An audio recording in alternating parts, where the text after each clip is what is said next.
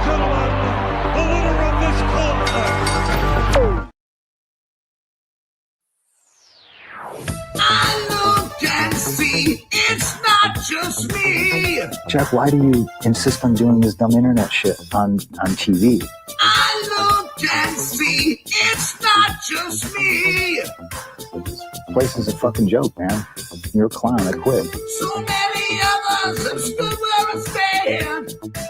We are the young, so raise your hand. So many others have stood where I stand.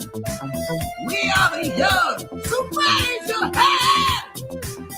They call us problem child. We spend our lives on trial. We walk an endless mile. We are the youth gone wild. We stand and we won't fall. We're one and one for all. The writing's on the wall. We are the youth gone wild. No. It doesn't make logical sense, but it makes. Well, yes, of course. But it makes wrestling booking sense. Of course, this makes no sense. Of course, okay, it makes no sense. However, in pro wrestling booking, which often makes no sense, you would do that.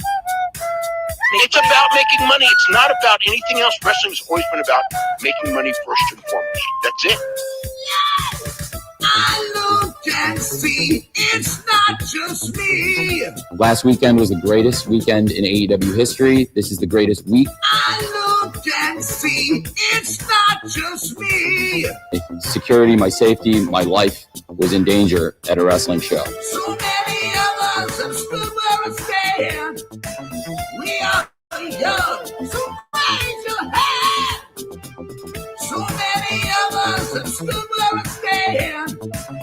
We are the young, so raise your hand.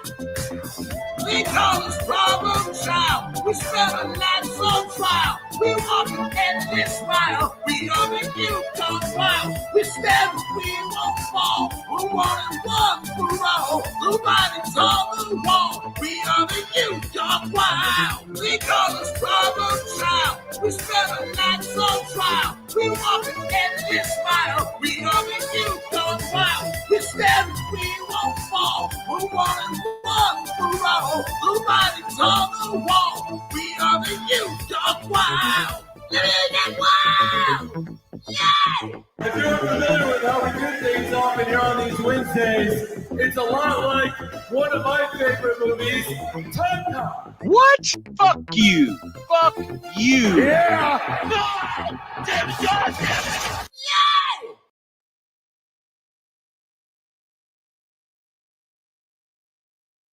Wow, Kurt Angle. Keep the change. Thanks. Whoa, what's gotten into this pizza? Hey, come on. They square off. Tomato drop kicks. Pepper scoops him into an airplane spin. Big slam.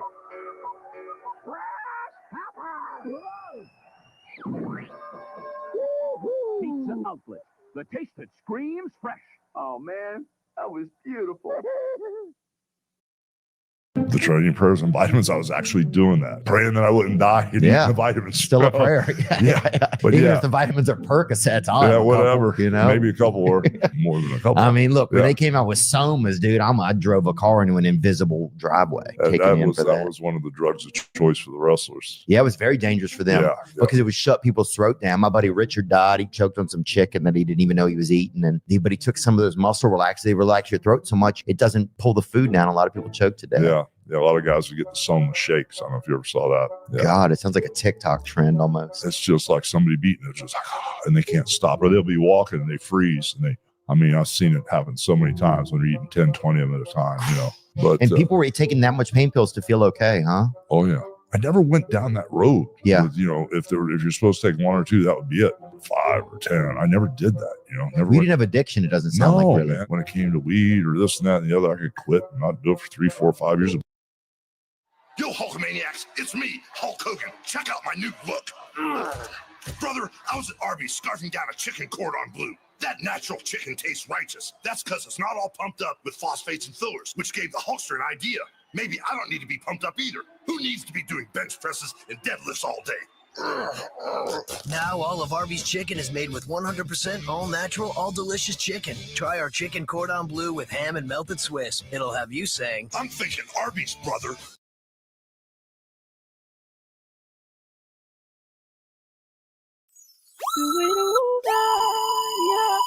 Dick holes. P3CCA. Your mustache is ugly, bro. Your mustache is ugly, bro. You ain't got any hoes. Your mustache is ugly, bro. What you say about yourself is that you're marketable. What I hear about you is that you get no hoes. All the girls love me, cause I'm Becca with a 3. And I'm silly, and I'm witty, and I'm pretty like a Barbie. You flaunt it like you got it, but I think you're a fraud. You should go back to being the AirPod god. If you're out with a girl, she ain't got any standards. You think you're Magnum PI, but you're really Ned Flanders.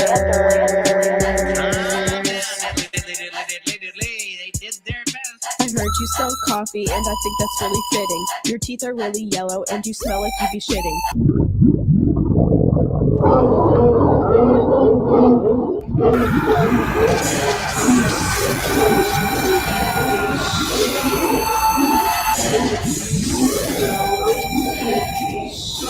You wrestle like it too.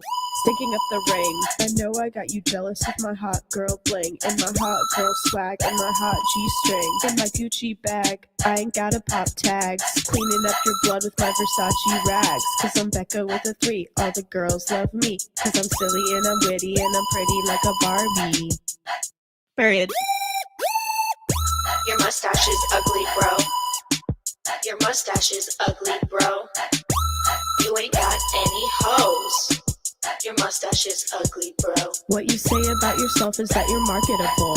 What I hear about you is that you get no hoes. All the girls love me, cause I'm Becca with a 3. And I'm silly and I'm witty, pretty like a Barbie. Yeah. I'm gonna take your title. And I would take your girl, but you don't have one. You don't have any girls. And I would take your money. Well, you ain't got any of that either, so everyone go buy his coffee because he really needs the money. Ooh, what's happening, guys? Welcome to another eclectic edition of PWT Live Show, yeah. I am your host, the infallible Philip S. Marks. I'm here, yes. Oh, we made it. Another Wednesday, another beautiful hump day. We made it. It's the middle of the week. How are you all doing? I'm excited. This is the marquee show. This is the main show. This is the show I look forward to. Member shows are fun, but this is the main one. How are you all doing? We have a jam-packed. We don't have any Dynamite matches announced, so this is what we got, right? I think they announced one match for this Dynamite for once. Right. And but Tony, he didn't have time to book the show, but he did have time to hop on X. So we're going to check in with Tony Khan. He's actually checking in with us here at PWT, or I guess across the AEW galaxy or universe or whatever. Right. He's back on Twitter again. So we're going to check in with Tony. What else do we have? Bryan Danielson has been in the news on the WWE side and the AEW side recently, and he's stupid. Is he stupid? I don't know. Let's figure it out tonight together. We're going to go over some stuff, some headlines he's made, and of course, speaking of booking Dynamite, there's some conspiracies afoot, okay? That we're going to check into that revolve around Meltzer and Tony Khan, and not them getting caught at the Coldplay concert. Sometimes you know in what I'm life, you saying? gotta be a hoe. I was going to say the Stone Coldplay concert, kid. What? Well, goddamn, kid. I was standing in the back drinking a Steve Weiser, hugging my side piece. Some bitch done put the camera on me. Said, goddamn, kid. I gotta go ahead and blow up my spot like that. Okay, so enough with the Coldplay concert. I know, dude, it's so played out. It was played out like 2 hours in. It's just the most recent meme in the meme folder. You know, so when people send me memes, if I like them, they end up in the meme folder. We just put the most recent one up on screen.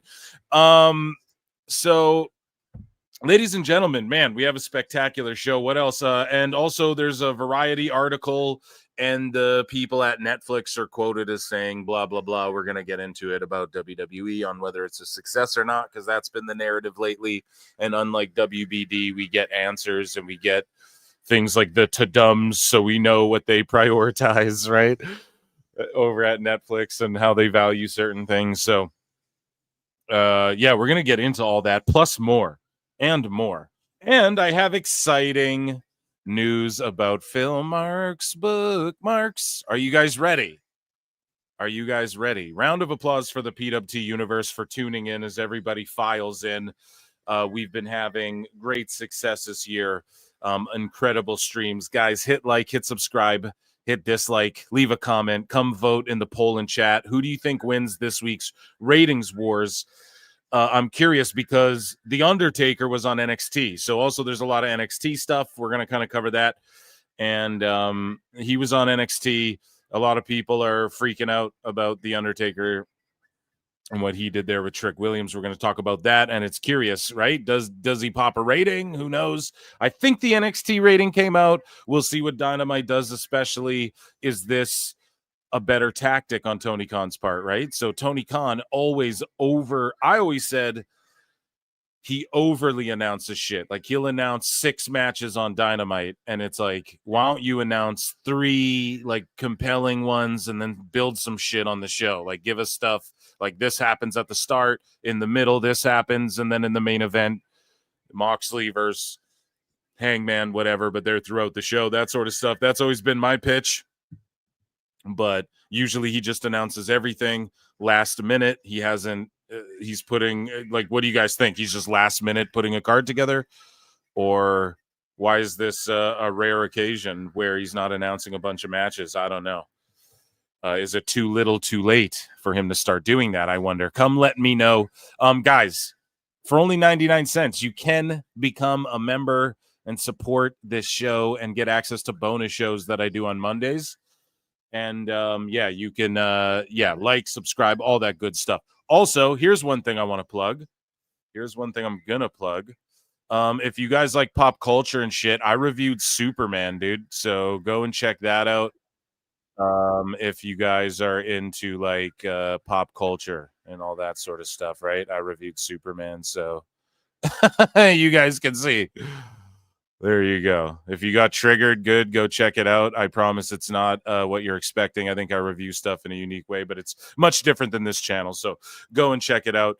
And yeah, let's get into some stuff. I'm going to check in with chat, but also we're going to get into, a big announcement, I guess, for PWT. Are you guys ready? Drum roll, please. Drum roll, please. Can I get a drum roll, please?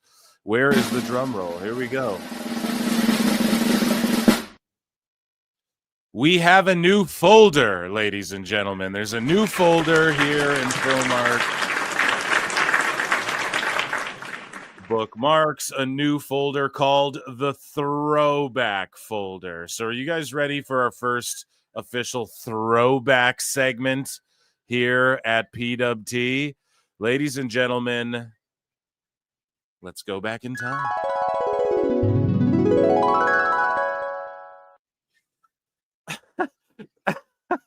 So here's Andre the Giant, who visits the WBIR Channel 10 in Knoxville, Tennessee, ahead of a match at the Civic Coliseum in 1979. And dude, look how giant he is. You don't need milk crates, pal. Like, look how tiny that woman looks next to him. Andre came by the studios today and met some news people. Andre even shows how a handshake can be unusual. Here he is with Margie Eisen. The Giant has been wrestling professionally for 14 years, even though he's had other offers. George Allen tried to sign him up for the Washington Redskins, but had some problems. The deal was that it's supposed to give me half of the money I make in 1 year in wrestling. And when we tell George Allen how much I make in 1 year in wrestling, they don't want to pay half of that. That's why I don't play football. Andre has appeared in television playing Bigfoot on The $6 Million Man and will be on BJ and the Bear this season. Damn, dude, they dressed him up as Bigfoot. That would be called ableist in 2025. Peter Dinklage would hold a press conference like, you can't do that. Most of his family is normal size, but Andre's grandfather is even bigger. He was 7'8". He used to weigh 540 pounds. There are some disadvantages of being 7'4". The most difficult thing now is with the traveling with a car. All those small cars they make now, it's terrible. So what it's terrible is when I go in Japan, a small car, even if I want to stop the taxi, then I will not stop to pick me up. But there are also advantages. A friend of Andre's had a parking problem one night that the Giant easily solved. Because this car gets some trouble, I just pick up a car and just put it outside. You picked up, what kind of car was it? I don't remember what kind of car it was, but this is why he didn't care, because it's not the only car he's picked up. Yes, I believe you. Totally. I believe it. Russ Brown, Action 10 News. See you tonight at Coliseum. Yeah, now slap him like John Stossel. Give him a slap for questioning if he could flip a car, pal. Welcoming Hulk Hogan into the Snake Pit. So here's a throwback to Jake the Snake and the Snake Pit. And now, and I used to throw these in Miscellaneous News, but now it's got its own segment here at PW. the Snake Roberts. You know, to be a man, you have to make a lot of sacrifices in your life just to be a man.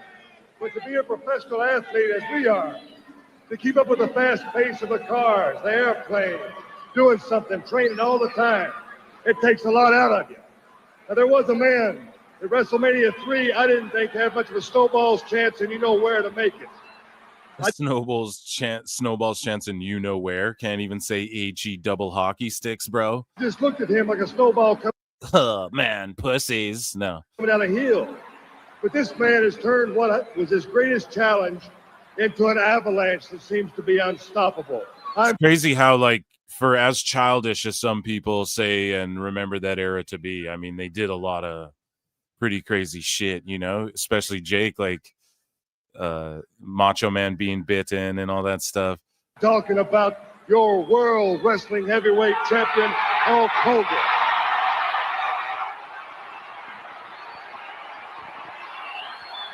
How do you do it, man? How do you do it? When you were facing the biggest challenge of your life, you took that Piped in. Cheers, Brian. challenge, turned it around, and made it work for you. Well, you know, Jake, the momentum of Hulkamania has been running wild for 3.5 years, man. But after WrestleMania, just like you said, that snowball turned into a huge avalanche. And now that the momentum is so great, the next #1 contender that steps in the ring with Hulk said snowball and fucking Jake said. I'm sorry. Hulkamania, I really feel sorry for that. I'm just pointing out what I see. Don't get mad at me. Shout out Jake the Snake Roberts, dude. Dude, man, that avalanche is going to wipe out the next #1. Just a minute. You're not supposed to be on. Son, what you mean, boy, son? You feel sorry for never opponent. Mind-to-mind communication. This is the darkness, son, and I am the devil, Fuji, boy, son. Fuji-san. Well, let me tell you, Fuji-san. Do something, Mr. Fuji. Just Mr. because your Fuji, dude. manager doesn't make him the #1 contender. And as far as the darkness goes, the brightest light, the brightest force in the universe is Hulkamania. And even in the wrath of Killer Khan, I see no darkness. Oh, dude. That shit was cooking, man. now, Well, let me tell you something, Fuji-san. Oh, shit. And that, ladies and gentlemen, was the throwback segment. All right. How'd you guys like that? I need to... Where are we at here? Okay, so what are we going to do next here? We'll jump into Miscellaneous News. I'm going to check in with chat, though. Sorry, just bookmarking stuff on the fly there. And, okay. So let me check in with chat. What are we doing here? 626 for 5 says release the Meltzer file. Hey man, that's Cornette and Brian Last. They got the Meltzer files, dude. Sticks up for Tony because Dave got trapped by Tony's honeypot scheme, or Tony is laundering Dave's money. X-Files. Yeah, that's the claims made by the chat are not those of mine. Obviously it's just jokes, guys, but yeah, dude, for sure. No, he's just sticking up for it because it's his idea. I firmly believe. Well, I don't know, because I've had conversations with Meltzer said where it's like, if he's not getting paid or like doesn't own a stake, I'd be more cringed out at this point, right? However, I do think it's just his idea of what he thinks wrestling should be. Tony Khan poured like billions of dollars into that and put it on TV and pay-per-view and signed all the guys that he wished WWE would sign, but they would never sign them. And he wished WWE would, do these, like have the Okadas and Omega, or it's just a matter of him also like having to, like, he puts over people who bring him in, and then if you don't bring him in, he just buries the shit for the most part. However, like, he has called out some AEW stuff, but he'll always bring it back to WWE ultimately. And it's more, I think Brian is kind of bringing shit up, and then Dave is like going along with it a little bit, because you got to you got to give them a little bit, your co-host, even though Dave will push back like when he gets really defensive, because he just can't be proven wrong. So I think that's what it is, right? If I had to bet money, like if you're bet your life on it, I would say it's just more of like this weird thing where Dave, well, here's the thing. Speaking of X-Files, we're going to get into it in a bit. So I'm glad you brought this up, 626, because actually we're going to check in with the Mole in a bit, who put something out there that I think is interesting, which we already know, but Dave and Tony text and stuff like that. So he floated a little more out there where maybe there's a little bit more weight to that there's more than meets the eye, Brian. That's like when it comes to our angle, mine and Tony's angles, there's more than meets the eye. So we're going to get into that and more. Here we go. Let's get into some news here. I'm off. Yeah, that's a Jim Cornette synced thing I want to do another time. Okay, ladies and gentlemen, let's get into bad news. Ladies and gentlemen, I'm afraid I've got some bad news. And it's not really bad news, it's just miscellaneous news, but I don't know, man. That's the drop for it. That's what we chose. So here's Maki Ito, and she did like an uber elastic band slingshot to the eye at TJPW. Chat, let me know if this is your type of wrestling or not. So look, they have this rubber band like tied to the rope, and then she's like on the rope, and they have it stretched out like above the audience, which I don't know if that's a good idea. But maybe they practiced it before, who knows? And then they're going to do the ultimate, like the story your mother would tell you. Oh, don't play with the slingshot or play with the rubber band because it'll fly in your fucking eye. You'll go blind, I don't know why I chose that accent, but yeah, they're doing that. Like the rubber band, but like a super mega rubber band in the eye. See what happens. これも猛烈に嫌な予感がします。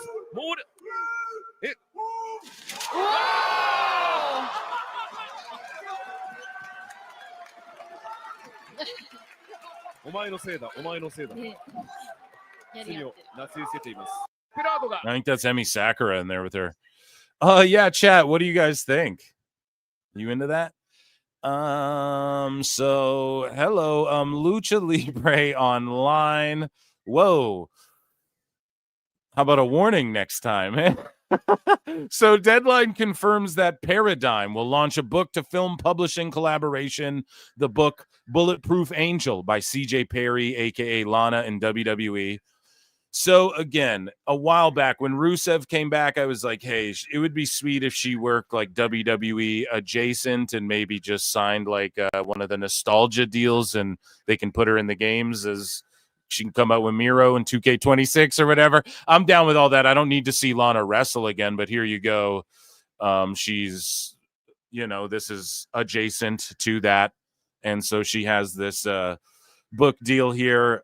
This is in collaboration with author and screenwriter Blake Northcott. Bulletproof Angel is a high-octane international espionage thriller that centers on a brilliant young CIA agent and her estranged mother, a retired operative with a troubled past. They are forced to work together behind enemy lines to stop an AI-powered weapon system capable of unleashing global catastrophe. This is huge. So the reason also we bring this to the show is because she is the first of, I guess, there's this thing going on where they're pairing like best-selling authors with athletes, right?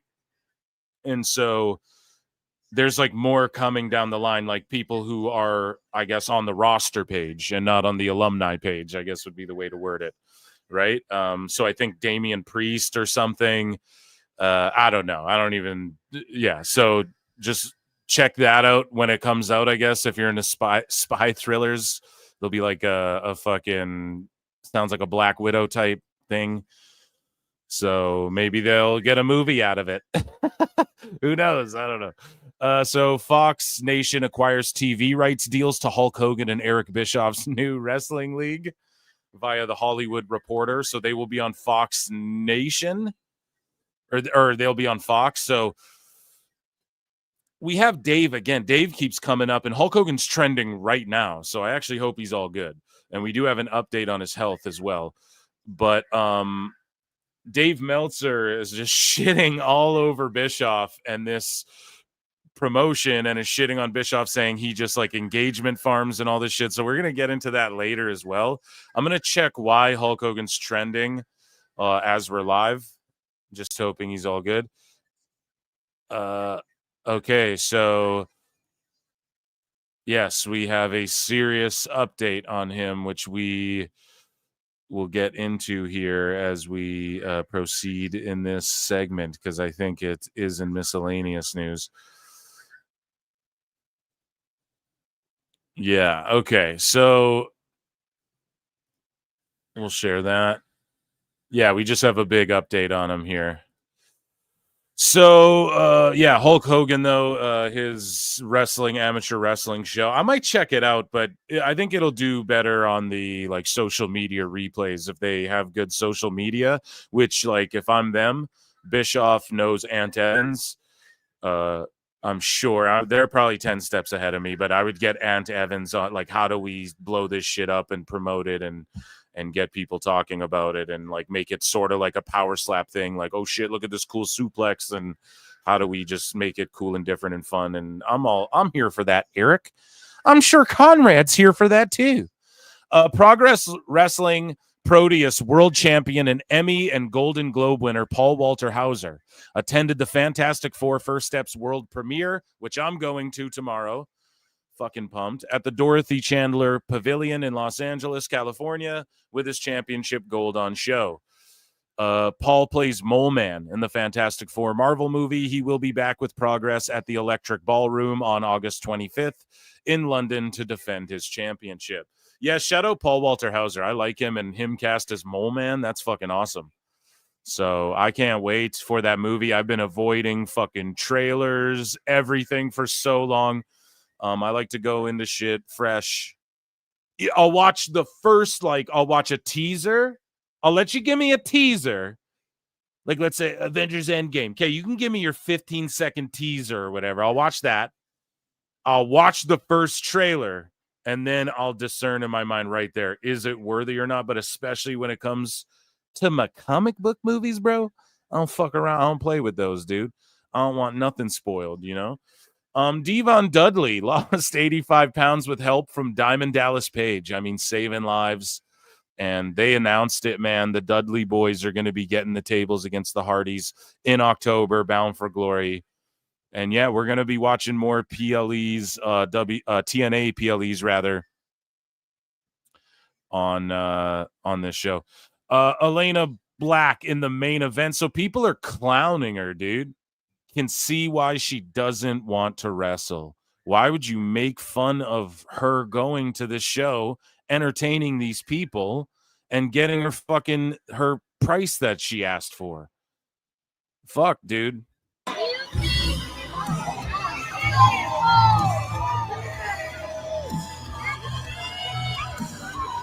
And I know, here's the thing. I put out a tweet too about it where I know people people might be like, oh, come on now, Phil, that's not very fair. You were kind of critical too.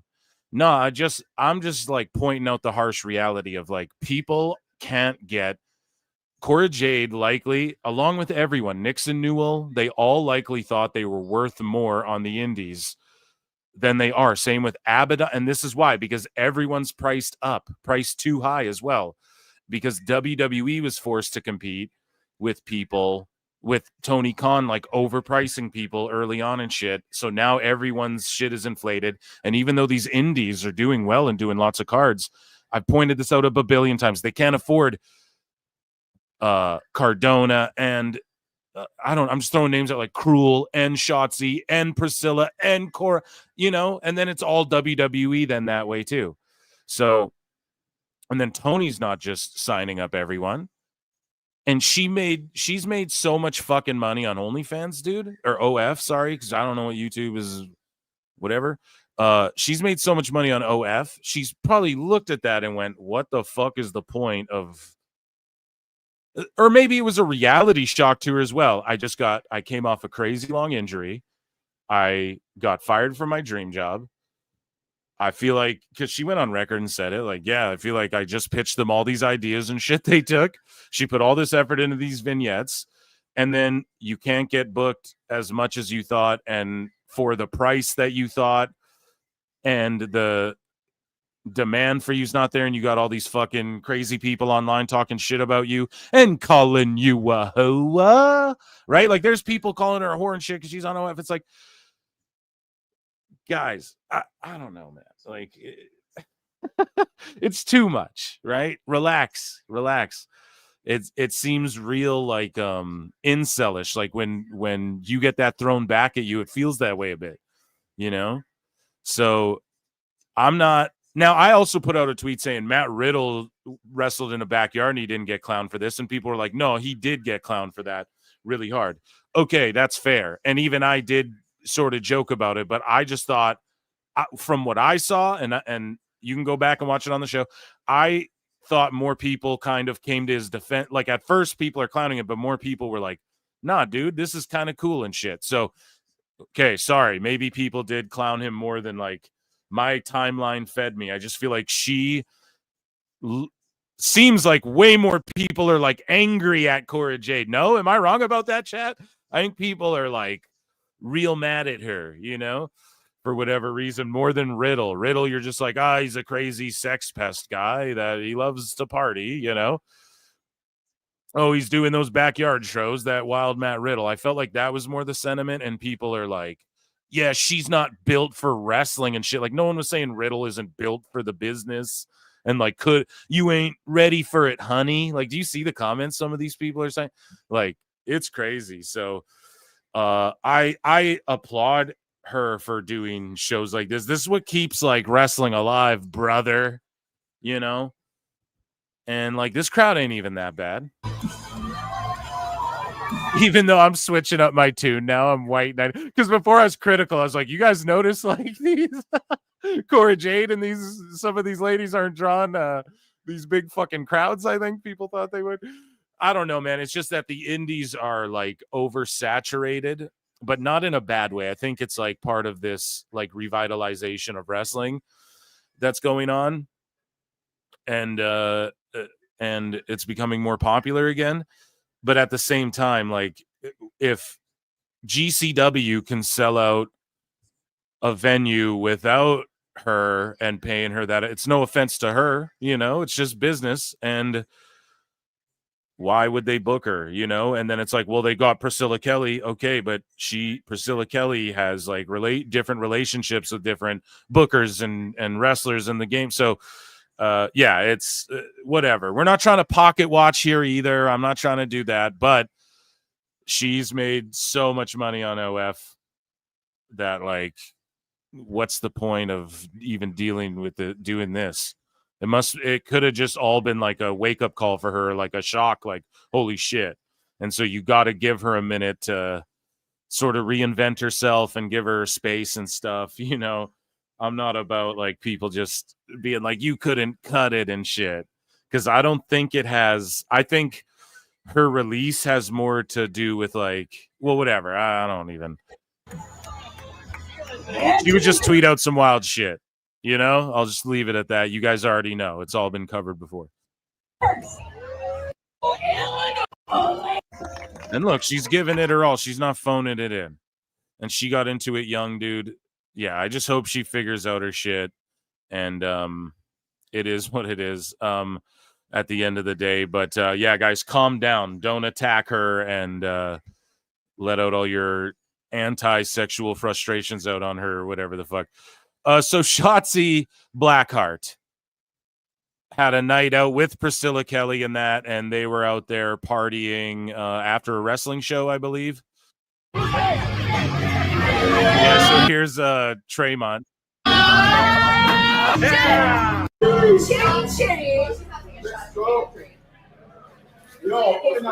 good times, motherfuckers.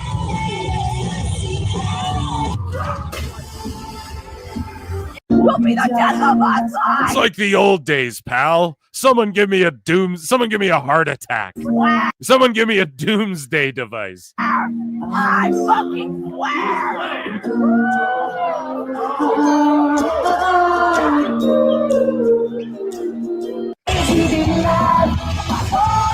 Okay, so all this music's going to get me flagged, but they're looking like they're having a great time. Amazing. So happy to see. Speaking of amazing and so happy to see, Ric Flair announced that he is now cancer-free. But that being said, I saw that Ric Flair has had to cancel a scheduled appearance at the ATL Comic Convention due to suffering a minor head injury. So I hope he's okay, but I also hope that this dude isn't just spinning this image here, because it looked as though he had a bandage on his head before. Whatever, I don't want to speculate on his health. Flair, stay fucking home, rest, eat a bunch of fruits and vegetables, and just chill, bro. Kick your feet up, drink cocktails at home for a bit, okay? Put some music on, dance with your wife. Is he still married? I don't know, not going to speculate on that either, but yeah. I'm sure it wouldn't be hard for him to find a lady, you know? So Devon Dudley, we talked about him before, and he's feeling great because of DDP. Yeah. And Devon DVD says that he's going to possibly return to the ring with CVV, Giga Chad Van Vliet. He says, I would say if I was to do one, it would be one. I would say no more. If I was to do anything in the ring again, it would have to be with Matt and Jeff. I would say Edge and Christian too, but they're in the other organization, AEW, and I don't think that would ever happen. Matt and Jeff are the only two I trust, even though I think Jeff is out of his damn mind, but those are the only two I would trust for my body on the line and go in there one more time.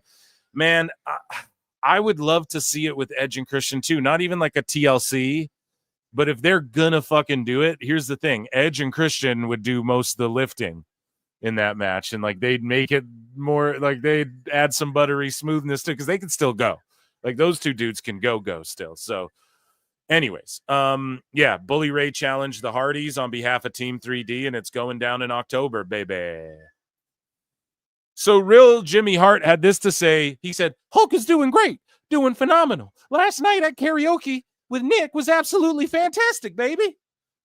And so we get another update, though, which I saw while we were on the air here. Jimmy Hart says that Hulk Hogan has, so confirming Bubba the Love Sponge's rant there on his show, Hulk Hogan has suffered serious trachea damage and is currently unable to speak.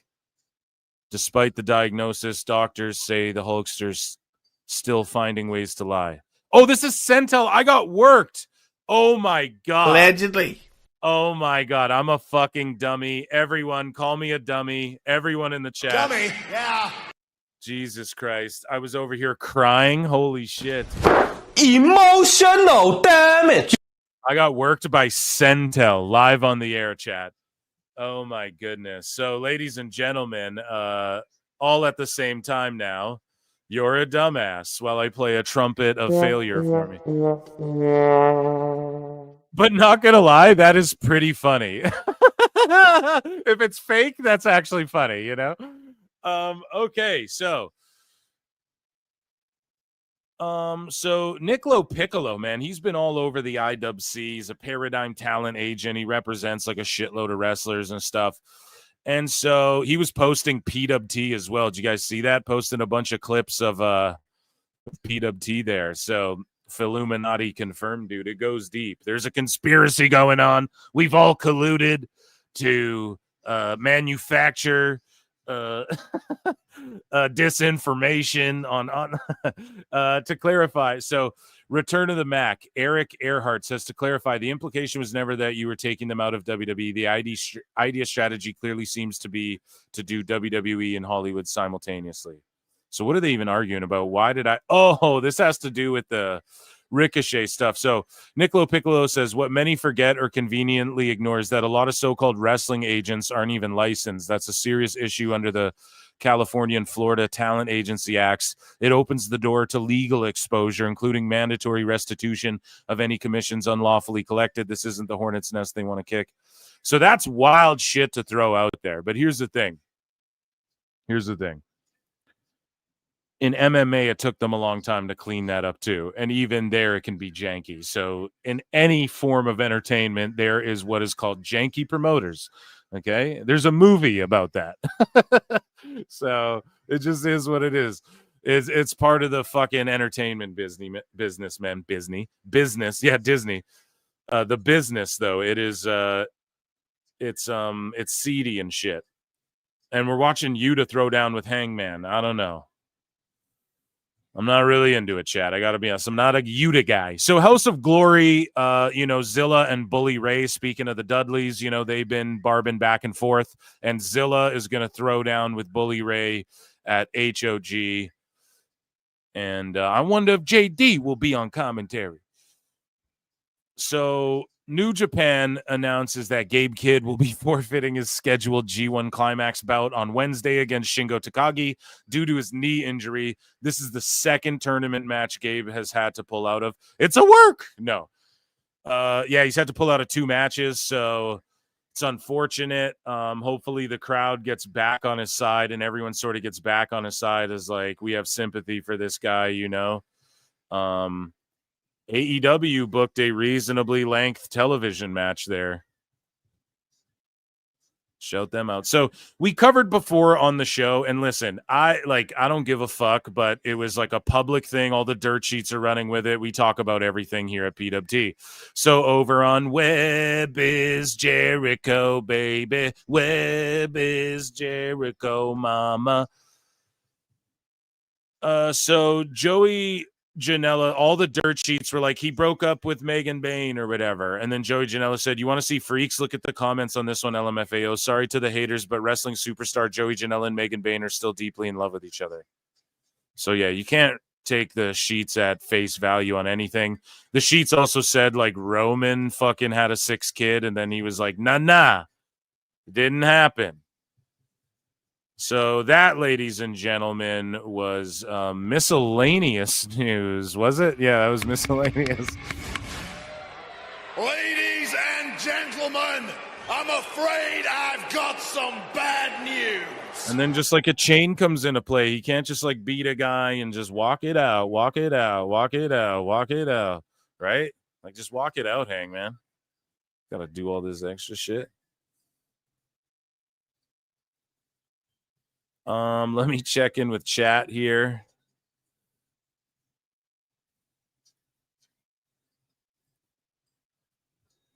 Okay, here. Rabid Wolverine Chelsea Killer 17 for 2 says OF Championship Wrestling. Yeah, that's what RVD and Katie Forbes should do. They should do the because don't they have like only wrestlers? I wonder if YouTube doesn't like that one. They have like only wrestlers, which is like an OF for wrestlers, but it's like you can do whatever you want on there, just like OF type shit, right? But it's more like for wrestlers specifically, obviously. So I wonder if they could or should eventually start like a little fed, and then they could run shows on there. I think maybe, again, they're probably 10 steps ahead. You know? Let's check in with chat. What are we seeing on Dynamite? Yuta bleeding. He's a cornball. I don't know, man. I'm just not into it. It's just the same shit over and over and over again. I think about it over and over again. I replay it over and over again. I hate Yuta so bad. No, I don't hate him. Babyface who burned down a house, Raffle. That wasn't bad. Only 10 minutes. Babyfaces don't do this. I know. It ain't babyface shit. He's just a tweener. I'm a tweener guy. Bring back Braun panties match. No, I'm cool, bro. AEW neckbeards with the flutes. What's up, my guy? How you doing, man? And they take it too far. Yuta wasn't scared. That's for sure. Yuta blading, what a shock. Okay, chat. Let's get into let's play some banjos, some Banjo Kazooie for TNA news. So Eric Bischoff believes TNA can surpass AEW as the number 2 promotion within next year.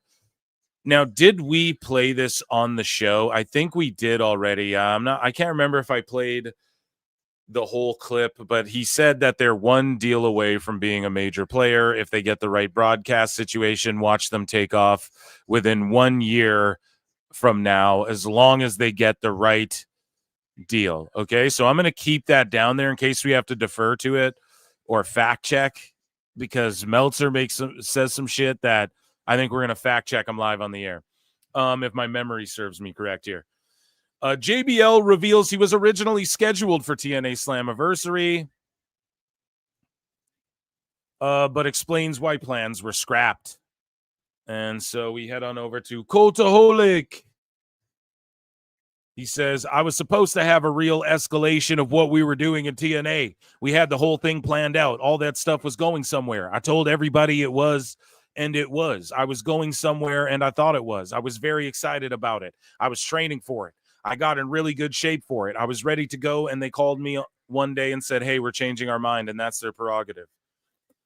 The person that said it is no longer there, and what they changed to, it never happened. I never got brought back into it after that. There is a reason it all kind of got put on the back burner. Okay, so listen, man, they need to... So maybe that was like D'Amore saying like, hey, I set up and built up all this shit with JBL. You're not just going to like, fuck that. I'm just going to cut that off. And that's whatever. That's his prerogative too. And so Carlos Silva, pick that up and yes, have something, do something with that. Okay. Most definitely. It's still intriguing. Like if he just still popped up places and clothesline people, I'd be down. The payoff can still happen. I'm here for it, Eric. Bound for glory. Speaking of Carlos Silva, he responds to backlash over WWE stars holding TNA titles at Slammiversary. So JC Jane and Trick Williams walked out with the TNA world titles. And so Carlos Silva had this to say, look, how do you respond? You respond by saying, I understand and I get it. If you saw the look on my face, that's all part of wrestling. I think there were some great payoffs at Slammiversary, like with Leon, who we talked about, and there's going to be more great payoffs as we build toward Bound for Glory.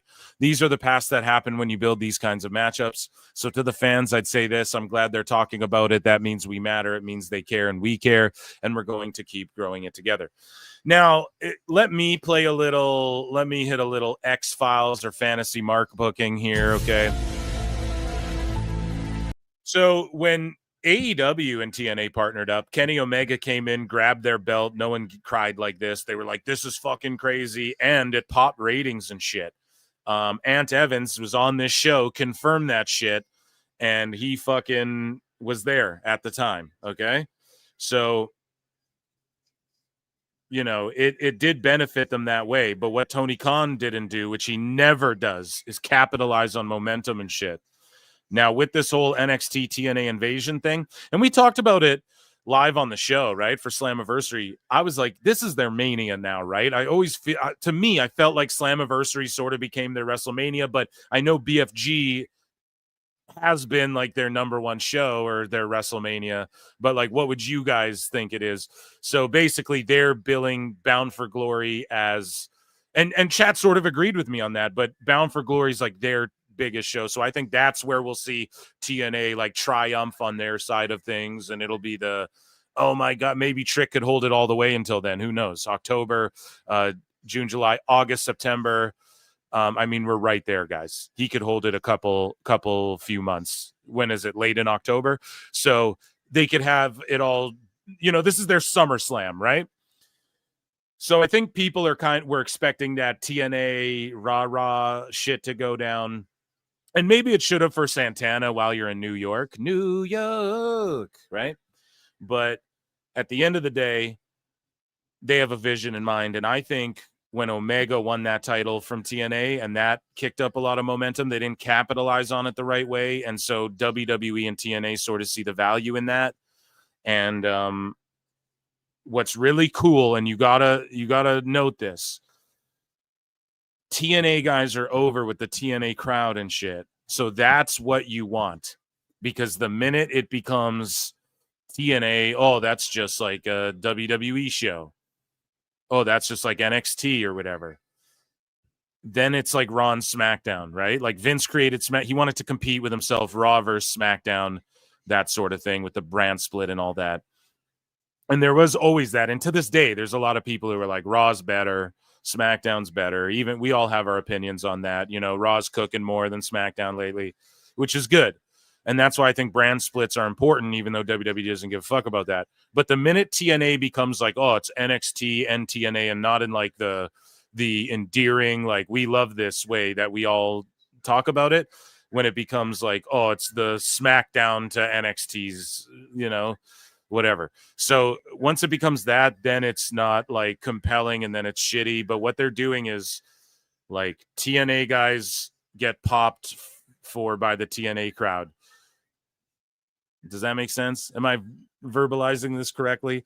I don't know. I'm also watching Mike Bailey's thing, and shit's all over the place. And I guess Jet Speed is just like they're just a team, matching gear and everything. I don't know why you'd bring these guys in and make them a team, but okay.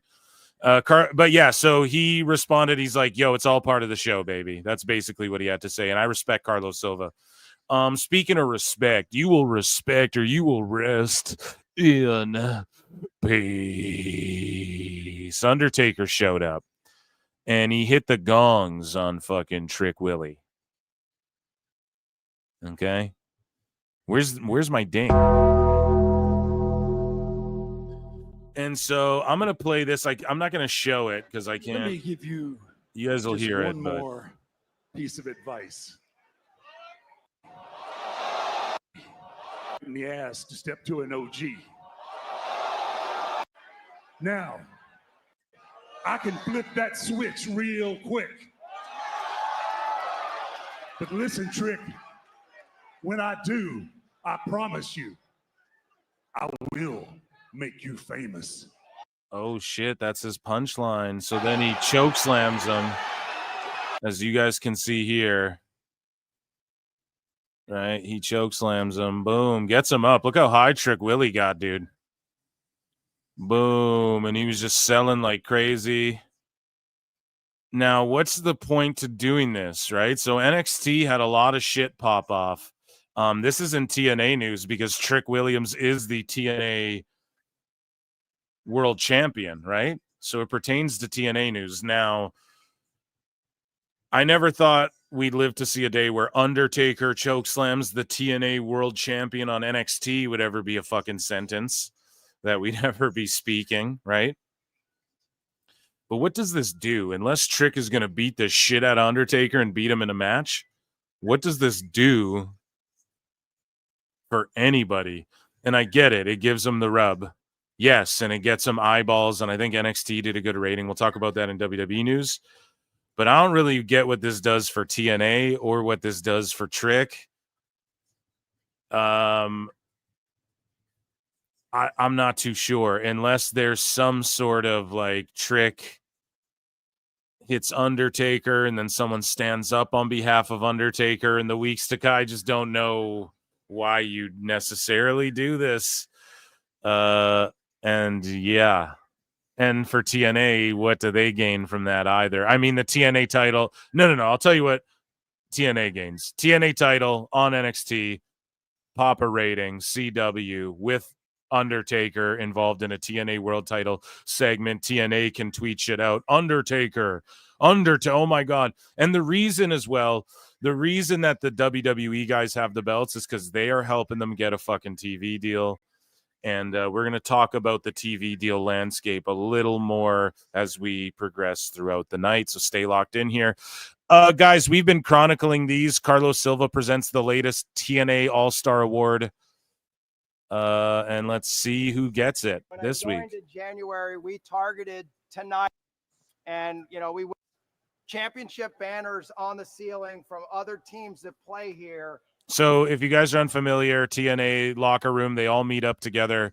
Carlos Silva hands out an award. Tony Khan doesn't even hold production meetings. I just talk to everyone separately.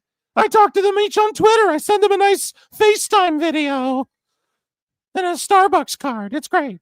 Right. But then Carlos holds a meeting and then they hand out these awards. This woman standing behind him actually won one of them last time. We're going to sell So it's not out. just for the The wrestlers. place is going to be rocking, and it's because of everything you all do in the ring. So thank you again for making it happen. We want to keep the tradition going. We've had a lot of fun together, and we've been doing some all-stars over these last few weeks.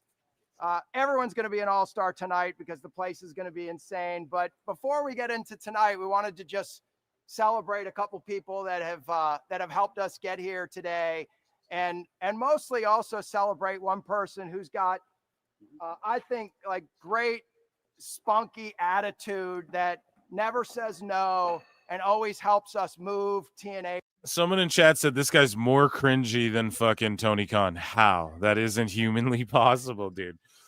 He isn't in any way. Lish. So here we go. Alicia Edwards.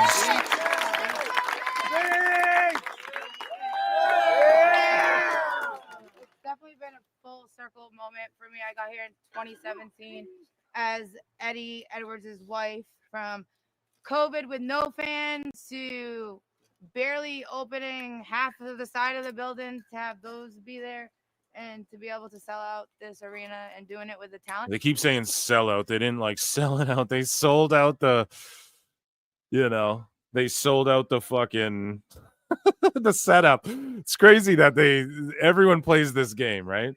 But it's funny because Meltzer, the reason no one's hounding TNA is because we go, yeah, everyone plays this game. We all accept it, right? But then with AEW, no one wants to keep the same energy. It's look, TNA does the same shit, Let's not pretend that it's not where, even when Switchblade said they padded the house a bit. They sold it that. We broke it down on the show. We're okay, maybe they padded it 1,000 fucking people. Good for them. Round of applause, TNA. Everyone does it. It's just when you are still mad about WrestleMania 3, but you won't keep the same energy for All in London, taking it back to the original fucking Wembley show, then there's a problem there. We got to make fun of it, But yeah, shout out Alicia Edwards. And I think someone else gets one here. Let's see. To filling up an arena, to making sure that every seat is taken. And he hands them a star, Meltzer style. Meltzer's they stole my gimmick, Brian. That every VIP. It's okay when he gives stars. Why is it okay when he does it? Easy. And I've known Andrea for a long time. She's worked with me, and I can't tell you how much I'm happy that she's on our team to help us fill up arenas and lead marketing for us. So our additional all-star tonight is Andrea. Andrea from marketing. There you go. So round of applause. Let's play Easy's clip. Let's do it. Let's hear what he had to say. And they're making a lot of smart decisions. I remember when Carlos came on, they made an announcement when Carlos came on. And I was like, okay, we'll see what happens. But they're making they're growing incrementally, right? And they're doing it almost quietly. They're not out there thumping their chests and talking about taking down the competition and all the, the crazy stuff that, for example, AEW did in the very beginning. They're just quietly going about their business, producing great shows, bringing in great talent, and getting involved with great partnerships, and they're growing their business. And that's the part that excites me, watching a business grow. especially a wrestling business. Got a little bit of an affinity for it. Yes. So it's been fun watching TNA grow. It's been shocking somewhat for me because I felt like they were almost dead a few years ago, right? It just felt like they were going nowhere, that they had no momentum, and now all of a sudden, 7,600 at a big arena last night. The deal with WWE. Shout out the Ariel Helwani show, Uncrowned 83 Weeks, Eric Bischoff, the whole lot. Has obviously been, and of course, Conrad Thompson. Beneficial, but it just seems like they have a ton more momentum than maybe 3-4 years ago. They're one deal away from being a major player. Wow. If they get a broadcast partner, if they get the right broadcast situation, because they've got the product, they know what they're doing. There's a good team of people. They just need a bigger platform. And if they get it, watch them take off. Are you surprised by this? Did you think they were dead? I'm surprised by it. Yeah. I wrote about. Now we're gonna look at some of this stuff broken down a little bit more as we get into AEW news. All right. And we talk about TV numbers and stuff like that. Off a long time ago. It felt like they had, there was no sizzle. It was gone. There was no sizzle. There was no steak. There was no plate. There was no nothing. There was no pan. There was no anything. Could they, at some point, pass AEW? They'll never get to WWE. If TNA gets on like the CW or what are they talking about? It could be Fox. It could be, there's all these different things being thrown out. They could get 300,000 viewers. That's not outside the realm of possibility. That's why Dave's just trying to diminish it and mock it and laugh at it. And it's because Bischoff's saying it. And what does Bischoff know? His amateur wrestling thing's going to fail. So that somehow has anything to do with pro wrestling. Let's not get crazy. But do you think they could be number 2? Do they have what it takes? By this time next year. You think so? I think so. This time next year, Eric? Really? It depends on the TV deal, though, right? Depends on the TV deal. If the TV deal isn't a big one, isn't a great one, that will be tough. Damn near impossible. Right. But you feel like they could do it this time next year. With the right television partner. They're number 2 this time. Yeah, how do you... So now Dave also, this is what I wanted to fact check. So Dave spins, the infamous Meltzer spin. So Bischoff, he misquotes Bischoff, then goes on a tangent about, a better TV deal or whatever. And it's like, Eric didn't even say getting a better TV deal than AEW. We know that that's not going to happen. Right? But Dave's trying to spin it to his dumb fuck listeners so that they think that that's a thing that Bischoff said, because they're not going to take the time to listen because they get triggered when they listen to both sides. What's number 2? By what revenue, by what measure do we define a number 2? But I think they do better ratings than TV ratings than AEW. Dave is just going to go, but their streaming isn't even comparable. On Max, though, the numbers are blah, blah, blah. And then they just need to show that they can do the same numbers in streaming or get picked up by a bigger streamer, which if what Dave says is true, then that'll be no problem for TNA. It could happen, right? It just all rides on rather the TV deal, which is what Bischoff's saying here. And then I'm not hearing him say, if they get a better one than AEW, and Dave's about to say that later in the night. You guys will hear. Make sure you stay locked in. In terms of television ratings, popularity, they could be number 2 in a minute. What are they doing right that you think AEW is not They're doing? just doing the basics. They're doing the basics and producing a show for the mainstream wrestling audience, not for that 10% hardcore sicko that everybody thinks is a cool demo, because it's not. Hit him with a sicko mode. So that, ladies and gentlemen, was TNA news. Let me play you guys a banjo. Checking with chat as well. Lincoln Hawk for 2 says, amazing what great leadership can do. #Silva. Yeah, that's our guy, Lincoln. That's our guy right there. I like that dude. He's a cool cat. It really isn't. Why is this match still going? Yeah, way too long. TK is even jealous Slammiversary made All In look like a joke. I'd like to think the relationship with WWE could open some doors with networks that wouldn't talk to them otherwise. Yeah, that's a big part of it. That's why JC and Trick are their champions as well. I think that'll all change. I think Bound for Glory will be So what did they say? 3 to how many months? 90 days, they said, right? When's BFG? We just counted it out. Let's use our fingers, everyone all together at the same time. Okay. June, July, August, September, October, 90 days roughly from when he said that is Bound for Glory. I bet they announce a TV deal and, Trick will drop and it'll be this whole big ordeal and all that, right? So, I'm here for it, Eric, as the kids say, right?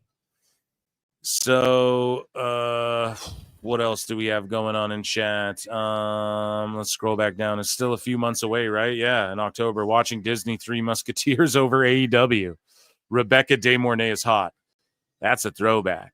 Amateur wrestling show has sold a whopping 600 tickets. Yeah, that's cool. It's amateur wrestling, bro. Yeah. I don't get why pro wrestling fans are like trying to shit on that. It's really hard for these like amateur, or I'll just call it martial arts in general. Like MMA can draw, pro wrestling can draw for just like jujitsu or, amateur wrestling or even just kickboxing and shit. It doesn't draw other than boxing, MMA, and pro wrestling. This match has gone entirely too long. Amateur wrestling, Olympic style wrestling. Yes. Not that together in a basketball arena. I know, dude. I know. They were ambitious, but oh, well, oh, fucking well. Like, what does it affect you? You weren't going to watch it regardless, It's not like a clownable thing. It's just a guy, Bischoff, invested in an amateur wrestling company, They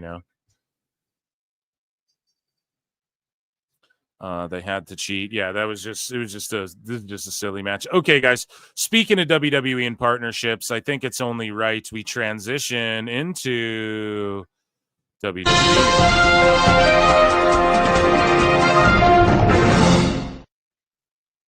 So, guys, for only 99 cents, you can become a member of this YouTube channel, and you get access to my bonus shows on Monday. Me and the members, we typically watch Raw, okay?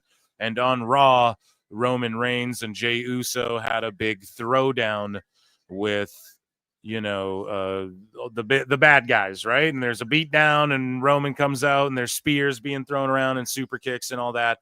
And we had talked about it. We said, oh, man, wait until Roman Reigns hits that yeet because he still hasn't yeet partied yet with Jey. Well, when they went off the air, guess what these cats did? So Roman had a fucking yeet party for the first time. It was off the air. They're going to hit it on a pay-per-view. At SummerSlam, it's official. Well, we'll talk about that in a minute. Let's yeet for a minute. See, listen to the pop, because that's his first time fucking doing it. That should have been on TV, dude.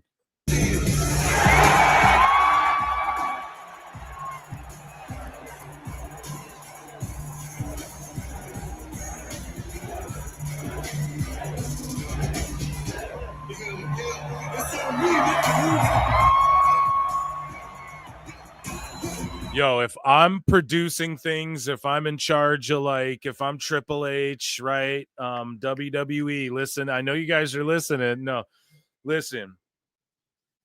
If I'm them, this is what I'm doing. I'm having Roman's music hit. Jug, jug, jug. All that shit. All the lights go out, and then these big spotlights, like blue lights, go on Roman. Right? And then these blue lights, and then he's in the crowd, though. He's in the crowd, like where Jey would come out from. And then the lights turn like white lights, normal. And then he puts the ones up. Everyone puts the ones up. You can even do fireworks on the stage if you want while his music's kind of kicks off. And then right when it's about to kick in, switches to Jey's music. He fucking walks up. And then Roman and Jey yeet down, yeet party at Yeeter Slam. That's how I'd fucking direct the thing, man. And yeah, dude, then they'd yeet party with Roman to the ring at SummerSlam. Fucking crowd just goes nuts, right? I think that's the way to do it.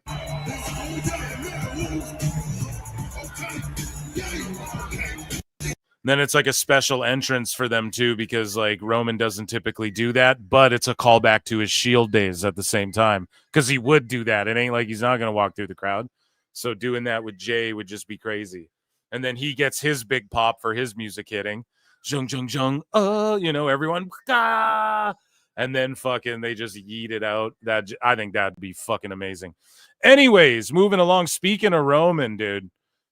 And we covered on the members show, he dispelled the discussion of like, hey, the dirt sheets are wrong. I don't have 6 kids. They're just making shit up. I stopped after 5.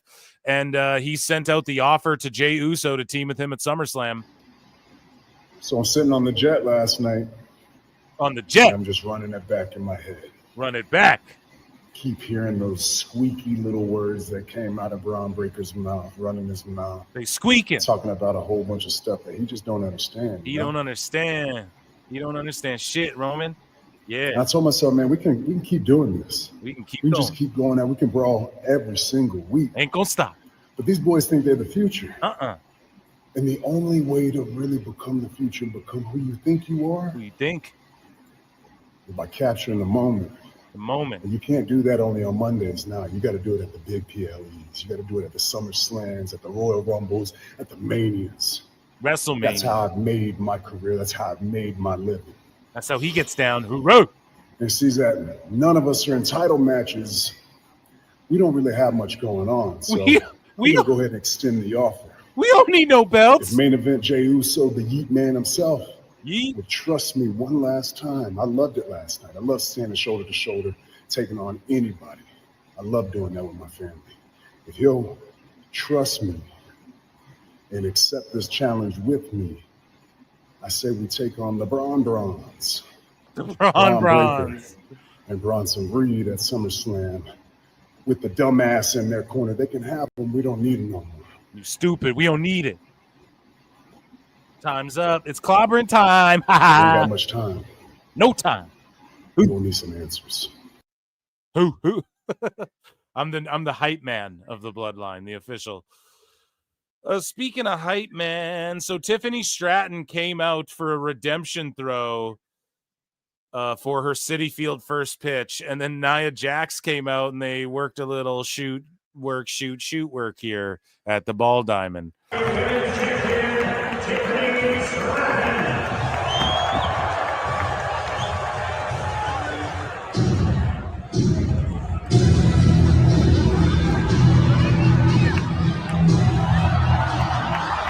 Damn, they actually got a reaction. Y'all hear that?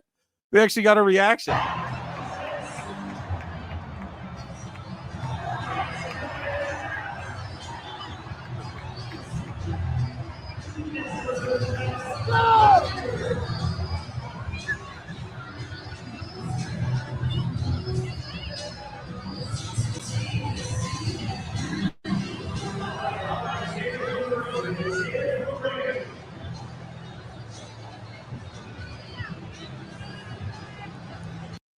Damn, they actually got a good reaction. That's crazy, man. That's awesome. That's so good. Makes me so happy that they actually got like a pop. Speaking of pop, Booker T kicks off NXT's show, and a lot went down at NXT. We covered a little bit of it and talked about how Undertaker chokeslammed the TNA World Champion, and we're sitting here questioning what does that really do for TNA? Well, no, we explained what it did for TNA, rather. It's the TNA World Champion gets chokeslammed by the Undertaker. Big headlines. They can play the clip on their show. They're headed towards the TV deal, etc. What does it do for Trick, though? I'm not sure. Is the main thing, right? But Booker T kicks off tonight's show, and he calls Blake Monroe Monica Monroe. Now, everybody jumped on this and was like, Booker, you dumbass, you're blah, blah, blah, right? Monica Monroe, I guess, is a wrestler in ROW. That's actually a better name, Blake Monroe, Monica Monroe. That's way better, but that was already taken. So Monica Monroe is like a wrestler he has signed to his company. So that's why he made this mistake. But let's just hear Booker botching. It's funny, but I hope these suckers can all dig that this isn't a known. And tonight, ain't nothing changed. We got the Undertaker in the house, y'all. We got Ricky Saints taking on that monster Jasper Troy tonight, y'all. We got the glamour girl, Monica Monroe, taking on, actually making her in-ring debut tonight. Actually, as well as, you know what we got? We got a triple threat for the NXT. So, yeah, well, let's just finish it. Hopefully I don't get sniped for playing that all in full, but it's off screen. WWE, be cool. Be cool. Championship. And you know what I say about that boy Obafemi? No bread, no water, just me. And tonight. Yeah, so I don't know. I love Booker. He was cutting and strutting that day. So SmackDown did their best numbers since post-WrestleMania episode this past Friday. It was number one again on all of TV primetime in the 18 to 49 demo. They did 1.546 viewers, up 11%, up 22% in the 18 to 49. Both the overall audience and the you guys can just I just get so like, oh god. 425 post-Mania episode is noted. The show is number one for the night on all of TV and primetime, beating the WNBA All-Star 3-point and skills challenge on ESPN. I think this show beat that too. Okay.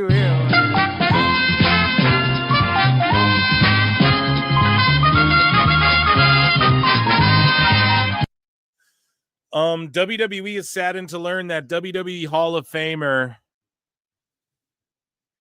Ozzy Osbourne is no longer with us. Super sad day. He did his farewell concert, and then he's no longer with us. The Ozman, you will be missed. He lived a crazy, wild, fulfilling, fruitful, epic, awesome life, and had left a beautiful family, and he was surrounded by family and was loved according to them, and that's all you can add. And he went peacefully and everything, and fucking rule in darkness, Ozman. You know, everyone's got, I think War Pigs, they should just keep on as the Survivor Series War Games, or just whenever they do a War Games match, you know, they got to just keep War Pigs on in his memory. And yeah, dude. It is sad. WWE Hall of Famer. Everyone, round of applause for, you know.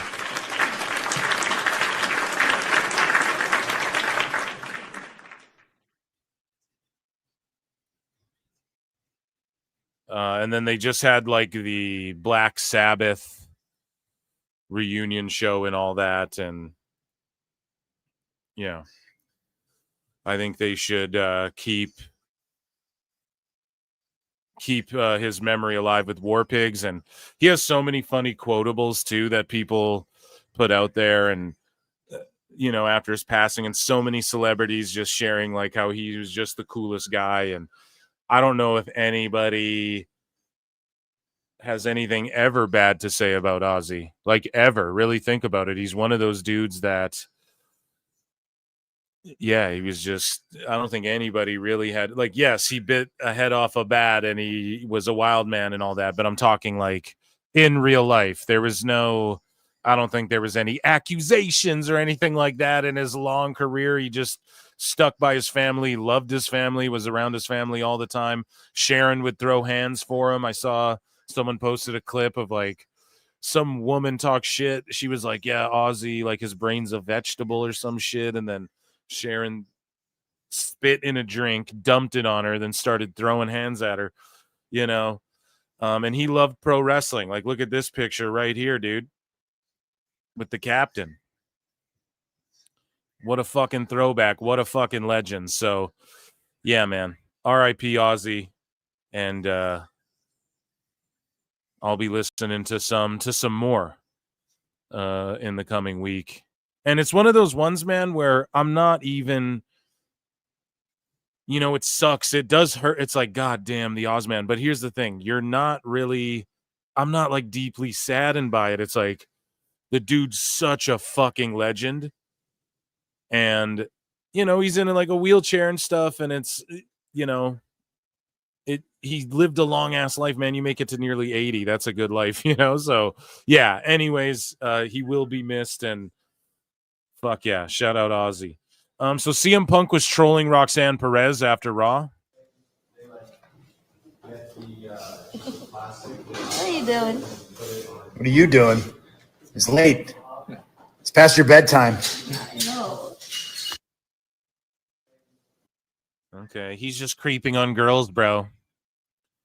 So what also happened on NXT is the greatest championship in the history of the World Wrestling Federation or entertainment. Ladies and gentlemen, everyone rise to your feet. Rise to your feet. The GOAT has unveiled the greatest title to ever be put on WWE television, the Canadian North American Championship. Look at it in all of its glory. It's beautiful. It's so beautiful. The greatest North American champion of all time, the Canadian Championship. It is now in Canada. We actually refer to this as the Canadian World Heavyweight Championship right here. And the WWE Canadian North American Championship. Just absolutely glorious and spectacular. Glorious. I won't give in, I won't defend till I'm victorious. Right, Bobby Roode, another great fellow Canadian. That theme music should be passed down. I would play it if I could. Look at it in its red and white glory. Just admire the title. Bow down. Okay. Canada #1 in North America. Okay. Ethan Page taking things over. TNA taking things over. Canadian company. Okay. It's great. It's huge. Actually, Canada's growing. Every week it gets bigger and bigger. It's great. It's huge. This is the most prestigious world title since Lance Storm in WCW. I don't know what to say. Bask in its glory. Round of applause and bow down.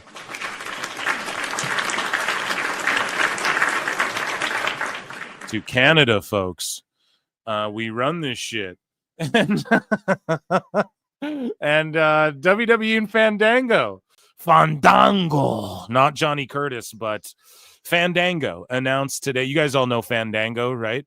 Announced today that the first ever 2-night SummerSlam taking place at MetLife Stadium in New Jersey will screen live in select Regal cinemas across the U.S. on Saturday, August 2nd and Sunday, August 3rd.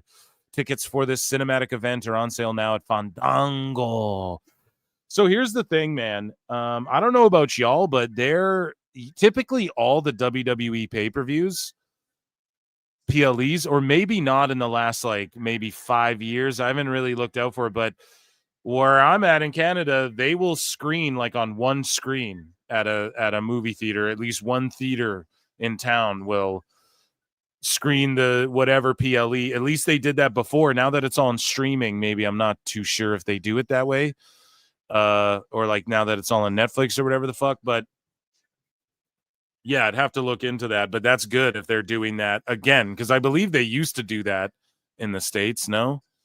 Or is that just a new phenomena? So here is John Cena giving Eddie Guerrero his flowers. Eddie Guerrero fan. So my question to you is, when you had that match with Eddie, what did you learn or? Let me check in with chat here. So Nax1 SDK became a new member. Sometimes in life, you got to be a hoe. Memberships are 99 cents, guys. You get access to my bonus shows on Mondays. And consider becoming a patron. Hit like, subscribe, hit dislike. Tell me to fuck myself. Tell me I'm awesome. Whatever you guys want to do. Vote in the poll. And I appreciate you. Wolverine DX gifted 5 Pro Wrestle Clips membership. Acknowledge me. Hopefully we get a cup of haters. Get the bonus show. Cup of haters. Thank you. Thank you so much for that. I really appreciate that. Chat, you can gift a membership or super chat in as well. That's welcome. Michael Driard has been a member for 10 months, and he says, I'm watching Dynamite, and all I can think about is why did Casa Bonita remove their waterfall? Casa Bonita. So the new South Park, I think, is out. now. So they did this whole whatever. I'm going to talk about it on Phil Marks Out. I'm going to talk about every South Park episode, and I might even watch them on Patreon with you guys. But so that's my pop culture YouTube channel. If you guys like hearing me talk about wrestling, consider checking out youtube.com/@PhilMarksOut. And yeah, I don't know. I think they kind of drummed up some controversy there, but they got a shitload of money. And the new episodes, they're like in less than 24 hours, the new season starts. That's craziness that all of a sudden. So I'm going to watch that. Here, let me check in with chat as well. Just see what chat's chatting about. Chat me up, chat.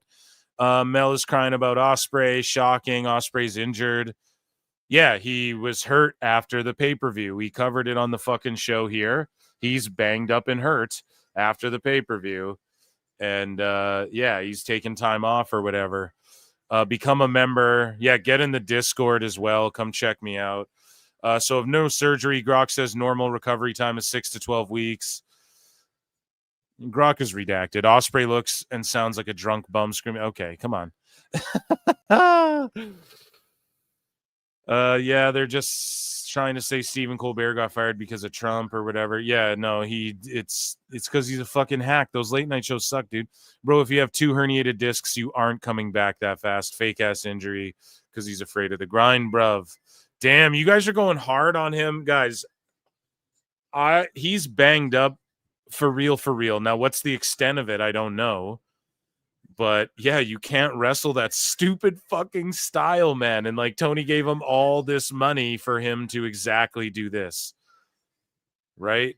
Whereas he could have went to WWE, wrestled a safer style, wrestled more, and have more longevity, and fucking made more money in the long run and set records and all this shit. And instead, man, Tony just wants these guys to destroy themselves, and it's fucked. But if he'll pay them to do it, then, hey, man, people pay Steve-O to fucking light his asshole on fire or whatever, right? I'm not judging how everyone makes their fucking money. Phil Marks, when we getting Nicolo Piccolo on here? I mean, like, guys, I could ask him, but, like, I just don't. I could ask him. I it's just like he's a busy guy. He fucking the dude meets with like Shaq and shit. What is he talking? You fucking need to talk to me. You know what I mean? So he listens to the show. You know, he's a fan of the show. So and that's cool. And if he wants to come on, I mean, he knows he can reach me. He knows how to reach me. So he can just get a hold of me and fucking do that. Call me, reach me if you want to beat me. Impossible. When I was growing up, I fucking loved that show, dude. I loved Ron Stoppable too. Ron was raw, dude. Okay, let's move along. Here. Back into WWE. So yeah, here's John Cena marking out over Eddie Guerrero, giving him his flowers. What advice did he give you that you would like to give or pass forward to any aspiring wrestlers since you're hanging it up that you would like to pass on? Sure. For those of you who aren't WWE fans, we're going to go inside baseball a little bit. You're just going to have to bear with me. You saw one match with me and Eddie Guerrero. I was lucky enough to have a bunch of live event matches with Eddie Guerrero. Eddie Guerrero is one of the greatest of all time. And for those of you who don't know how WWE works, some matches are televised, some matches are not. So Eddie was one of the people that mentored me and one of the last individuals who was an improviser. I take a lot of my skills from Eddie Guerrero because he was a genius. Not only was he brilliant in his execution, he knew when to do things. And what y'all don't know is he was just making it up as he went along. So he was that astute to the audience. The most influential thing I learned from Eddie Guerrero, and something I'll never forget. WWE went through a boom in the Attitude Era. And then all those guys, we fired Stone Cold, The Rock left, The Undertaker got hurt, we changed the name, the XFL failed. There was a lot of upside down stuff. We started SmackDown and it had Kurt Angle as its anchor, but we brought Eddie Guerrero and a bunch of like Edge and me and a bunch of other new guys and people trying to find their way. The SmackDown 6? The SmackDown 6. Kurt Angle, Chris Benoit, Chavo Guerrero, Eddie Guerrero, Rey Mysterio, and Edge. And Heyman knew, as long as I have them, and then you can bring in Brock, Big Show, Cena's on the come up. When Undertaker's healthy, right? But as long as you have those 6, you can fucking build a whole. They had the whole Cruiser Kidman. Billy Kidman came in, the whole cruiserweight division. Ultimo, you guys remember when Ultimo Dragon was there too for a bit? But yeah, just the SmackDown 6, that era was so good. I love the Ruthless Aggression era. I know people shit on it, but I think that was one of like the hard bodiest eras in the history. He was our champion for a certain period of time. SmackDown and Raw were legit competing then. Like they were really at each other's throats. And he used to tell me that it is the night when the fewest people show up that you have to work 10 times as hard, because the presence in that area isn't as strong. When I get a crowd like this, working the room is easy. If it's just you 5 in the front, I got to give my whole self to you. Not that I don't, but it's on those nights where business is bad. Do not ever, ever, ever phone it in. As a matter of fact, you work 100 times harder to get those people to go out and be like, yo, dude, you missed that show and you want to go back the next time. He was a person that was able to weather the storm through some of those lesser attended events and still put on these spectacular matches. He took being the champion very seriously, and that's something that I'll definitely not forget under his tutelage. And he also taught me to listen to the audience. I'm one of the loudest talkers out there. If you're sitting close enough in the WWE show, you get the match before the match, but that's okay. Because the tool that's some inside ball. He's roasting himself. Like I fucking yell it out before it happens. I learned from Eddie Guerrero is to listen to the audience, because they're the biggest piece of energy and they're the biggest star we have. And if you don't do something when they want you to do something, lose their attention. They'll be generous. They'll give you once or twice, but you lose them that 3rd time, they don't care about your match. And Eddie was always so surgical about not only doing the right thing, but doing it at the perfect time. He taught me to improvise. He taught me to listen, and he taught me to work hard. Fuck yeah, dude. One of the GOATs. Eddie, to me, was Eddie like Guerrero my fan, so my all-time. question. Eddie was like my all-time, especially like when he passed. He was my favorite wrestler at that point in time. Him and Benoit were my 2 favorite at that time, you know? And yeah, dude, that's incredible. Giving him his flowers and listening to the audience. That's major key. Speaking of major key, Grayson Waller sends a message to Austin Theory fans after his injury announcement. And Meltzer and them had boo-boo face and were crying about Theory's hurt. And now Waller's a free agent and he's likely going to be on Raw. And he's going to be with the Power of Positivity, the New Day rather, and they were looking for the power of something, but they couldn't put their finger on it, and what they're looking for is POP, holding it down, the Power of Positivity, and Waller's going to be the one. He's going to be such a rat bastard. You dirty rat, you killed my uncle.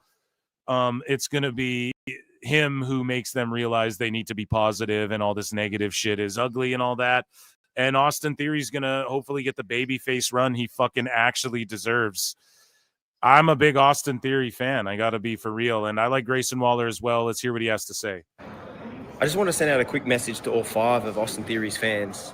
I know tonight must have been hard, finding out that he is A-Town, down and out injured. But I just want to remind you, this isn't a time for commiseration. No, this is a time of celebration. We should be celebrating the fact that Big G, Grayson Waller, saved Austin Theory's career. Remember 2 years ago, when John Cena buried him alive on Monday Night Raw? I remember. I watch it all the time. It's one of my favorite Raw moments of all time. But imagine where he'd be without Grayson Waller. I saved him. I gave him another WrestleMania moment. I gave him the WWE Tag Team Championships. Week in and week out, he got to perform against the best in the world because of me. Yeah, they're going to feud, man. And I hope that it would be cool to see like Theory show up on Raw, even like shake up the roster a bit, have them feud Waller, and then maybe send a couple people over to SmackDown just to shake shit up. I feel like even though the rosters just bleed over, they need to just shake shit up a little bit. I think they need to, whatever. I've pitched it a billion times, but I just think if you fucking have the champions go on each show, then even if you did like, okay, let's say the Cody Rhodes is the WWE champion. I'm just like making up a scenario here, right? Let's say the WWE champion goes on both shows and there's just one world champion, right? Or you could even have the world heavyweight champion, but the world heavyweight champion goes on both fucking shows too. Then let's say it's like, oh, we have to do a contract signing and we're doing it on SmackDown, even though like he's fighting a Raw superstar, but that Raw superstar, like even I'll give that a pass. That's believable. There's some like, okay, well, WWE's just scheduling. They need to get this contract signed for their world title match on this upcoming event. So it gives an excuse for a Raw guy to come over or whatever. You know, you can give it a pass. I'm willing to, but they just don't give a fuck. So then when they say things like there's going to be a draft after SummerSlam, I don't give a fuck. You know, why would we even care? It means nothing. So again, with the whole theory, like, yeah, he's on SmackDown, but obviously he's going to get his comeuppance on Waller eventually. And even though people do cross over, it'd be nice to see, like, I'm enjoying seeing Waller on Raw a little bit. You know, maybe it's time to send Penta over to SmackDown, or maybe there's too many luchas over there. He's been crushing it on Raw. Maybe that Penta's not a good example, but you guys get what I'm saying. Like the Creed brothers, hey, you and Ivy Nile are over on SmackDown, and when Chad's back, he can join you there. El Grande is not Chad, I thought, so he's a Raw superstar, that sort of thing. Because like El Grande is sort of greater than the whole American Way group and everything now too. So just whatever. I'm just thinking of ways to shake it up just a little bit. And like Austin Theory on Raw, I think, and building him up properly could be cool. But maybe you want to keep him away from Breaker and all those guys for now. Who knows? But I'm down with, I love Daytown Down Under, but I'm down with them splitting up and us getting more progression with Theory as a singles. That's what I want to see. So Drew McIntyre shoots on CM Punk, and he says that he still fucking hates CM Punk for real on Logan Paul's impulsive dude. I had no idea you hated him like that, dude. Punk is a genuinely awful human being, genuine piece of shit. Said it constantly, and I'm getting booed. The fans are coming down on me, and I'm like, how can you do this? I was your guy. I carried WWE through COVID. I proved to you I'm a good guy. There's no negative stories about me on the internet. Non-stop negative stories about him. You do a character study on him. My degree's in criminology. He's guilty beyond all a reasonable doubt. He's a terrible, terrible human being. I fought him in Hell in the Cell. I nearly bled to death. I lost by blood loss, not because he beat me. Disappeared for, how long was it? 3 months nearly. How many people called me? One. Logan Paul. All my brothers and sisters, I'm not going to go into it right now. All my brothers and sisters, apparently nobody called me to check in on me. All the fans moved on. And for the fans, I don't blame them. We're 52 weeks a year. No reruns, no off season. Doesn't matter if you're Stone Cold, The Rock, Logan, or Drew McIntyre. Unless you're right in front of their face, they're not thinking about you. Triple H sits backstage every week. They're not thinking, oh, Triple H is right there. Unless you're right in front of their face, the product moves too quick.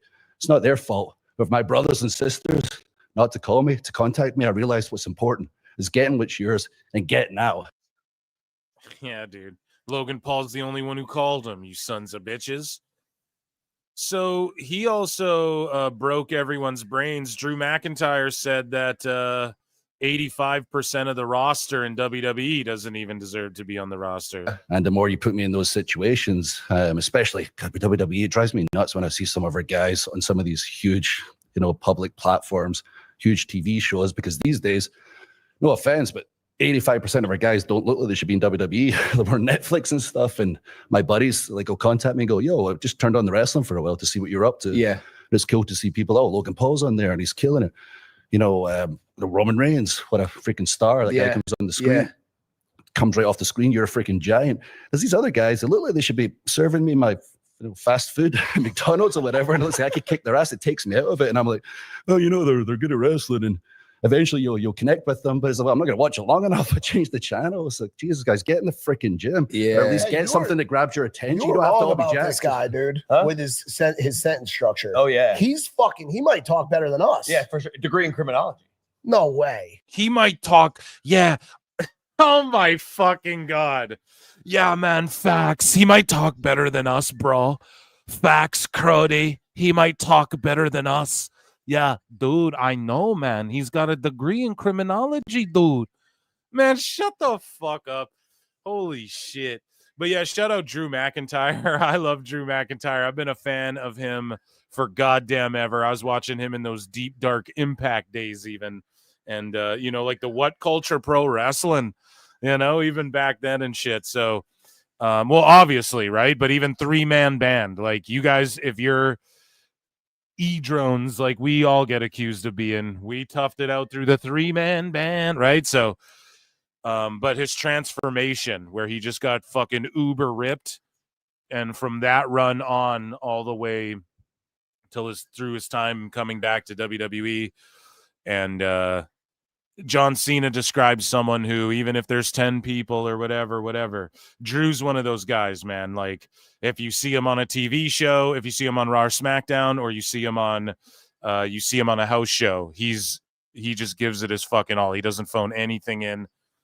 And yeah, shout out fucking Drew McIntyre, keeping it real about how people perceive wrestling these days. And it's an unfortunate truth. It just is what it is, right? The medic who attended to Dominic Mysterio. So Dominic Mysterio is someone who everybody thinks they can kick the shit out of. So the medic who attended to him on Raw was Alex Garcia. Garcia has wrestled matches for ROH, CMLL, TNA Wrestling, and AEW. She has been regularly appearing on Booker T's Reality of Wrestling promotion since 2018 and is a 2-time ROW Diamonds Division champion. So good for her, man. Hopefully she gets signed or just keep grinding. She's obviously a young prospect that they've got their eyes on. So here's rapid fire. Shout out Robbie Fox and Barstool Sports. Here's rapid fire questions with CM Punk and Rhea Ripley. The strongest wrestler you've ever been in the ring with? Oh, Bianca. Brock Lesnar. The funniest wrestler you've ever met? There's so many. I want to say the Usos. It's either Jamie Dundee or Chris Candido. Okay. I think Jamie Dundee, just because he's such a character. Jamie Dundee. Jamie Dundee. Is he not the guy who... He's like the hillbilly guy who did that shoot interview where he just went off. Am I wrong about that? And he was just wasted. He was smashed to oblivion, right? Where is it? Where's my goddamn oblivion? Smashed your knee to oblivion. Stiffest wrestler you've ever been in the ring with? Terry Funk. There's a moment in my career where I wrestled Terry Funk, and I had an epiphany of why his punches always look so good. Because they're punches? Because they were real punches. The first time you get hit with one, like, oh. Yeah, that's why. instantly. Like, That makes sense. All right, great. And then why are you headbutting me? And then I punched him, and he looks at me and he goes, why did you hit me that way? And I was just like, what? I'm an old man. And then jab, and I'm like, oh my God, he's just with me. What about you? Probably Shayna Baszler, because that's just how we like to work each other. Yeah. The best technical wrestler you've ever been in the ring with? Alex Shelley comes to mind. Alex Shelley always would do stuff that would just kind of flabbergast me. Yeah, innovator for sure. Yeah, but also like really tight and really clean, not just doing stuff to do it, not slow. Yeah, dude. Watch how like Alex Shelley sells and shit. I put it over on this show a bunch. Floppy. I feel like Asuka. Yeah. She sometimes gets me in things. I'm like, how did we get here? And then the most painful finisher you've ever taken? I don't know. I've taken so many. The thing that stands out most recently was Drew McIntyre's, I don't even know what he calls it, the double arm DDT, because it exploded. Exploded my tricep. Future shock. That wasn't fun. That hurt. I'd probably say Naya's, especially the one in Australia when I was on my stomach and she did it to my back. I remember she landed and I was like, oh shit. Yeah, that bonsai drop is no joke. So in addition to CJ Perry, so we covered this in miscellaneous news, but Lana, she got this book deal where it's like she's writing an international spy thriller book, right? And I guess Paradigm, I believe they're teaming up like best-selling authors with professional athletes, right? And some WWE superstars are also slated to get books as well. So in addition to Lana, WWE stars Sheamus and Damian Priest are co-authoring separate novels in Paradigm Talent Agency's book to film initiative. Oh, so these are going to movies. So a little Black Widow action. Hey, that's fucking awesome, dude. That's amazing. A little espionage film, right? So she's co-authoring a spy thriller novel, Bulletproof Angels, with Blake Northcott. That's fucking amazing, dude. And they're making them into flicks. Hell yeah. You guys need a writer? Hit me up.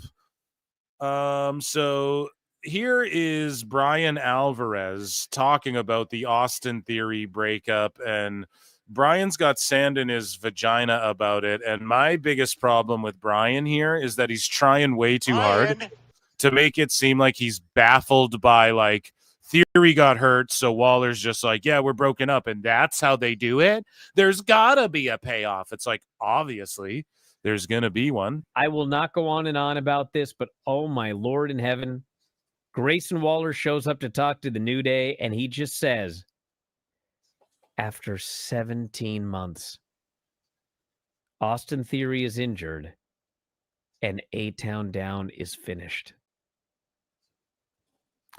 I don't know what's going on with Austin Theory, but there is no way that this is the end after 17 months. No. It's just not possible. There has to be more to come. Do you understand? I don't care if it goes another year. I'm not being strung along. Not that I cared, but you know what I'm saying? Not being strung along for 17 months for that to be the end. They need to do something. I will not go on and on about this, but oh my Lord in heaven, Grayson Waller shows up to talk to the New Day, and he just says, after 17 months, Austin Theory is injured, and A-Town Down is finished. Yeah, so again, sorry that it looped, but this he's just acting like he can't believe he's stunned. It's the craziest. Like, people have given birth to fucking hands in WWE, and his reaction isn't that stunned, you know? He's just putting it on. But Jey Uso responds to Roman and accepts the tag team match. Tribal Chief in main event, Jey Uso versus Bronze at SummerSlam.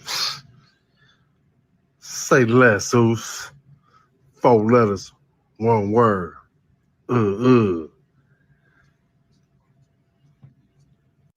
He's lit as fuck, dude. So, ladies and gentlemen, Natty Neidhart. I mean, we knew she was going to do. If you listen to PWT a very, very long while ago, I had thrown it out there. We're going to see fucking Natty everywhere. Go everywhere. Here you go. NWA, TNA, I could fucking see it. She's wrestling Masha and GCW, ROW, now AAA.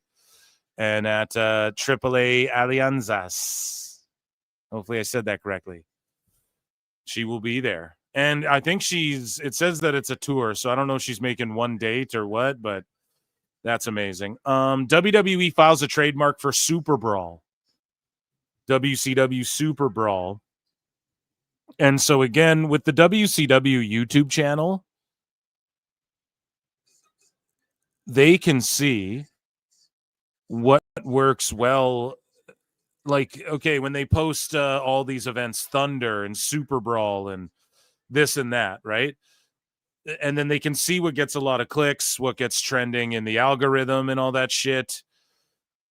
And then they can figure out, hey, we might want to. Now, this might be them just retaining it, but they can also look at that stuff and go, hey, we might want to consider changing the name of NXT Deadline, or maybe not that one, but NXT, whatever the fuck, to Super Brawl, or we might consider adding Super Brawl and make it one of these like TNA versus AAA versus NXT cards or whatever.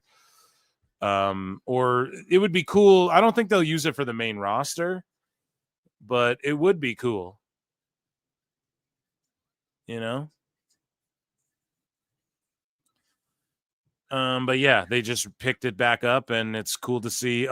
Speaking cool to see, before he unveiled the Canadian Championship, your world's heavyweight WWE NXT Canadian North American champion, all ego Ethan Page, the greatest of all time, is here on this H-Town live show with NXT Live set to take over.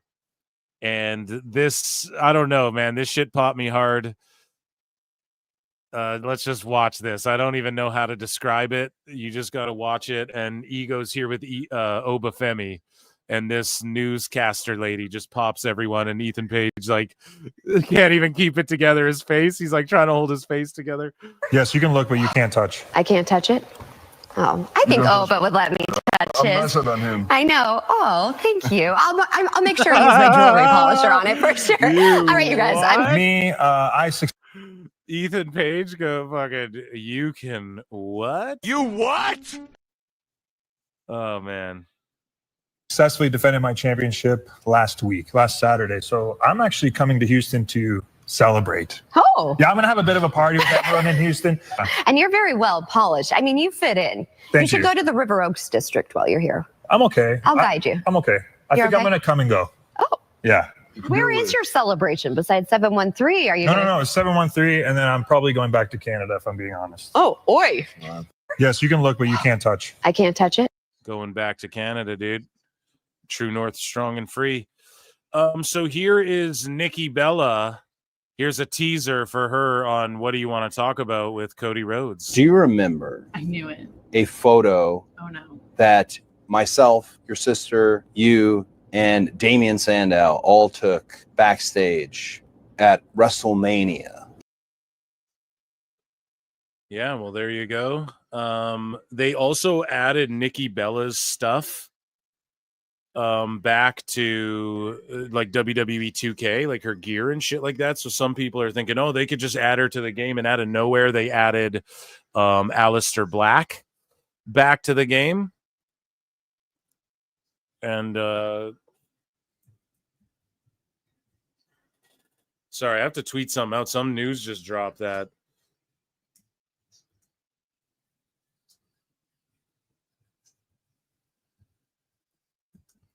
Oh my God, this is crazy.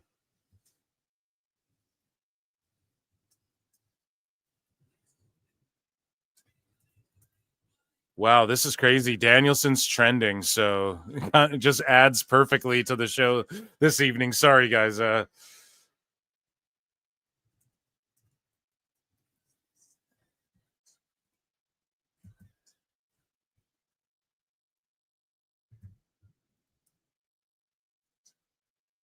I just need to.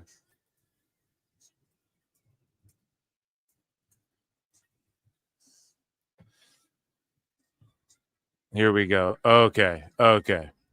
Anyways, moving along here. We're gonna get to that. That's an AEW news.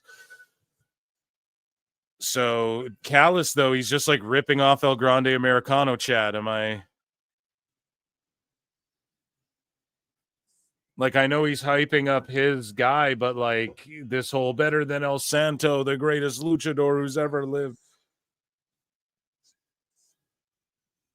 And it's Hechicero, you know, I don't know. It just feels we're getting a lot of that on different shows, and one of them's doing it way better than the other. Okay, moving along here. So Nikki Bella, she's Do you upset. remember? I knew it. But that's back in the day, and they may have added her to the video game and Aleister Black to the game. Okay, I covered all that. So moving along. WWE Raw Netflix views for last Monday's episode were up once again. Of course, Roman's the big dog, man. Again from the prior week, with the show doing its most hours viewed since the 6-9 episode, which featured the Gunther Jey Uso world title match. The show scored 2.7 million views globally for the week per Netflix data, up 4% from the prior week, with 5.4 million hours viewed, down 6%. The views were tied with 616 as the best, blah, blah, blah, blah, blah, as the best Netflix. No, we should read that. Since the Jay Gunther match, the show ranked number 5 for the week, US on Netflix, down from number 4, and 5 globally, up from 6. And yeah, it was number 1 in Canada, I think, like the next day or whatever. Again, I can't remember. I don't even keep track anymore because you just see WWE in the top list all the time. So that goes for NXT as well. So yeah, there you go. The big dog, Roman Reigns. So Variety wrote an article that says Raw Power. WWE hit 6 straight months in Netflix top 10. And that's in the US. That's not counting. Well, obviously it applies globally. Okay. But it's in the top 10. I bet if you went 6 months in Canada, you could say only 3 weeks they weren't like number 1 for at least the day or something. I swear, dude, you could break it. It's always in the top for me all the time. So all 3 shows, SmackDown, Raw, NXT. And then it eventually floats down and leaves, but it's up there with Squid Games and shit. When I'm looking at WWE right next to Squid Games, that's insane, right? So there's also a quote. We got a quote about what Netflix thinks about the partnership. And obviously we watch the Tudums where WWE's like the main focal point of the whole thing. We know how successful they are for Netflix and what Netflix is trying to do. Okay. What Netflix is trying to do is bring in the live sports, and they're trying to have weekly live content, and they work out the kinks with WWE. And at the same time, you know, they're selling ads, and they're getting everyone to streaming, and then streaming's eventually going back to like what cable used to be. We talked about this on the show before too. Like, you know, you have to buy 15 fucking different streamers. So it'll just come in like the same way a cable package is $60 a month, and I'll pick Netflix and HBO Max and fucking Hulu. Like, that's what it's going to end up being eventually down the line. And so they want WWE, man. They're loving WWE. They want to have WWE for themselves. They want UFC. I believe they're making a play for UFC. They can offer the international eyeballs, I think. And unlike pro wrestling, well, pro wrestling does translate everywhere, but MMA really, it catches fire like wherever it goes. And when, you know, India, they added India 12 million households or whatever, Netflix viewers in India to WWE got access to all of them, and the numbers barely changed. With MMA, I don't think that'll happen. I think we'll see like, holy shit, everyone watching UFC, because it's happened to every country they've sort of broken into. And on this most recent season of The Ultimate Fighter, they have a gentleman from India, and you're starting to see like MMA get more popular there. And with the lighter weight classes becoming more prominent, it's the way to go, you know, definitely. So either way, though, that's another direction. But what I'm saying is that Netflix is going to be in the TKO business, I think, for a good long time. I don't think that'll change. And I think that they're loving what WWE's able to accomplish for them every week live. So Devon Dudley is open to the idea of returning to WWE as a producer. So we know he's going to wrestle at Bound for Glory in TNA alongside Bubba Ray Dudley against the Hardy Boys. But he said that he would go back to WWE as a producer, which he did say in another quote. He's like, well, AEW, like, that's the other company. So it seems like he is at least signed to a Legends deal. He's in the video games. He's at least signed to some shit and would likely take a producer role if they'd have him, you know? And he says, I would do it again. I've never worked with Triple H in that part of the business, but yet I would come back as a producer and do it again. I spent 7 good years as a producer in WWE, had a great time and great moments. And that's from Giga Chad Van Vliet. So speaking of Netflix, the VP of Sports, Gabe Spitzer, on the success of WWE on their service. This is his quote. So we haven't gotten a quote like this from Max or anything. We haven't got a quote like this from WBD. They announced, hey, we're splitting into 2 companies next year, and AEW's nowhere to be found. And so Gabe Spitzer says, it's everything we could have hoped for and more. We knew going in that we're not going to change WWE. It was more, how can we add to it in small ways? And that's what we've seen so far. So there you fucking go, guys. Like, you don't need more proof than that. Dave can go ahead and, he can try and flip and twist and spin everything, but there you go. We heard it from the horse's mouth. So WWE reached out to Leila Hirsch about a potential tryout with the company as a referee. And a bunch of people, a bunch of fucking sickos who don't care about Leila Hirsch. They didn't care about Leila Hirsch when she was in AEW. Okay. Now they're just white knighting and pretending they give a fuck about her. And now they're like shitting on a potential job offer she could have and giving her shame before she could go. Who's the Vic D'Erico, like that really, really attractive NXT. She's gone viral. Everyone's like, oh, she's so hot. The fucking Vicky D'Erico or whatever, the ref. She's a real shoot boxer. Leila Hirsch is a shoot wrestler. She, for shoot, hurt herself really bad in pro wrestling. Maybe your ref is a good role for her. That could be a really good career for her. And maybe she could do what ref Jessica Carr is doing and wrestle on Evolve and shit like that, and maybe get some matches in, work some live events, help get people over, and also double as a referee. But no, you fucking sicko dumb fucks are going to shit on her for potentially having a career with WWE.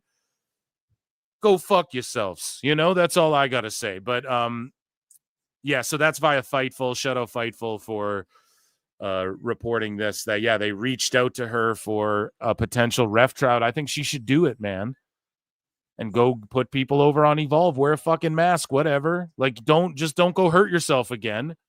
Where are you going to go? The Indies? What are you going to do? Oh, she could go to Japan. And what? And what? Get fucking dropped on her head with power bombs and shit? Like, come on, dude. She doesn't need to do any of that. Maybe take a gig at Bloodsport before you head to WWE, but take the ref gig. Stay in shape, and you never know, man. You never know. Take some matches on Evolve. Wrestle at some of those house shows. Put some talent over. Come on, man. That's a fucking dream job for anyone. Travel the world and referee and shit. That's like a success story, bro. See, that's the thing. In MMA, we see people like Frank Trigg, who was a fighter, talked mad shit, did some kind of sus stuff in the octagon, you know, may have grabbed a balls or you know, grabbed a butthole or two in there, kissed an opponent in the ring, you know, talked some crazy shit. And then he went on and became a referee in MMA. And we fucking applaud that. We need more people who did it to fucking ref and judge and these sorts of things and coach and train. You don't think she could give some insight too on a little bit of psychology of pro wrestling? Come on, man. Don't, like, these sickos are going to, oh, that's disgraceful. That's what they're all saying. What a disgrace. Why? So they can sign her and she can wrestle on fucking Evolve and you guys can clown her and go, oh, they just take AEW talent. Like, what? Like, you know, you guys won't be pleased with anything. So, Leila, don't listen to these assholes. Go to WWE, be a ref, and you will find more fruit. And people are like, oh, the grass isn't always greener. It's like, well, hey, you're not even applying that correctly. It's not like she's said, oh, I'm going to go to WWE and fucking, to me, that sounds like green grass. She fucking got a severe injury in AEW. Sounds like green grass to go there. Sounds like the fruit is ripe over there. Holy shit, be a ref, and I can train with legit people, help them out in the ring, potentially wrestle on Evolve, you know, do my ref thing, travel the world and be a part of the wrestling business and have a fucking job while I maybe hold seminars on the side for amateur wrestling or whatever. Like, you goofs need to shut the fuck up, and she needs to not listen to those people, okay? Because they don't even think it through fully. They just say dumb shit on the internet. So Jim Ross says, King, I've never watched one episode of WWE Raw since it moved to Netflix, King, by God. So shout him out. I don't expect you to, dude. You need to focus on your fucking health and drinking the Moscow Mules and just living your life, bro. If there's no time for Raw, hey, man, we are not worthy, Jim Ross. Hey, you do you, brother. I'm not fucking, you should be watching WWE. I promise there's one guy out there at least like that. Good. Don't watch it. I bet if you asked him the same question about Dynamite, maybe he watches it so he's at least in the know in case he does want to go to work. But again, last time he went to work, he fucking fell in the hotel room. And I said it before the event. I was like, man, it's awesome if they bring him out there at All In. I love that and everything, but just keep him safe and, like, just don't fall and just, like, for real. And that's not me being a smartass. That's for real. Like, you know, just bubble boy him, saran wrap him if you're going to bring him, you know, put him in fucking, like, just keep him so safe. Have someone with him at all fucking times. And if he doesn't want that, then just say, you know what, Jim, fucking, I'll just pay you the money to be at, well, he's paying him anyways. So, you know, how about I just fucking send you the money for a nice dinner or send in a fucking pre-tape and I'll send a guy to your house with a green screen. Send us a pre-tape, Jim. You don't need to go anywhere. That's what I'd fucking do. If you're just going to keep them on retainer, I guess is what Tony Khan does, which I'm not against. I want to see all legends get their money. And I like when they sign legends deals in WWE. And I like when Kerry Von Erich gets money from, or Kevin Von Erich rather gets money from, AEW. So yeah, Nia Jax got picked as the Jennifer Lopez lookalike during the Mets game. And then she ran out and fucking fought Tiffy. So there's that. We have Jelly Roll on Stephanie McMahon's podcast, What's Your Story? Just talking about his journey in WWE. And if you look, man, he's objectively way chunkier in the Austin Theory chokeslam spot than he is now. So that hard work is paying off. I get the chokeslam Austin Theory. Dude, man, that was the night I caught the bug. I left there that night and nobody else knew it, but I knew I was going to lose enough weight to take a match if they'd have me. So I walked straight to the back and I'm like completely tone deaf in the moment. Now I've been around y'all's business enough to know how wild this was. But I walked back like they're not in the middle of producing the show. And I'm like, everybody stop what you're doing. I was like, Paul, if I lose another 100 pounds, can I do one of these? He was like, yeah, man. I was like, for real. He was like, we'll figure it out, dude. We love you. And I was like, you promise? And Paul's producing the show. And I'm like, I swear. He's like, yeah. I'm like, all right, cool. And I leave and I'm like, right then, circle back around, WrestleMania this year. I'm down about another 75. You know what I'm saying? Paul's like, dude, you're looking good. I was like, am I looking match ready? And Paul goes, you're really close, man. And I was like, what about SummerSlam? He was like, you do your part, we'll do ours. How cool. Wow. Dude, like, and it was like, it really became a North Star for my journey 2 years ago when I started the process. Wow. You know what I mean? Of like, that's something people don't know is that I've worked my way to this moment. You know That's what I amazing. mean? Like I have truly, and I know my personality. This won't be my only match because now I'm going to want to see myself do it, knowing it and in Right. better shape.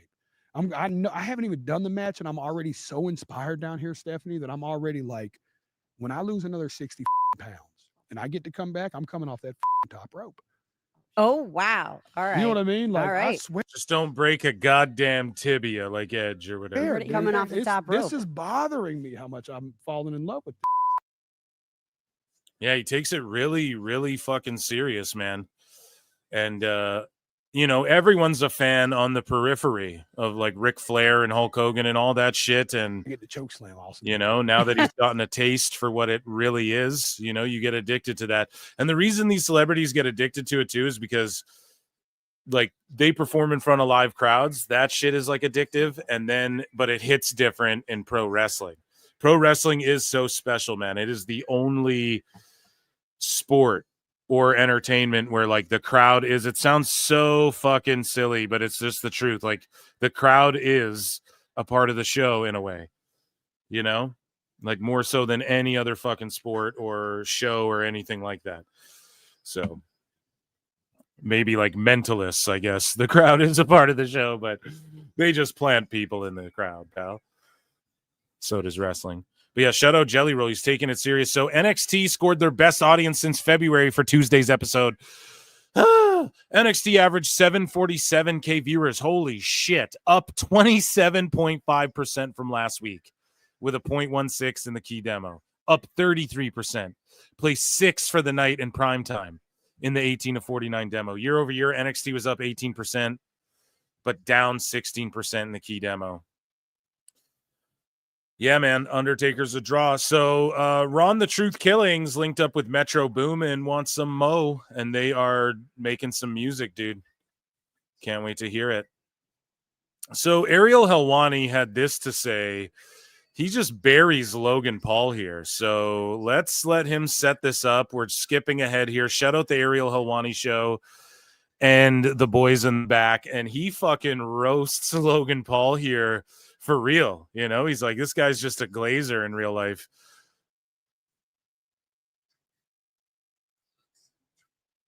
Legit. I thought we were gonna go in business together. In the end, he went in business for himself. In the end, he stabbed me in the back. I should have known better. I mean, that's what everyone says. I should have known Smoil better. unless he slit your throat. Smoil Here's unless the he knife. slit your throat. Here's the freaking knife.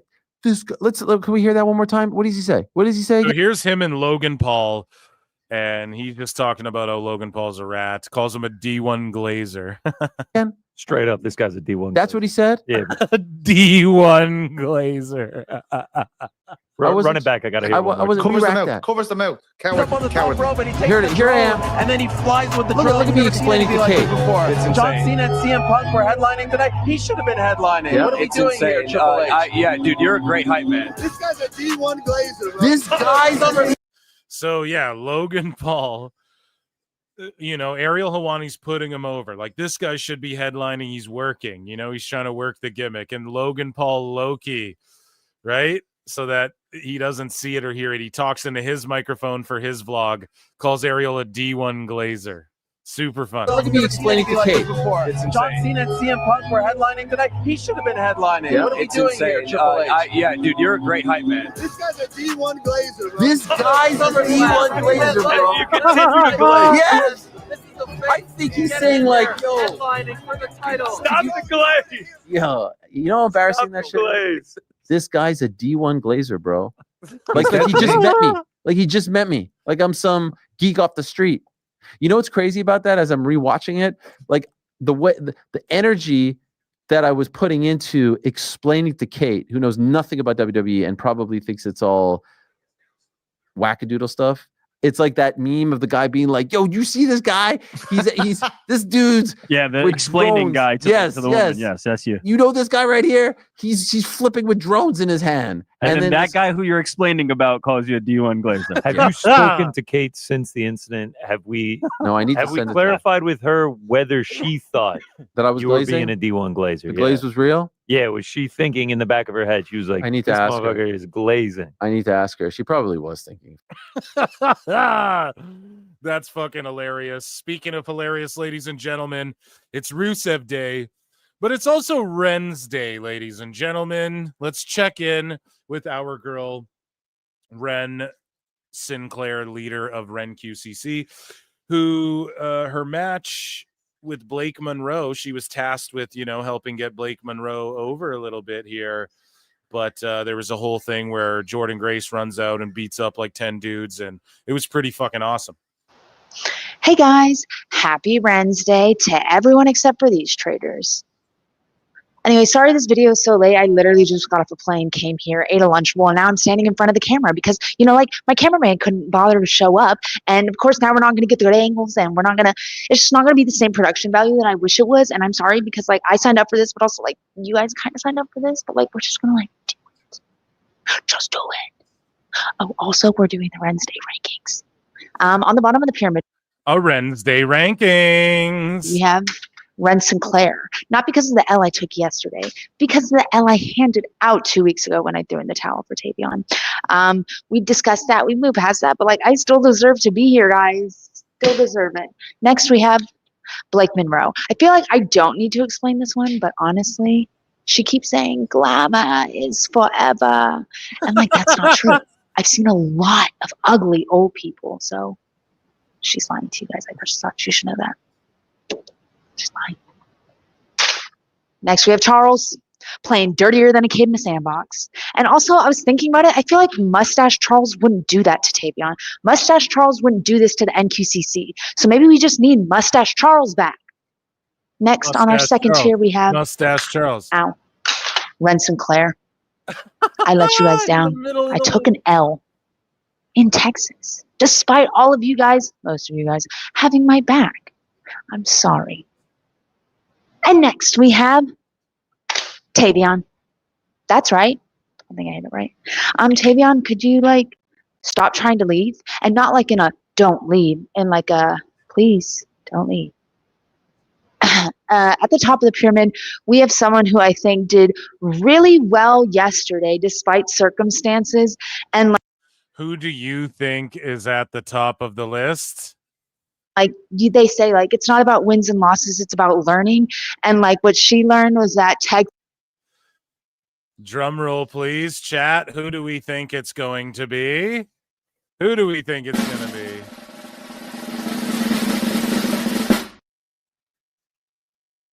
This is amazing. Ren Sinclair. Ren Sinclair. It's always Ren. Let's just get a little zoom in on this. Ooh.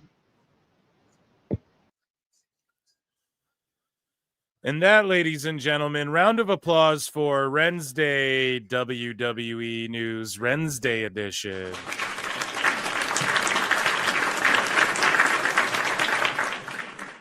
Okay, there's 300 people watching. If you're on YouTube, or if you're on X rather, come on over to YouTube.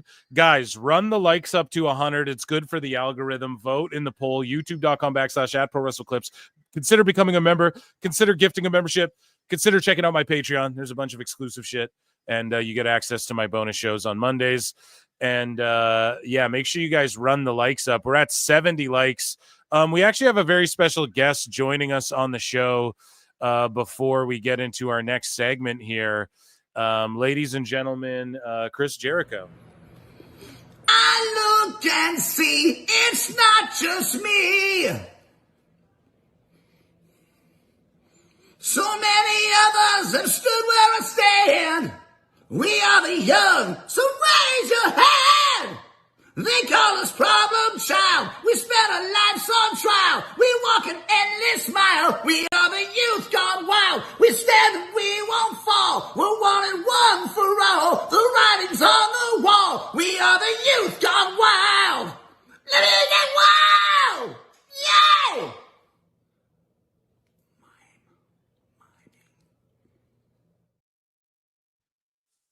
You guys do it to yourselves. You guys do it to your goddamn selves. We hit 100 likes. Jericho might come back. Thank you for touching base, Jericho. What do we have next? We need to get into some AEW news, ladies and gentlemen. But first, yeah, I'm going to check in with chat here. Mark Briscoe's come out to chop back and forth with MJF, and he got sort of slapped around by the Hurt Syndicate there.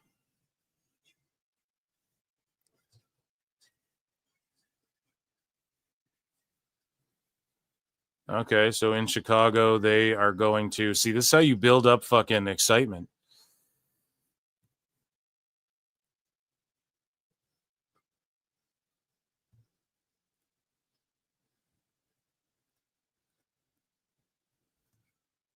Let me check in with chat here. Still in a program with MJF, I guess so.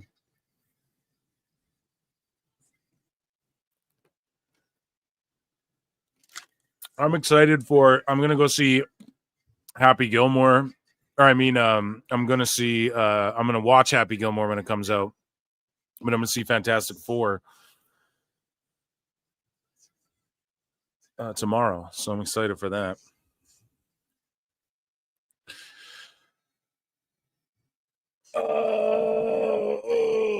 Happy Gilmore is going to suck. Yeah, maybe. Has Claudio ever been less relevant? He's still in a program with MJF. Claudio and Briscoe is the main event. We get Painmaker and Judas in WWE. That'd be fire. Woo for Jericho. One Jericho equals one like. Oh, God, no, my fucking ears. Yeah, dude. Okay. All right, let's get into, ladies and gentlemen, all together now. Ichi ni Sanda for AEW news. So we see the trend here, Raw. So interesting comparison of Google Trends data between Dynamite and Raw over the past 12 months. You can see a massive spike during the weeks WWE moved to Netflix. Whereas we saw zero spike for AEW on Max. You would think 300K new weekly viewers would have caused a spike in interest, right? So just an interesting little graph to bring to the show. So Bryan Danielson, which will be the through line of this AEW news section, he's a dumbass. Bryan Danielson is being fucking stupid with his health and safety. Idiot. No, listen, I love him. You guys know if you listen to the show, he's one of my all-timers. But some of the shit you hear and some of the shit he said in some of these like promos over the years and stuff, or like at these scrums and shit, it just seems like he's I don't know. Listen, he's not cleared. He's reckless a little bit. Okay. I think I'd just throw that out there. And I'm not saying this is a bad thing. I'm not saying I dislike him or anything. And obviously we're playing, you can't hate the player. You got to hate the game. And, but yeah, Bryan Danielson is stupid, and he's playing he's going against medical here. So even for AEW standards, I guess not everything he did at All In was cleared, and he just went ahead and did some shit, and that like concerns me, man, because I love the dude. Honestly, that's what it is. I don't want to see him like have to, I don't fucking know, dude. Wrestling's a scary thing, dude. We saw what happened to Benoit's brain. We see what happened to people's necks in the industry, people's hips, backs, and all of these things, right? My neck, my back. And so Danielson, I just hope that, I just want to see him like be healthy and not like in a fucking wheelchair. He's got kids and stuff, that's all. That's where my concern comes from. So I'm going to call him out. Stop being a dumbass. Okay. So Danielson, love you, bud. He says that he had some moves cleared to use at All In, and let's just listen to what he had to say with Brie Bella. And there's a few clips from him, and we have clips from some WWE superstars talking about him. We have your boy Phil Marks, PWT, having a tweet about Danielson that went semi-viral here recently the other day, and he's trending right now tonight for something he says about Moxley and AEW that might shock you, which is actually not him being a dumbass, but he said that that part got clipped while I was on the air. Otherwise, I would have probably wrote Danielson buries Moxley or something like that. But here we go. Let's listen. Mm-hmm. Were you supposed to do the moves you did? Well, some of them I had cleared. Some of them I did not. Of course. But I was feeling it. So I was feeling it. For all of you listening who, if you didn't watch AEW, my husband, he retired. Bryan retired November, right? Or October. And I don't use the R word. Yeah, no, Russell. No one's truly. We do use the R word here. You're redacted. Retired. But okay. No. Danielson, I'm not saying he's redacted. We're making jokes here. In ring since then. Mm-hmm. And, a lot of stuff with like healing and, where Bryan is at and the doctors just feel and list goes on.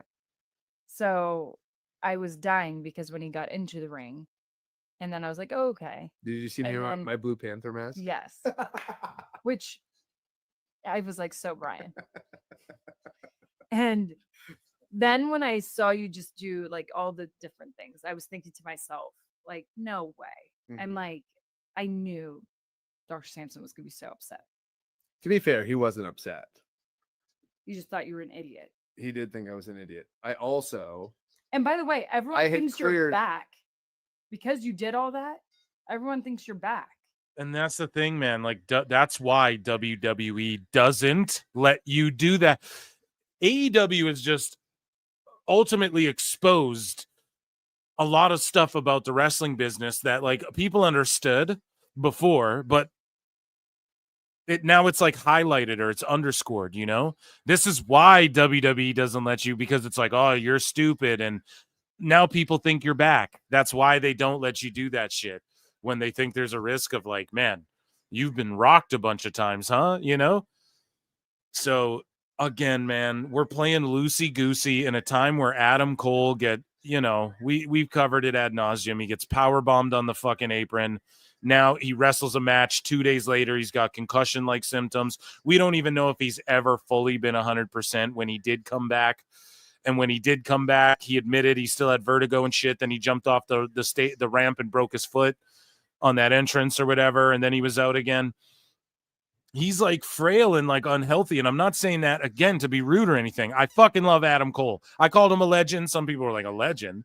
Yeah, dude, he did some shit. If you're just a pro wrestling fan, he goes down in the history. Like, you can't tell me the black and gold era, the undisputed era of NXT isn't like that was one of the dopest things in pro wrestling history, So,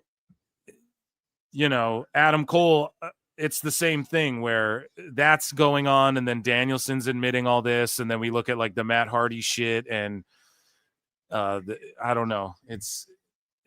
You got to understand why this doesn't come across well. Why the fuck would you even do this? I don't even get why Danielson, who's on the disciplinary committee, mind you, why would you even get on Why would you even say this on the internet? You know? I'm not back. I know. Well, actually, to be honest, I was confused. I think You thought I was back? Well, I go, is there something I don't know? I'm like, tell me.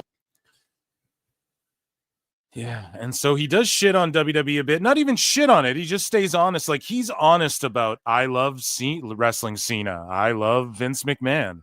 I love, I love this and that. But he also talks about how, and who knows if he's being honest about it or not. I think he is, because he didn't have kids in WWE really. But then in AEW, he's able to do the whole, like, share the all-in Wembley stuff with his kids, man. And so I could totally see why that usurps his time in WWE. But we have more quotes from him and more Danielson stuff to check out here. So Danielson still thinks WWE is a parody of pro wrestling sometimes, which is crazy. You would say that when you're in a company that Orange Cassidy wrestles in. But Danielson says, I think the AEW shows for the last several months have just been incredible. I watch the product every week at home, both shows, and I just think that the people, the wrestlers. See, here's the thing with Danielson. He's a super indie. I just want to have fun. And, like, he does take it serious, but he's just like the super ultra indie. He doesn't take himself too serious, but he takes wrestling serious. And he's just like an ultra indie, want to have fun guy. And never thought he'd even probably make it to where the fuck he did and the level he did. And he's an anomaly. A whole mania got built around it. And I said it all the time too. Like, even Jim Cornette, people who praise Danielson, they need to know, like, I've seen it. He's been on an indie match where the match gets fucked up. Like, the finish gets fucked up. And then he's like, well, let's restart the match because you all paid your tickets. Like, that's horrific shit that the likes of Jim Cornette, as an example, would rip to shreds. But even Jim Cornette would put Danielson over. That's how fucking good he is. Legit, And at the end of the day, I think AEW, he's just able to make so much money and have so much fun. And Tony Khan said it in a fucking interview. He's like, if anything were to happen to me, I'm putting things in place where Danielson would run the company and shit. So why would Danielson ever... Like, why would he want to go back to WWE? Triple H, think about it. He might even have resentment towards Triple H, as I've pointed out numerous times. A lot of people's heat, MVP's heat with Triple H and shit, it mostly stems from fucking their time as talent together, man.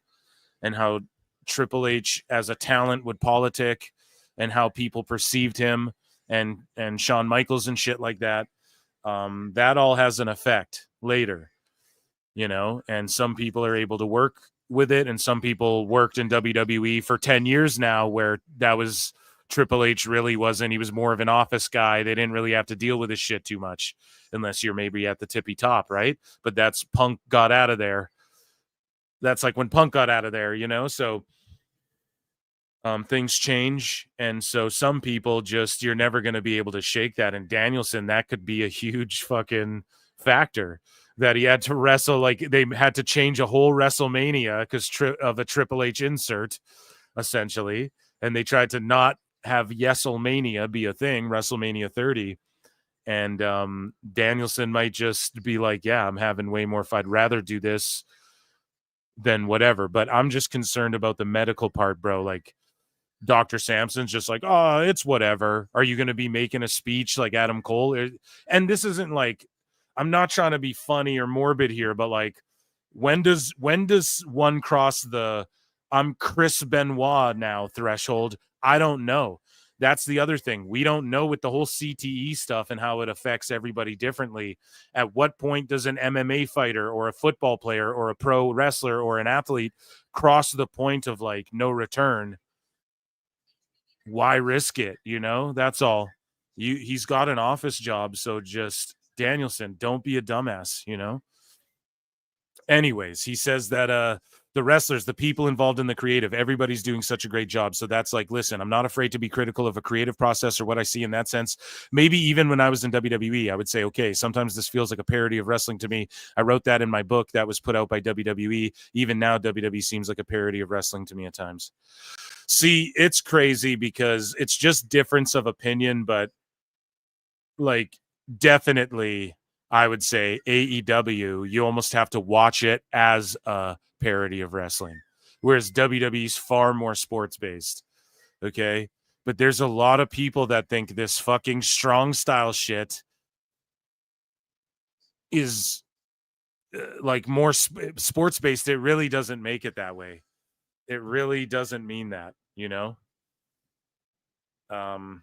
Yeah, I don't know what else to say about that. Everybody has an opinion on this, and you'll probably just hear me regurgitate the same shit. So I'll just leave it at that, you know? Danielson, though, says that main eventing WrestleMania 30 doesn't mean that much to me. So that's pretty crazy. But think about it, though, as well. Now, either he's just talking shit, or think about it, though, what he had to deal with and go through. And he had to go in that match and let Batista, and I'm sure he marked out and loved doing it, but like Batista and Orton beat the shit out of him in that 3-way match, dude. Like they were putting him through announce tables and fucking that. It was crazy the shit they did to him in that match. And he had to wrestle Triple H earlier. So, you know, he probably went into it with a chip on his shoulder and he had to fight for it. And although it probably feels like a great achievement and a victory for him, just as a creative, the creative aspect to him as well might be sour grapes on that night. So again, this is his perspective, or he's just riding for Tony Khan right now when Tony Khan needs support and he's just backing his shit, and good for him, man. That's his job, you know? So I went semi-viral for, 117K. That's mini viral, you know, 1.4K likes. And I just quote tweeted this and said, The Miz was right. So here's a throwback to when Danielson and Miz threw down face to face on Talking Smack, and Danielson did run away. Honestly, Miz beat him in this promo battle, and Miz is right. And this highlights it all right here. And this just shows you the difference in mentality. And so a lot of people would point this out, you know, Danielson is a numbskull even from this. But at the time, a lot of people got behind Danielson because Miz is the guy you laugh at. He's the shitty reality star guy. But nah. Go back to day one, PWT. Miz is that fucking dude. Okay? And he's come such a long way. You want to talk about progression. Look at his original shit from Tough Enough and his original Raw appearances to now. Like, talk about a fucking career, man. And let's just take a listen back to this old throwback clip here. A gentle way to say it, to me, you wrestle like a coward. You wrestle like somebody who's afraid to get hit. Like, I wrestle like a coward. You wrestle like you're afraid to get hit.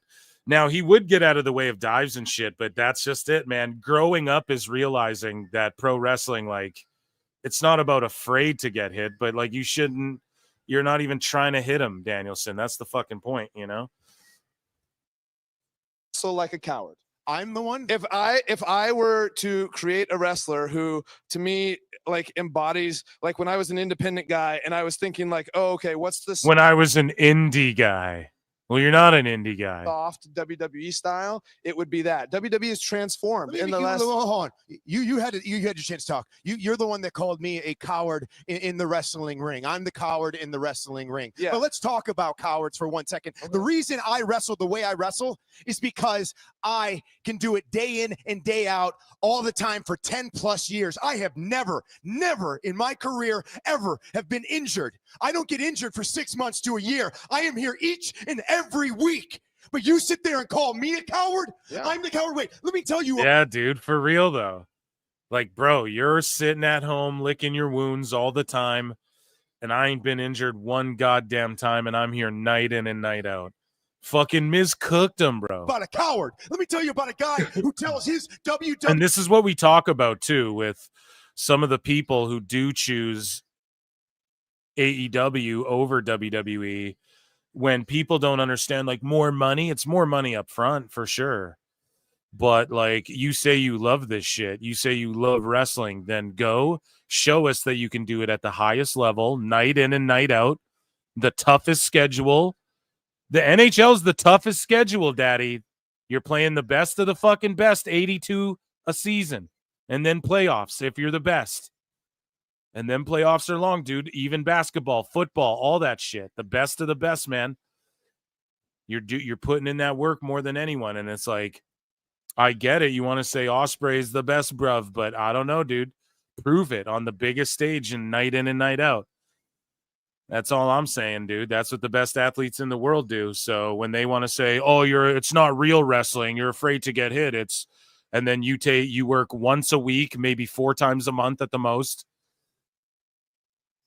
and you get way more money.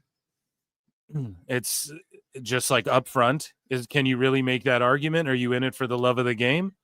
Is it really about the sport and the love of the game, or are you faking the funk, you know? WWE fans, the people that he loves, that he will be back. He promises them. I promise you, I will be back in 1 year's time to claim this title.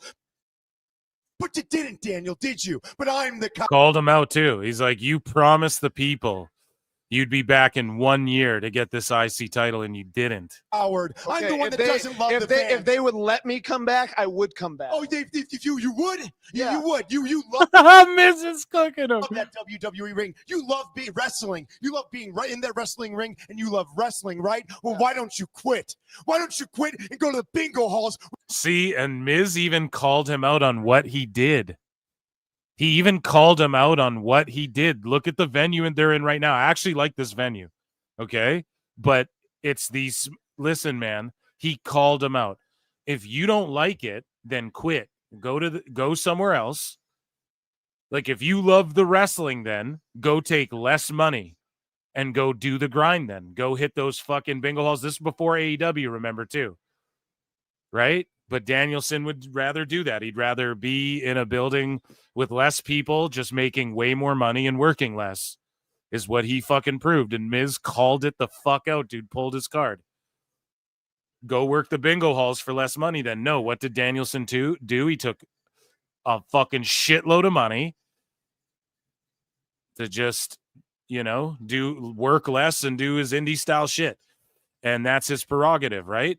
And a lot of people have taken that option too, like an Osprey.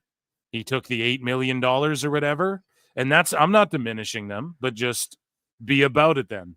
If you love the wrestling, if your passion is the fucking wrestling, then go and do that. You can do that outside of WWE. You know you can, but you're still here talking smack, and you're talking smack. He fucking pulled his card right there. That's crazy. You should quit and go to the bingo halls with your indie Okay, I think you need to calm. With your indie friends then. That's not what this show's Me about. and the GM have this. Thank you very much, Renee. This is a great show, but we're talking here. I need to talk to you real quick because the fact is you're the one that calls me the coward, but you're the one that doesn't get And then Danielson walks away because he got cooked. in the WWE ring again. No, don't you walk away from me, Daniel. Don't you walk away. I'm the one that loves the fans. I'm the one that loves everyone and everything. You're the one that gets up and walks away every single time. You're the coward. I am not a coward. I am your Intercontinental Champion, and there's a reason I am the title. Reason making this the most relevant, prestigious title that WWE has, and I deserve the respect on SmackDown Live. Cooking, dude. Fucking cooking, man. And I just quote tweeted and said the Miz was right. He is, dude. We just broke it down. Speaking of breaking down, Bree and Bryan Danielson say that they do not let their kids watch John Moxley matches. Best guy's Tony Khan. Fucking sickos. Wrestling's not fake. So even Danielson, who's like, oh, you just do that fake wrestling crap. We really hit each other. Even he's like, Moxley's too much. And it's fucking true. And this is why having the Rizzler and Big Boom AJ on your pre-shows is pointless. Because if you're driving people, what is the point of that? Hey, kids, come and watch our pay-per-view after this YouTube thing that we're advertising. Tell your parents you want to come watch. It's a great wrestling show. And then the main event, you have Moxley getting Freddy Kruegered. I mean, man, what's the point of that? It makes no fucking sense. How you selling Rizzler dolls? Like, Of course, you're not going to sell Danhausen masks and, and Orange Cassidy. You're going to fumble that shit. Like what it could have been.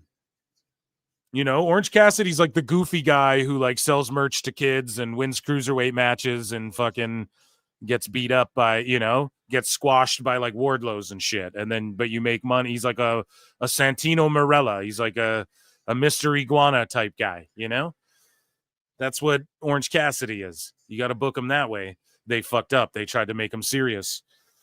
And so even Danielson and Bree say that they won't even let their kids watch Moxley matches, and I don't blame them. If you saw the match between Hangman Adam Page and John Moxley, it's like this Texas. And that's where I get confused. It's like, who are you marketing? Who are you marketing these dolls to? Like these Rizzler dolls. Who are they marketed to? If this is the point everyone tried to make. So you're an asshole. You just want AEW to fail. The key demo, it's getting younger, Brian. Like you're just a bad faith grifter podcaster if you say these things. But then Danielson says something that so many people have said before. Bischoff, myself, how are you gonna how are kids supposed to watch this? Oh, that doesn't matter and all this shit. And then here you have Danielson saying the same thing. I hope sickos go and say, so for all the people who are like, my kids watch AEW and shit, even Danielson's like, whoa, that's too much. And where are you guys flooding them and saying, you're just a knee drone, Danielson. You don't get the business. You're an idiot, And within the first 3 minutes, like see us squirting blood out of his head. He got forked in the head. I mean, and I was just like, I was watching on the monitor. And I was like, I had to turn my head. I don't let our kids watch anything Moxley does because I know it will be so violent. When I saw that, I'm like, wait a second. You are the one who turned when I wrestled Ricky Starks in that strap match. You turned that on for our kids until I started watching and then I turned it off. But you knew it was a strap match. If you guys don't know what a strap match is, you're connected with a leather strap and then you whip each other with the strap. And then she just let our kids watch. No, by bleeding all over the place. And then she tells them it's ketchup. So wait, Bree's like, I don't let them watch. And then he's like, yeah, that's wait, you let him watch me against Saints in a strap match. Yeah, that's not a guy who lands on bed of nails and impales his back with an ogre's fucking mace and shanks a dude in the head. It was that Saints Danielson match was very tame in comparison to all that and was a fucking solid strap match. You know what I'm saying? And then now we have to perpetuate that lie until the end of time. I know, but he's like, he goes, are they squirting ketchup everywhere? I'm like, actually, I took Birdie to the Shakespeare play, and it was really cute. Yeah, I don't know, man. I don't know if that's that funny. Ultra violent stuff is not good for the chitlins, man. We have plenty more AEW news, but first I'm going to check in with chat. And Dynamite ended a little, whatever. It was just an episode of Dynamite. It was what it was. LK has been, nothing jumped off the screen. The ending was just like Moxley Moxley surrounding Hangman, then him walking off, crowd cheers, whatever. He's doing heel shit. They get behind him, bunch of sickos. So LK's been a member for 14 months and says the Tony videos get more and more cringe. We need one before every Dynamite, preferably in front of more of his dad's $1 million paintings. Yeah, dude. I mean, all those 1 minute of Tony Khans are in there as well. I made a bunch of shorts called 1 minute of Tony Khan.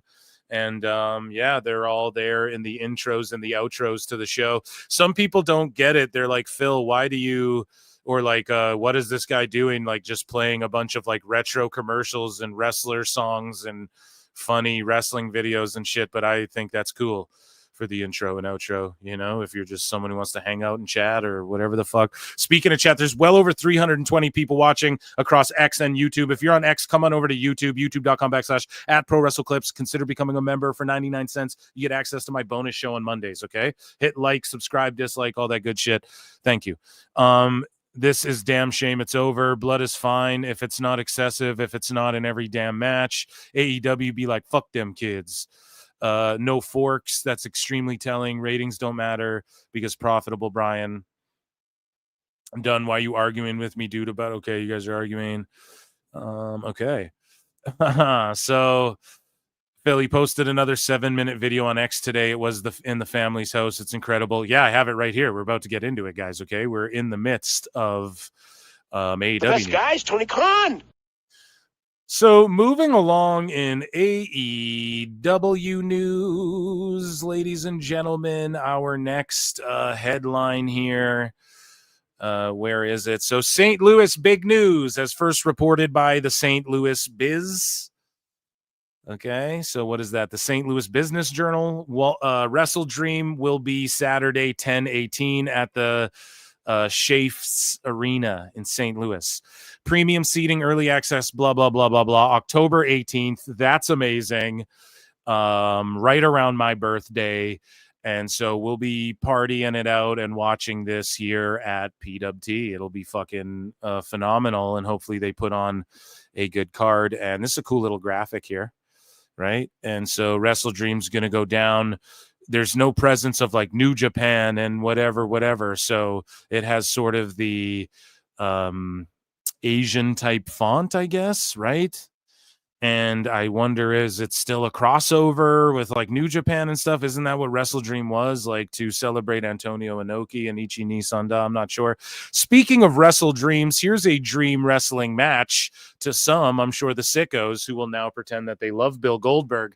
And it's funny because Dave LaGreca just had a meltdown. I'm done. Enough. I'm tired of talking about Goldberg. No more Goldberg. Da-da-da-da-da. And I don't know about you. I believe I was definitely one of the first people, if not the first, to be like, fucking, he's going to go to AEW, man. It's going to happen. Like, this is him trashing. Maybe we all just came to that consensus at the same time. I believe that's probably what happened, because it just seemed to pick up so much traction. And so fucking MJF, though, would wrestle Goldberg. He's saying, I think if they did it, you would have to team him up with Sting, maybe against Jericho. MJF would be really cool, though. I think he would give Goldberg a great match. And MJF's at a size where he could just sell his ass off and get up for the jackhammer, eat the spear, all that shit. And he can wrestle good, compelling matches where he doesn't have to do too much. And he can just do like a Fujiwara armbar and shit. He just cheats and does heel shit. And, he'll just sell his ass off for Goldberg and all that. I think he'd even eat a pin for Goldberg. And that's all it is. You just have to find Goldberg just wants to go out on a win. So him versus Jericho with Sting as the special enforcer or special referee, or like Sting and Goldberg in a tag match against Jericho and MJF, or MJF against Goldberg or something. It's going to fucking happen. The talks are out there. They talked before. WWE hit Goldberg back up and was like, dude, fuck around, and they'll give him the big money, and we have Gunther for you. The Goldberg went on record and said it, like, the guys, there's no one compelling in AEW. The style of wrestling, I don't really get it. If they can get me a big matchup, maybe they can sell MJF to him. Maybe they can sell a Jericho to him. Like, those are legit guys. Maybe they're like, hey, this guy's in fucking Happy Gilmore, Adam Sandler, fellow Jewish wrestler.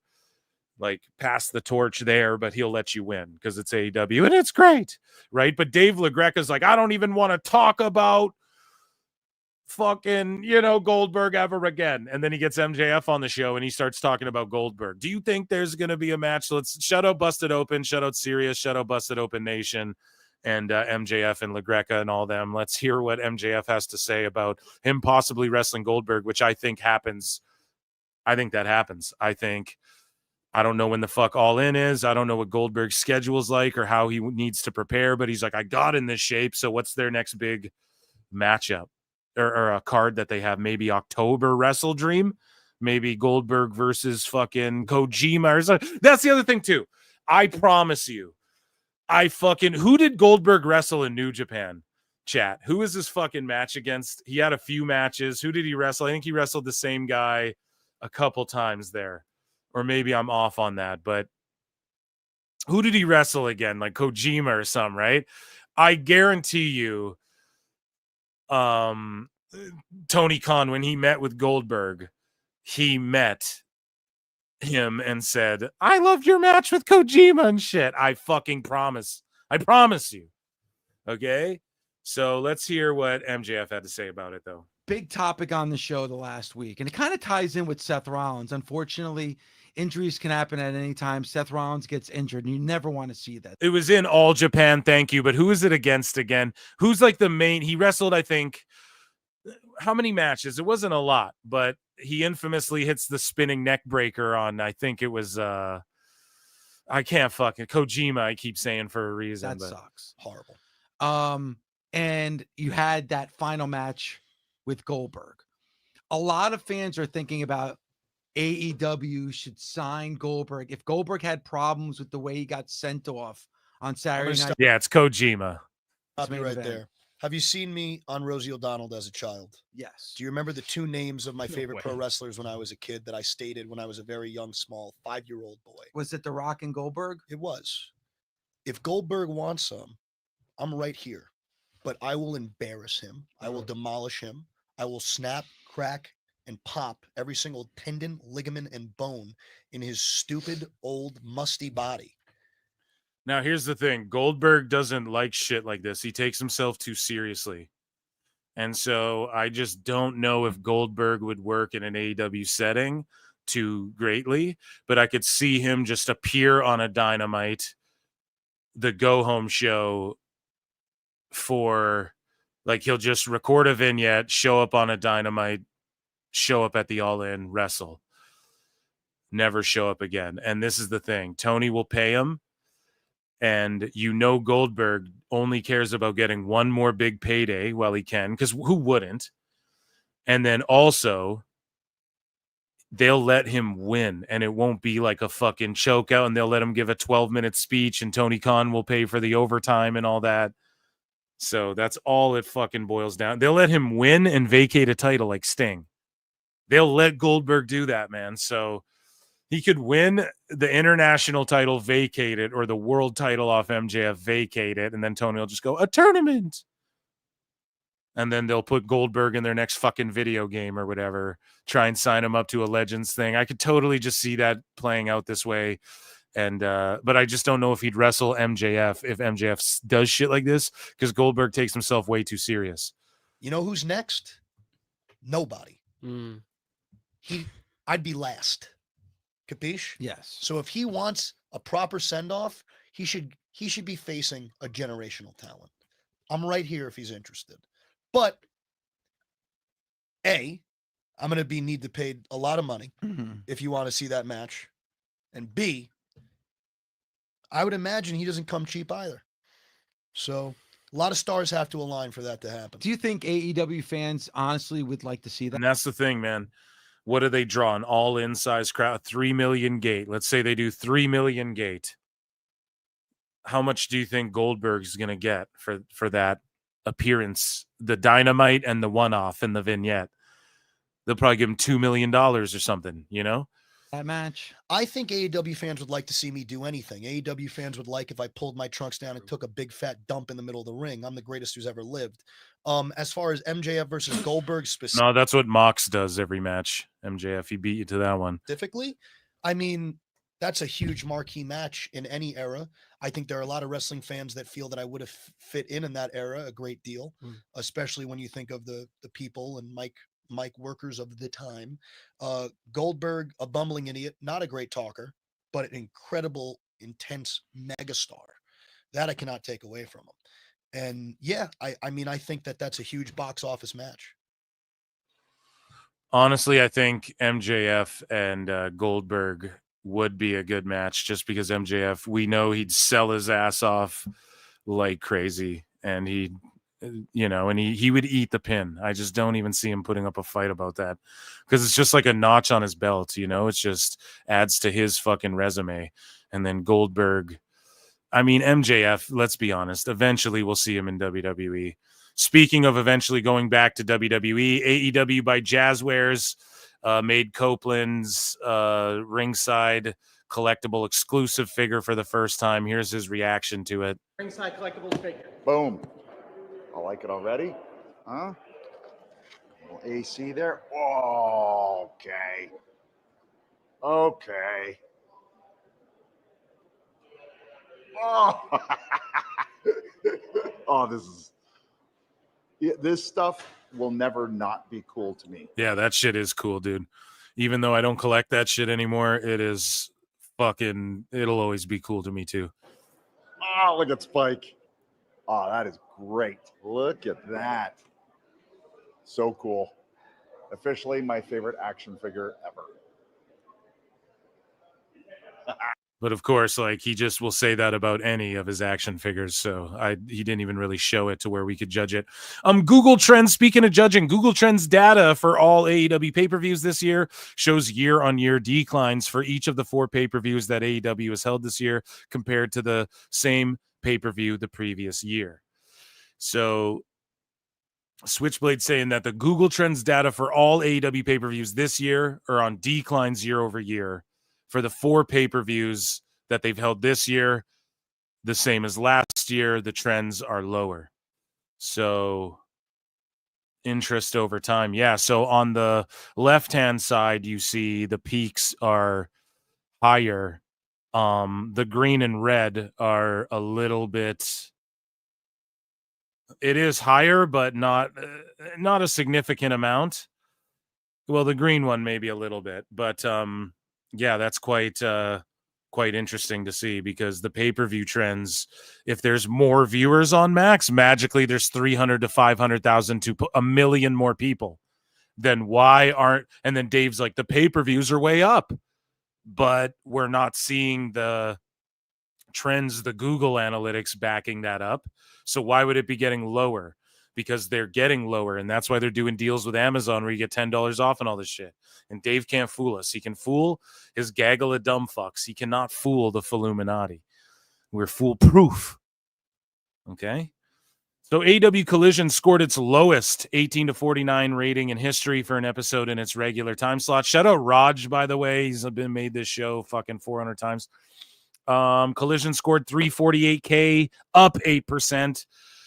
From prior week's Thursday airing, with a 0.06 in the demo, down 14%. Holy shit. Year over year, Collision's down 26%. And the key demo was down over 60%. That is fucking madness, dude. Mercedes Monet responds to a fan asking for her to return to WWE. So She Hate Yachty says, need to bring your fine ass back to WWE. Mercedes Monet says, I'm going to need your ugly ass to watch AEW. Now, I mean, for him just saying fine ass, yeah, I mean, it's a funny response. I like how she engages and cooks fucking sickos. You guys know. We covered it on the show. However, though, this is the problem these AEW wrestlers face, a lot of them. A bunch of people will never fucking understand that she wrestles for another place, and she's going to go crazy and end up in the Fed again. I'm telling you. And yeah, or this person tried to watch AEW and they turned it off and they will never go back. And that's what they have to realize. A lot of these AEW wrestlers and a lot of these Dave Meltzers and the sickos, they need to realize that a lot of people did go watch AEW and they're never gonna again. And it's for reasons like this. Look at this fucking shirt. The Young Bucks. Oh, get it? They're not EVPs, so it's like crayon scribbles and it's like little kids spelling. Like, who the fuck would buy this? If you're an adult that buy this fucking shirt, now no kids are gonna buy it. This looks like a cute kid shirt, but no kids are gonna fucking buy it because it looks like, or it's some little kid shit rather. So no adults are going to buy it, but no kids are going to buy it because you guys are doing exploding super kicks and fucking all this stupid shit on your show and you're the evil heels. So who's going to buy this? Literally P3DOs. Like, what other heel type of person would wear a crayon scribble thing that says Young Bucks and then Matt and Nick? Like, that just comes across like something sketch or sus, or like you're like one of these kid YouTubers or something. So what, like, grown man who's down with the heel, who's like, yeah, I'm fucking 18 to whatever the key demo is, and I get down with the heels, man. I like Drew McIntyre. I'm gonna buy his shirt. I like Karrion Kross. Who the fuck's gonna buy this? There's no direction, no creativity, no fucking, it's all just like trolling. And for Danielson to be like, it's a parody of wrestling. If this is their fucking shirt, if you don't even look at the merch, Danielson, and go, this is a parody of wrestling shirts. This is like if you asked AI to make bad Attitude Era style shirts, this is what it would come up with. This is fucking ridiculous. Like, who is this for? It's for Matt and Nick to mark out over themselves. That's what it is. To try and get their dumb fucking shitty ideas over. And we forgot to play this clip during the Danielson segment there. But here's Nikki Bella and Cody Rhodes talking about Danielson and how he's sort of a funny, wacky, crazy. See, so there you go. It's like with the whole kosher pickle and the, you're fat, you're gay, your dick is small, owned him, that MJF, like, he always just goes to that sort of fucking thing, and there you go. He's Bryan, and I mean, hey, dick and fart jokes can be funny, right? But MJ, I'm not blanket saying they're all not, and I think some of them can be funny too, right? But there you go. Daniel Bryan's like a dick and fart joke kind of guy, right? So there you go. It's He laughs the hardest at. He just makes sense. It's all starting to make sense here, right? Humor, like that's what I point out all the time. It's like AEW's like what a middle schooler would be like. This is badass, man. What?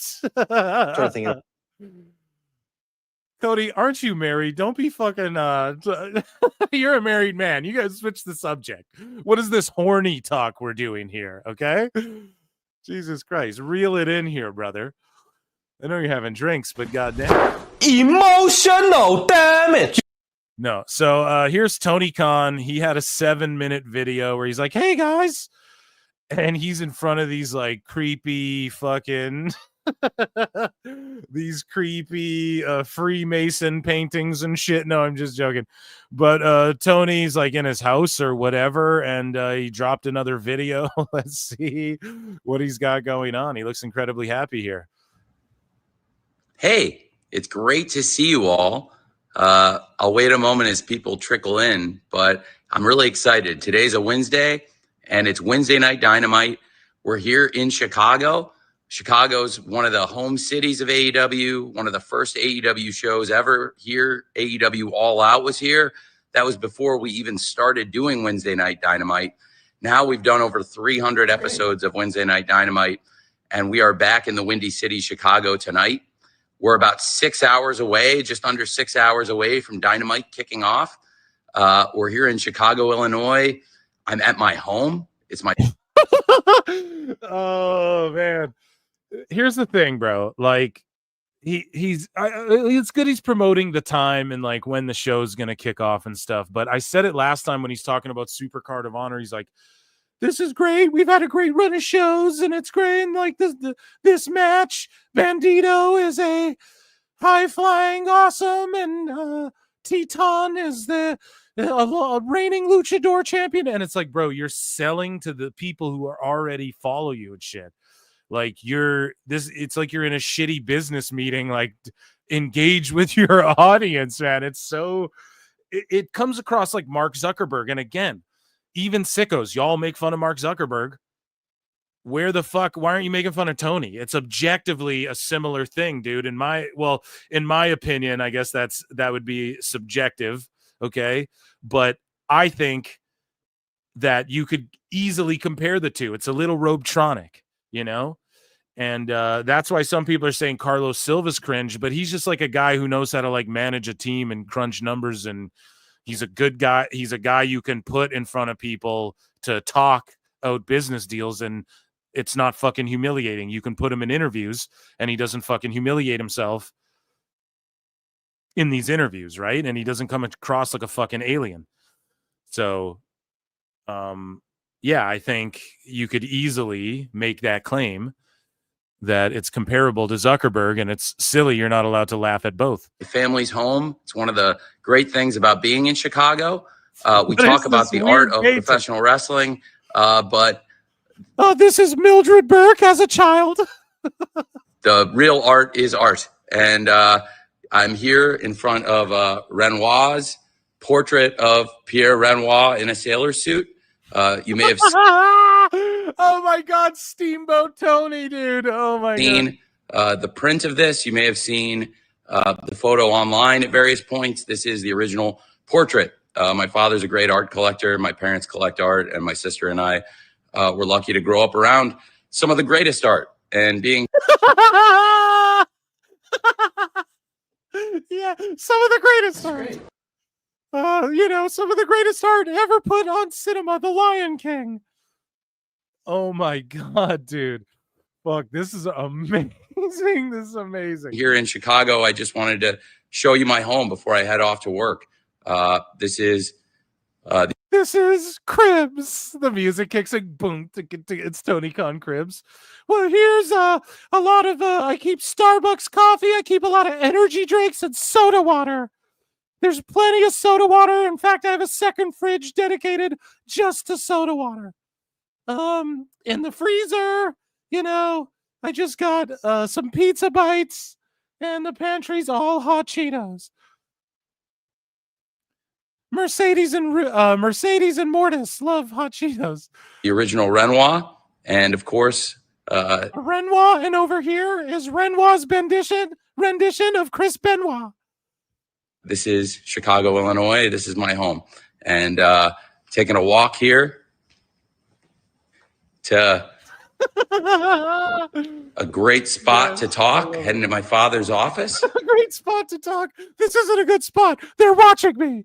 We actually need to. Quick. This room is bugged. Quick, to the foyer. Quick, to the study. It's a great chat room. It's where I would chat with on the Observer message boards with all my friends. He's just walking through this long hallway, and he's got nothing to say, just walking and smiling through this long fucking hallway, dude. Oh my God, this is so good. Holy shit. Oh my God, this Turning is some lights on, Oh, just gotta get a light on over here. and this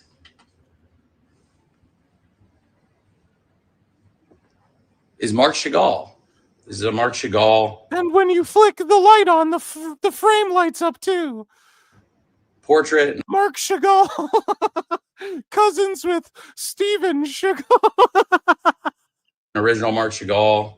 A lot of great Mark Chagall paintings involve the sun, and here's And I'm a son. I'm a son. Oh my the God. sun, and that sun will be setting tonight here in Chicago as we get ready to start Wednesday Night Dynamite. We're less than 6 hours away. The show goes live tonight. We announced on AEW Collision that the Great World In front of the painting. Oh, and over here's a replica of the Mona Lisa. Oh my fucking God, dude. So he gets the painting in frame and starts plugging Collision. Look at my rich guy painting.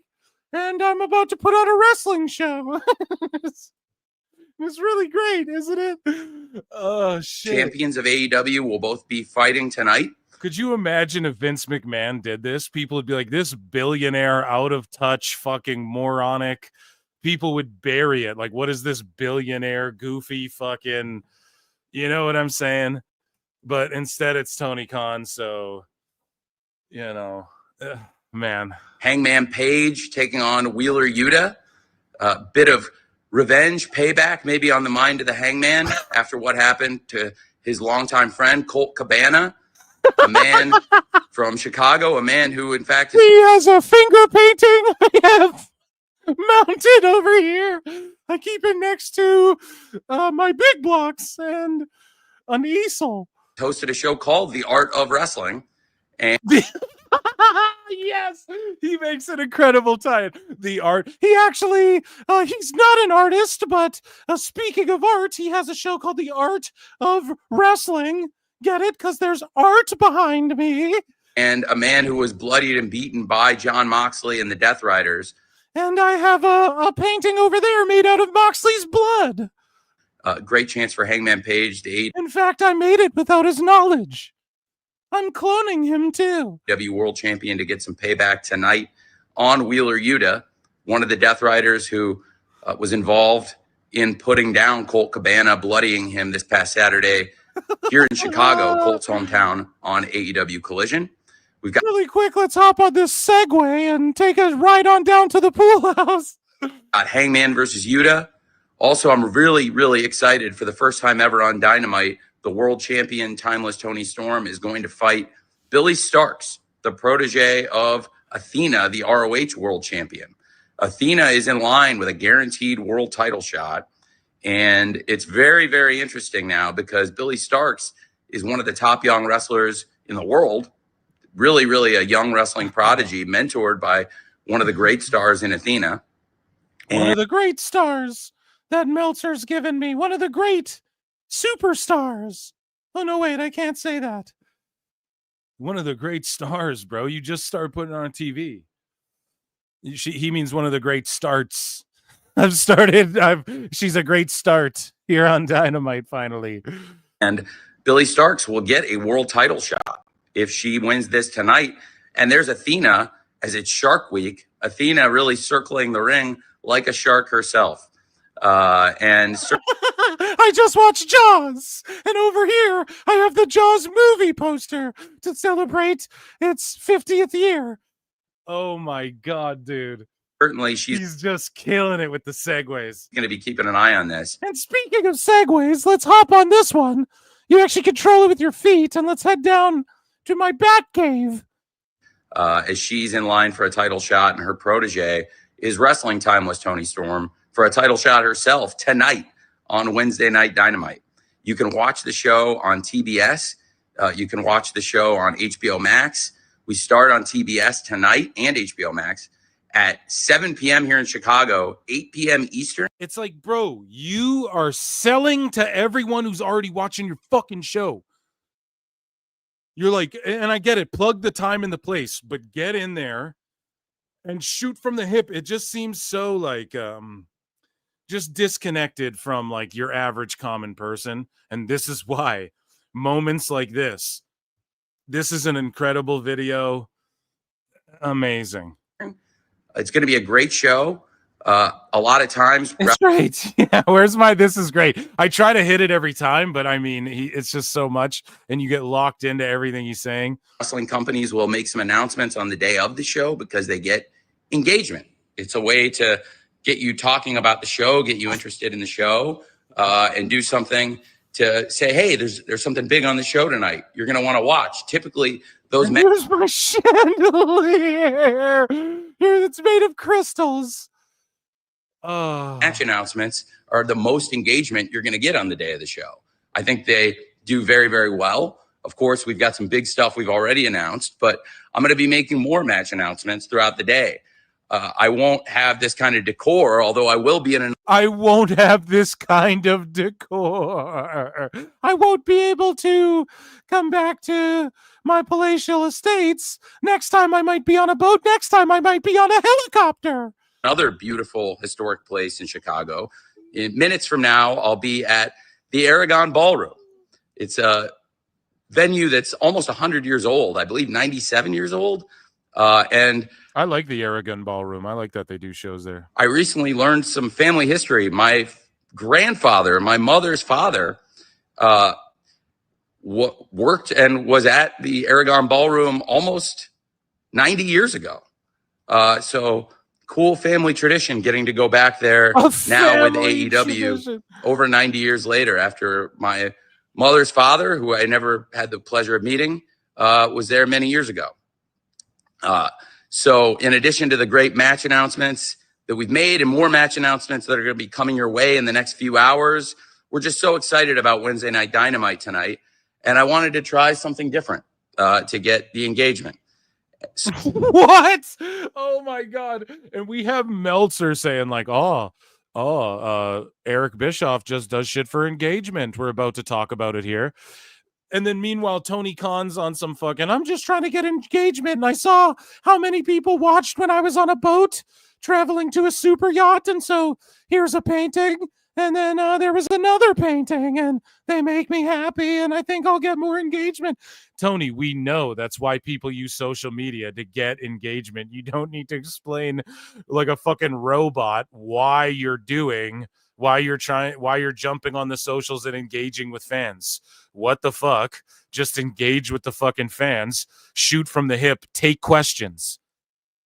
Take fucking questions. Jesus Christ, man, this is craziness. He's such like a rich dude, right? Like I guarantee there's someone there like fucking polishing his shoes and tying them for him. So if you're watching this live, we're Actually, I wear Velcros. just over 5.5 hours away So did Einstein. from going live tonight on TBS and HBO Max. And if you're watching this on delay, it may be a little bit. And this painting, like it looks like one of these things like you guys see it on Twitter where there's like one of these conspiracy accounts or whatever, and you see like the Vanderbilts or whatever, and there's like a like one of the paintings from Epstein's Island or something. It's like, who is this? What is this? What is this little child in this paint? What the fuck is going on? You know, like what is this? How does this appeal to normal people? How does this appeal to wrestling fans? Oh, I'm gonna show off my art collection. What the fuck? What the fuck, man? Lesson. If you're watching this at night, who does this connect with? The show might be on now. Other than me, but like we're just laughing at it. So don't miss Wednesday Night Dynamite tonight. And underneath the painting, if you see here, there's the rose under the under the, what is the thing called from Beauty and the Beast? What is this like vase under here? It's actually the rose from Beauty and the Beast. I stole it. And it's always great when we can do the shows in Chicago. Not only do I get to see my family, it was my father's 75th birthday this weekend. So I've been away from social media for a little bit. And his glasses are kind of crooked. Like, haven't been posting as much. Really excited to get back in today. I am a crazy person. We're at my father's 75th birthday, and I'm making matches. Oh my God, Tony Khan said, yo, he said, I'm fucking crazy, bro. At least he admits it, man, right? We're all sickos and wackos to some fucking degree. Announcements at the dinner table and posting all elite graphics. I really do love it, and my parents know that. I love sitting at the dinner table and eating chicken nuggets while I post all in graphics. You can see he's just a mark, dude. He loves seeing like his wrestlers on these graphics that are his show. And I'm just like building my cards, my super cards. It's like a video game. So they've been very accommodating of my wrestling habits since I was a very young kid. And speaking of young kids, here we are again with no. And speaking of young kids, here's this creepy fucking painting of this young child my family has for some reason. You want to explain that, bro? There's lists and accusations going around lately, bro. I don't Allegedly. know. We fucking showing paintings of kids. What kind of weird fucking, what kind of satanic shit is that, brother? No. Oh my God, man. It's just so funny. Speaking of little kids, speaking of little children, here is Renoir. And of course, the Rizzler will be at WrestleDream in St. Louis. Like, what the fuck, man? What's the connection? This is crazy. And then there's this weird like chalice or some shit. Like, what's in this urn under this fucking young redheaded child here? What the fuck is going on, dude? Mr. Pierre Renoir in a sailor suit as painted by his father. Pierre Renoir in a sailor suit. And I am very, very excited about Wednesday Night Dynamite tonight. Hopefully some of you have enjoyed this. Even if you don't watch wrestling, hopefully you enjoyed seeing some of the world's beautiful art. And the world's greatest art. Oh my God, dude, go on Antiques Roadshow or whatever the fuck. What do you, even if you don't like wrestling and you just like paintings, thank you for your time. Welcome into my home. Oh, what kind of billionaire shit is this? Holy fuck, dude. This is so crazy. I didn't think we were going to watch this whole video at the start. Oh man. I'm very happy to be in my family home, and now I'm going to grab my cup of coffee and head to the office I'm gonna grab my Starbucks and see you all very soon tonight on Wednesday Night Dynamite on TBS or HBO Max, 8 p.m. Eastern or 7 p.m. or Amazon if you want $10 off on your next pay-per-view. Central here in the Midwest in Central Time Zone. Thank you for visiting with me. Thank you for visiting with me. There's the painting again, Renoir. Okay, see you. See you next time. I'm gonna do the next one on my private jet. And see you tonight on AEW. Oh man, that is utterly spectacular, ladies and gentlemen. Fucking round of applause.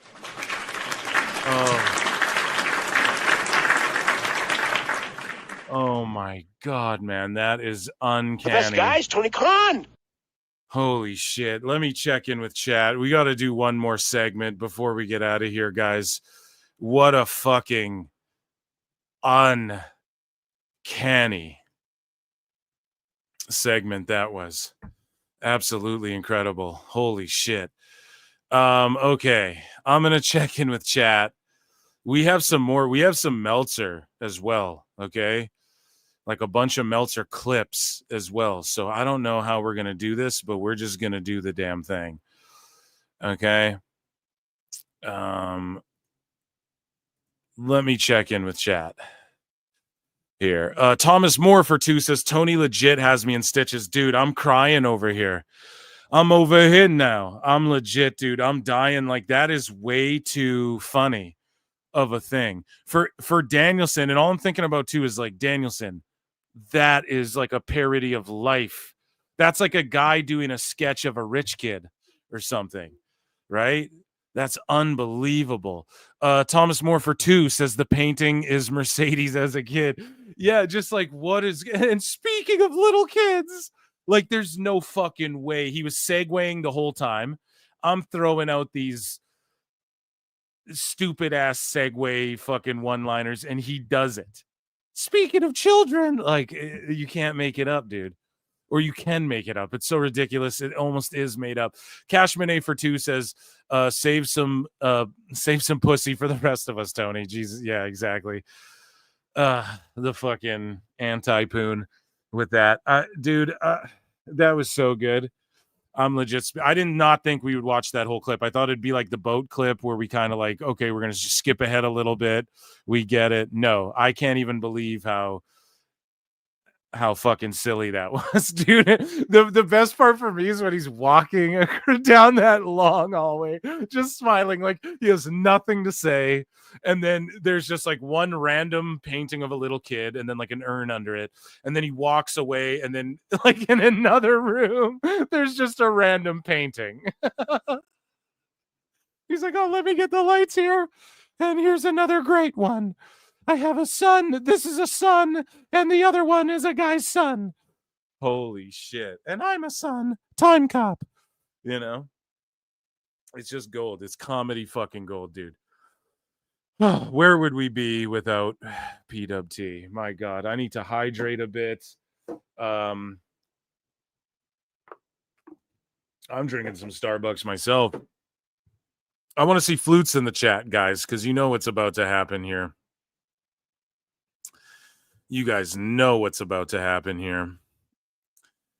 TK is bona fide weird. The little kid is in the urn. That's what I'm saying, man. It's so cringy. That video just made me a communist. Chat was on fire for all of that. Yeah. Let me check. I'll scroll through. No one can tell him, Tony, maybe don't tweet that. Yeah, dude. Like he needs a fucking handler. Ass spray in a blue dress. Yeah. His dad needs to get Tony a minder to filter out these horrible ideas. Devin, get the guillotine. Tony admires Bob Ross.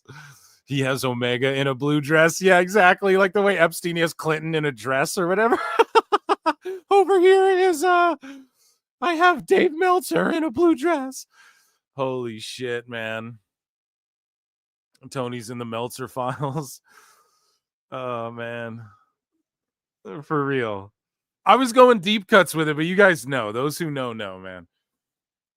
That's some funny shit. Okay, ladies and gentlemen. Again, a hearty one. Round of applause, guys. YouTube.com/@ProWrestleClips, Patreon.com/ProWrestleTimes. Become a member for 99 cents or become a patron. You get access to my Monday shows on Patreon. There's like over 100 bonus videos or whatever the fuck. I'm trying to upload those more and more. And then YouTube.com/PhilMarksOut if you like pop culture and shit. I reviewed Superman, so make sure you guys go and check that out. Appreciate you all. Let's see flutes in the chat because it is time for everybody's favorite segment, and it is called Dave Meltzer's Dumb Moment of the Week.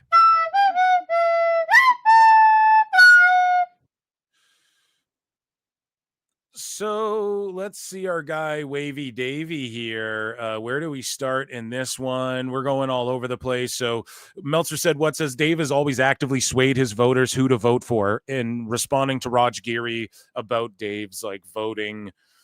Because Dave always talks about his polls and his fucking ratings, like they're objective and his 30% like matters and all that shit. So Meltzer said, what just says also when you actively campaign to keep certain performers out based on your own opinion. So also Dave selects the people that his people can vote on. It's like saying the PWT end of the year awards are fucking legit. They're not. I pick the people, you guys vote. And then if it comes down to where it's too close, then I make the final call of who gets the fucking and it's not legit, but it's a fun thing we do together. Meltzer should be able to admit that. Instead, he thinks his fucking stars and everything's legit. We've covered this ad nauseum on the show. So Meltzer said, what says on your own opinion to try and sway their vote either positively or negatively. Exactly. He can leave people off that he wants to be voted for or considered in the running for Wrestler of the Year. Dave can do shit like this. Not enough voters voted for him. Still have yet to read anyone make a good logical case for him. So again, Sting, right, was never considered for the Observer Hall of Fame. It was one of the biggest criticisms. I think even Cornette at one point was like, well, come on, Sting, like he could be in there. He should, maybe I might be wrong on that, but I do think even people who aren't like big Sting guys put Sting over and were like, he should be in the Observer Hall of Fame, but Dave has his biases, blah, blah, blah. Of course, when does Sting get in the Observer Hall of Fame? When he fucking goes to AEW, Brian, then he's worthy. But back then, Meltzer's like, oh, there's no compelling reason to even put him in, So moving along, we see these fucking charts here. So Snappy at Christ on a Bike 0 says, Dave got the upswing mixed up with another promotion, I guess. Right. And so here's estimated tickets distributed, which again, as Disco Inferno will point out, the fucking TV ratings and shit don't really matter if the houses aren't going up and stuff. Anyways, so like we know you're fucking lying because the Google trends and the houses aren't up, but you're saying magically 500,000 fucking people are watching this show. Like, why isn't that show up in the attendances? Right. And so, yeah, we have Collision, Dynamite, WWE, SmackDown house shows, blah, blah, blah. And you guys can just see SmackDown and Raw are the red and blue, obviously. And look at the trends for AEW. The other way, Dave Meltzer says, the last pay-per-view just did the biggest number in 17 months. I don't believe that. I think Dave is adding fake 30%. As we've chronicled here, he's done it before. We caught him doing it. Then he writes a report. Sources say the pay-per-view's up because Amazon, even though he's the fucking source.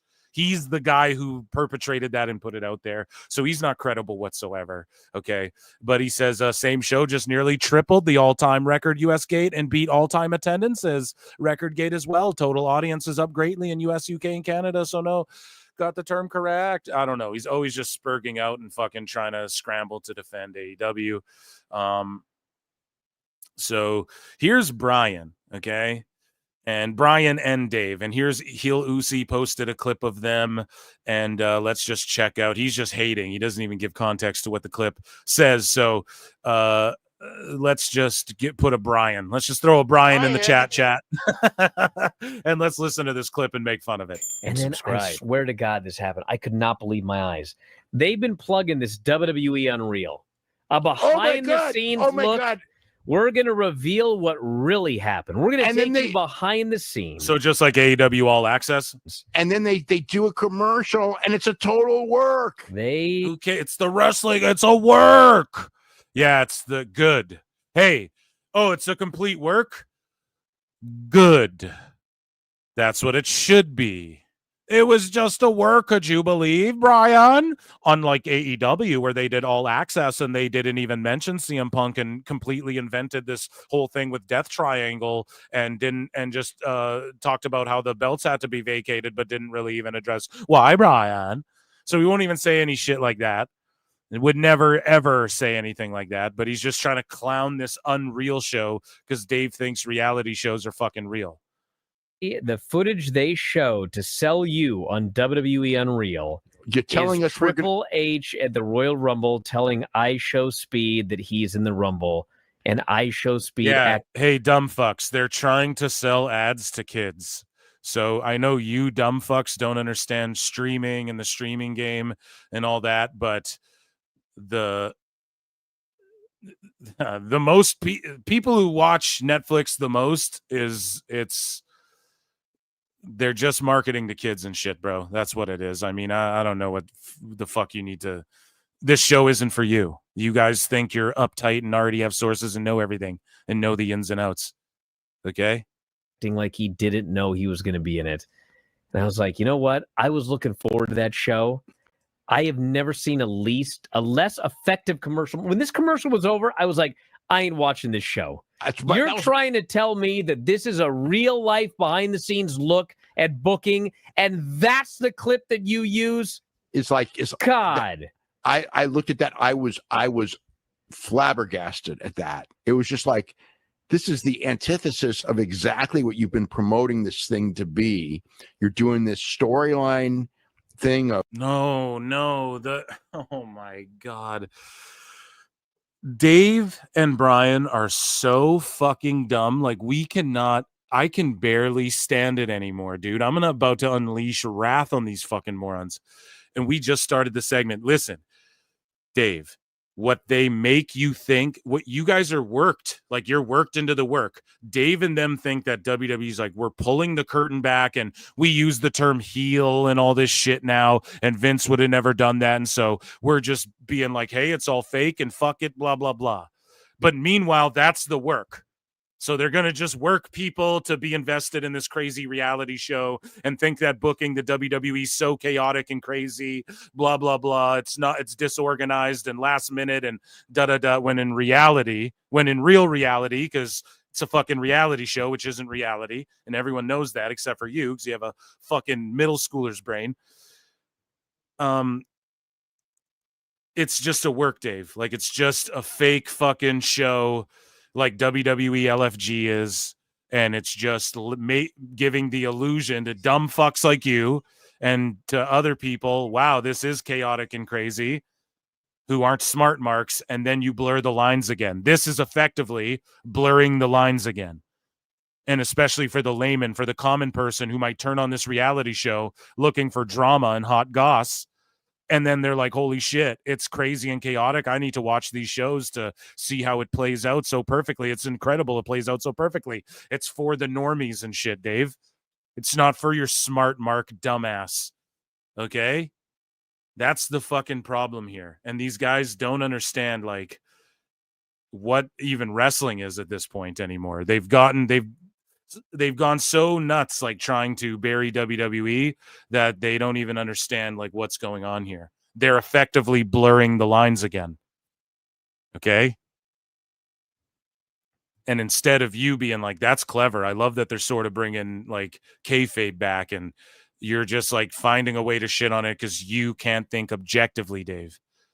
You're a shark-brained monster moron, dead behind the fucking eyes, and all you can do is just project this fucking nonsense onto everyone and blow Tony Khan for putting what your idea of pro wrestling is supposed to be, when really your idea exposes the business.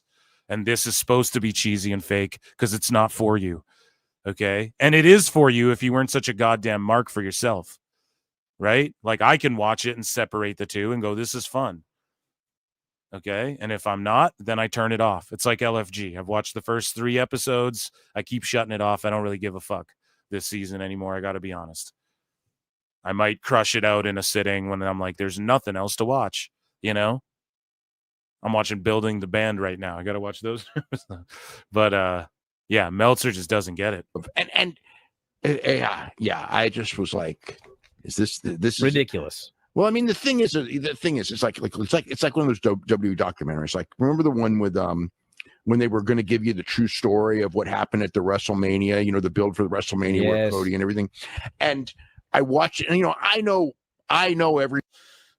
Oh, he's so stupid. That documentary was the fucking test run. That was the proof of concept. That was the pilot episode, if you will, for Unreal, for Netflix and for them to pitch it to Netflix and go, hey, we saw massive success with this. People loved it. It was like a work shoot. Would you guys be interested in this show? Yep. Fucking greenlight it. Let's go. Let's film the season. Of course, if you studied the TV business or just like we're a fan of television, like so many of us are, Dave, and fans of, you'd understand this. If you just fucking like spent time on YouTube and understood how these things work.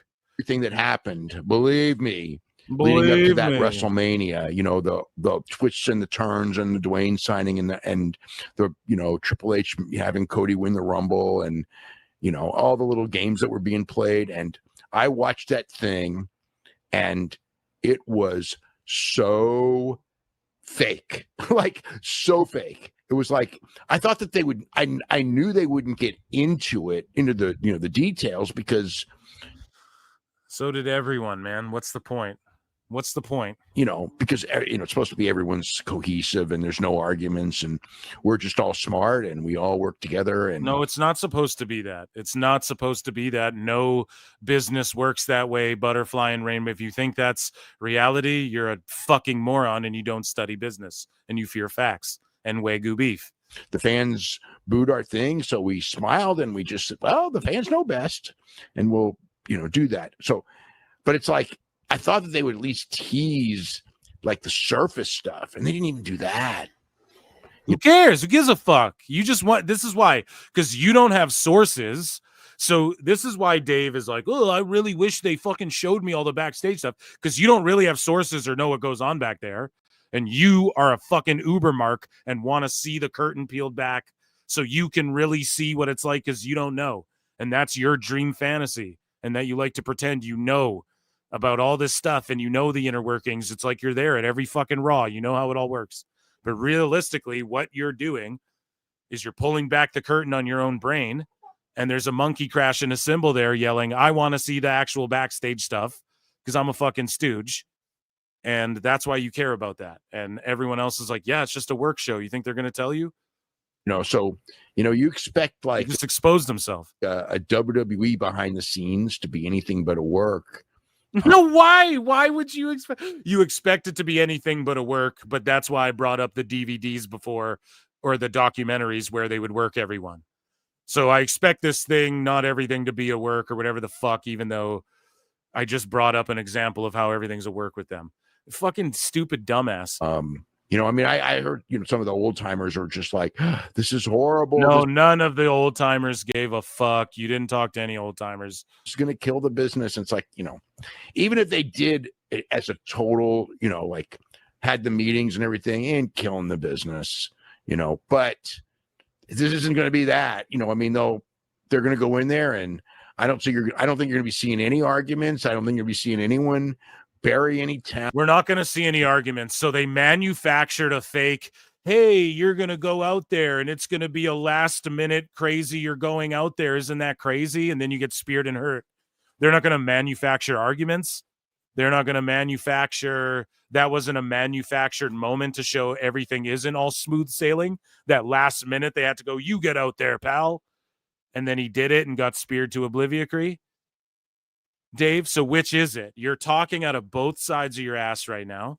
Talent or, you're a fucking liar. Like, Dave, this is just, I mean, come on, man. This is fucking fodder. Dumb fuck fodder right here. Like, it really happens in those meetings. And anyway, we'll see what it is. I mean, I'm gonna watch it. You know, it's an interesting thing, but yeah. So why are you gonna watch it then? So you can just watch a fake reality show and cry about how it's not. Why? Because you actually don't know the inner workings, and that's like something you're super curious and Dave curious about to promote the show and show that clip because they're trying to get younger people to watch it. You dinosaur. To me, was just like, man, there's nothing I would least like to see than 5 episodes of that. Why would it be 5 episodes of that? It's one clip from the entire fucking show. Stupid bullshit being purported to be real.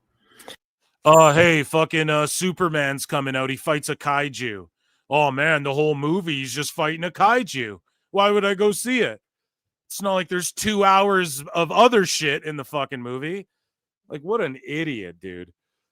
God. So, Kayfabe Beef Soup says, okay, scratch these last 2 weeks. Look at their Go Home Dynamite before their biggest pay-per-view of the year. All in. Episode had 2,500 people. Dave says, this year is up across the board from the end of last year. And this is the thing. Dave, he goes Q4 and Q3. Well, Q1 and Q2 are up from Q4, Q3 of last year. Who cares? Compare it year over year. It's way fucking down. You dummies like selectively pick these fucking numbers that are stupid. So you can watch one of the greatest matches of all time, according to Dave Meltzer, Bandito versus Takeshita from Supercard of Honor. This match will surely be talked about for generations to come and be forever etched in time. Okay, 10 days ago, 4.6K views.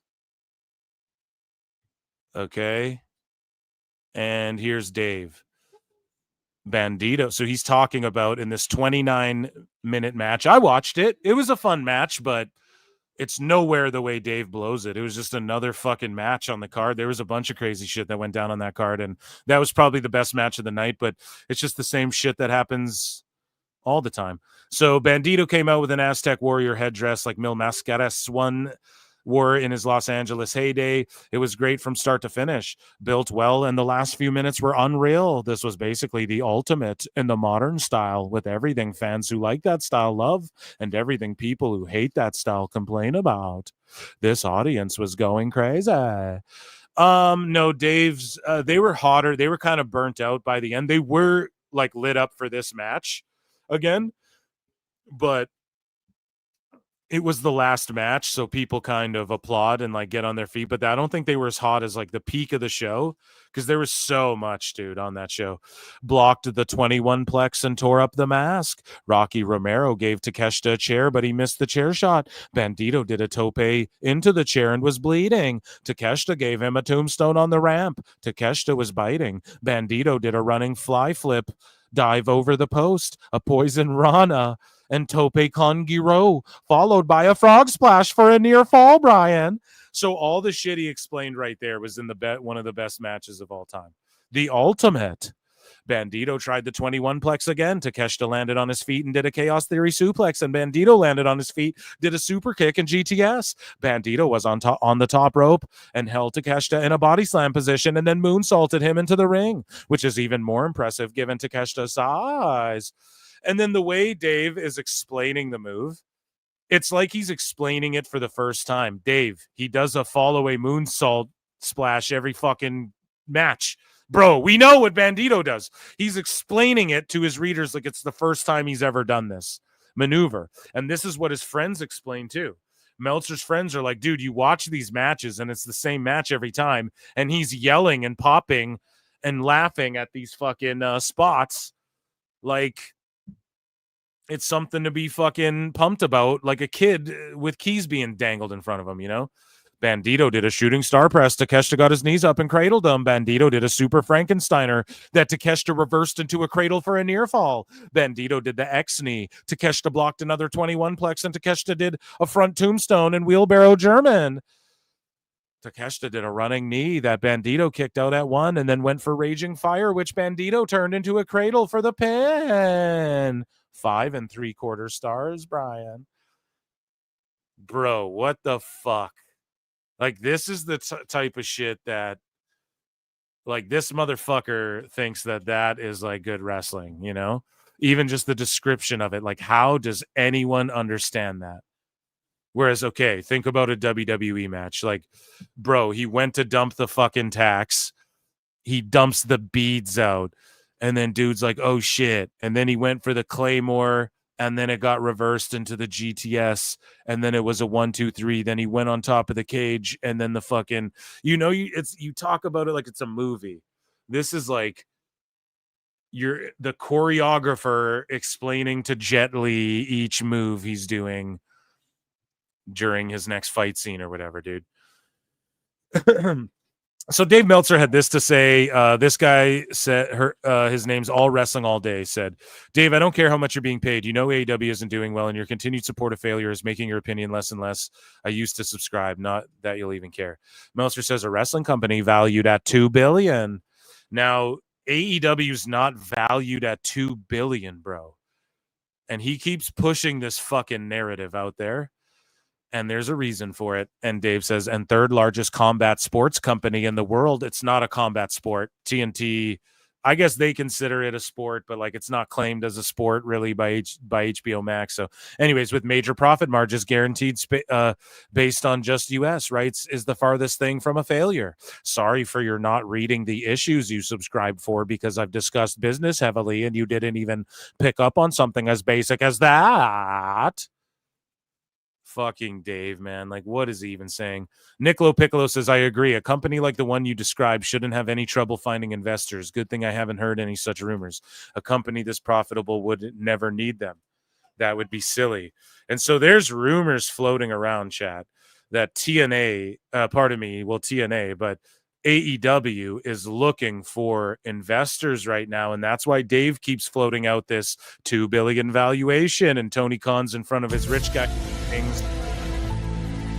And Nicolo Piccolo's like, well, if they're making as much money as you claim, they shouldn't be looking for investors, right?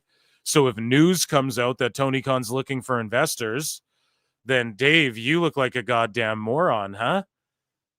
So all I'm saying is stay locked into PWT, folks. Jay Ginsburg says they aren't worth $2 billion. Give me a break. Meltzer says denial isn't just a river in Egypt. Cute bumper sticker, dog. Nicolo Piccolo says it should be the name of your newsletter, Denial. Oh, shit. Shots fired. And shout out Nicolo Piccolo for sharing a shitload of PWT clips. And yeah, it's amazing. So moving along here, Zaslav, when Zaslav said that sports weren't a big driver on Max, what sports air on Max under the sports section? So this is the funniest thing too, is that JC Novak says Zaslav didn't say that or something similar in the investor call after the split announcement. And then Meltzer said people sure fantasized he did, but AEW nor NBA were either mentioned, hinted at, or referenced. Yeah, but Dave, so it's what Switchblade said. When Zaslav said that sports weren't a big driver, and we know objectively, we can look at the fucking stuff they've posted about the NBA, that is probably their top sports thing being viewed. Maybe soccer outdraws it. I don't fucking know. But NBA, we can positively say that they flex their NBA numbers from Max and their simulcast numbers and all that. And when Zaslav said sports aren't a big driver, does NBA not fall under that category? Dave is so redacted. He's like, well, they didn't say basketball specifically. He doesn't need to, you dumb fuck. Jesus Christ, man. It's so annoying how he just does this selective shit and how people eat that shit up and believe in it. So Meltzer had this to say about Cora Jade and her OF endeavors and quitting wrestling for the foreseeable future. Cora Jade has announced that she is taking at least the rest of the year off, canceling all bookings, and just trying to find herself, she said, and see if she can find a way to love pro wrestling like she used to. So all the best to her. I know she was talking to somebody who I know, and you know that she is probably made more money last month than any woman pro wrestler in the world. Yeah, because she just launched her OF guy. Dave, did you know that yes, Dave, everyone understands how this fucking works. If you have a Twitter account, you've seen those, what's one of those, Digzerdo or one of these fucking accounts that tells you like this chick made whatever the fuck. Yes, she just launched it last month. Dave, we fucking know he's going to start trying to talk like he understands the business of OF now. I'm a pimp, Brian. I keep my pimp hand strong. And probably by a lot because Really? of OnlyFans. Yeah. Mm. Yeah. It's basically like, think about this. You want to do these indie dates for $1,000 when you're making the kind of money that she's making. Mandy Rose set the template. And, if you've got the right look and, you can do OnlyFans coming off of a WWE run, and not everyone can do it, obviously, but some can. I mean, Mandy Rose is incredibly rich. When you first come out, that's when you're going to make all the money at first. You know what I mean? And then after a while, the novelty's gone. But the novelty's talking like he just casually subscribes to their OFs. The novelty's gone. Right now for her, I mean, she's just making incredible amount of money. I mean, it's ridiculous. So good for her. Fucking Dave, man. He just sees shit on the internet and then he says it like he is the one who discovered it, So speaking of which, Eric Bischoff gets shitted on by Dave Meltzer. Dave Meltzer sort of buries Eric Bischoff here a couple times in the Real American Freestyle Wrestling or whatever. And Meltzer is like, Bischoff just says stuff for engagement. Meanwhile, Dave just says stuff for engagement. And also, meanwhile, Tony Khan, his fucking son, was on this thing talking about, I'm doing this for more engagement. So, shut the fuck up, Dave. That's what the internet is. Everyone doing shit and engaging with stuff and doing stuff for engagement and engaging with each other. Holy fuck, you old boomer, dumb motherfuckers, dude. It's driving me insane. He was on with Ariel. This might be it. This might be the one where I snap. Helwani said that 1 year from now, and he did qualify this by saying, if TNA gets a better television. No. We just watched the clip. Dave, you didn't watch the clip. You're reading quotes or you're misquoting. And this is the infamous Dave Meltzer spin. And now your little gaggle of fucking redacts are going to go repeat this shit. And this is how you galvanize people to make the IWC an incredibly toxic and shitty place. And you spread misinformation, Dave. He didn't say a better TV deal. And then Brian interrupts him and is like, a better one than AEW or whatever. And then Meltzer's like, yeah, I mean, and then he just starts going off on that when that's not what he said. He said the TV deal will be a big factor in whether or not, whatever the TV deal is. We just watched the clip earlier in TNA news. Okay. It's a big factor or indicator in if whether or not they will be a serious contender and player, which Dave is dismissive of this because he has to be, because he's actually on phone calls with Tony Khan, right?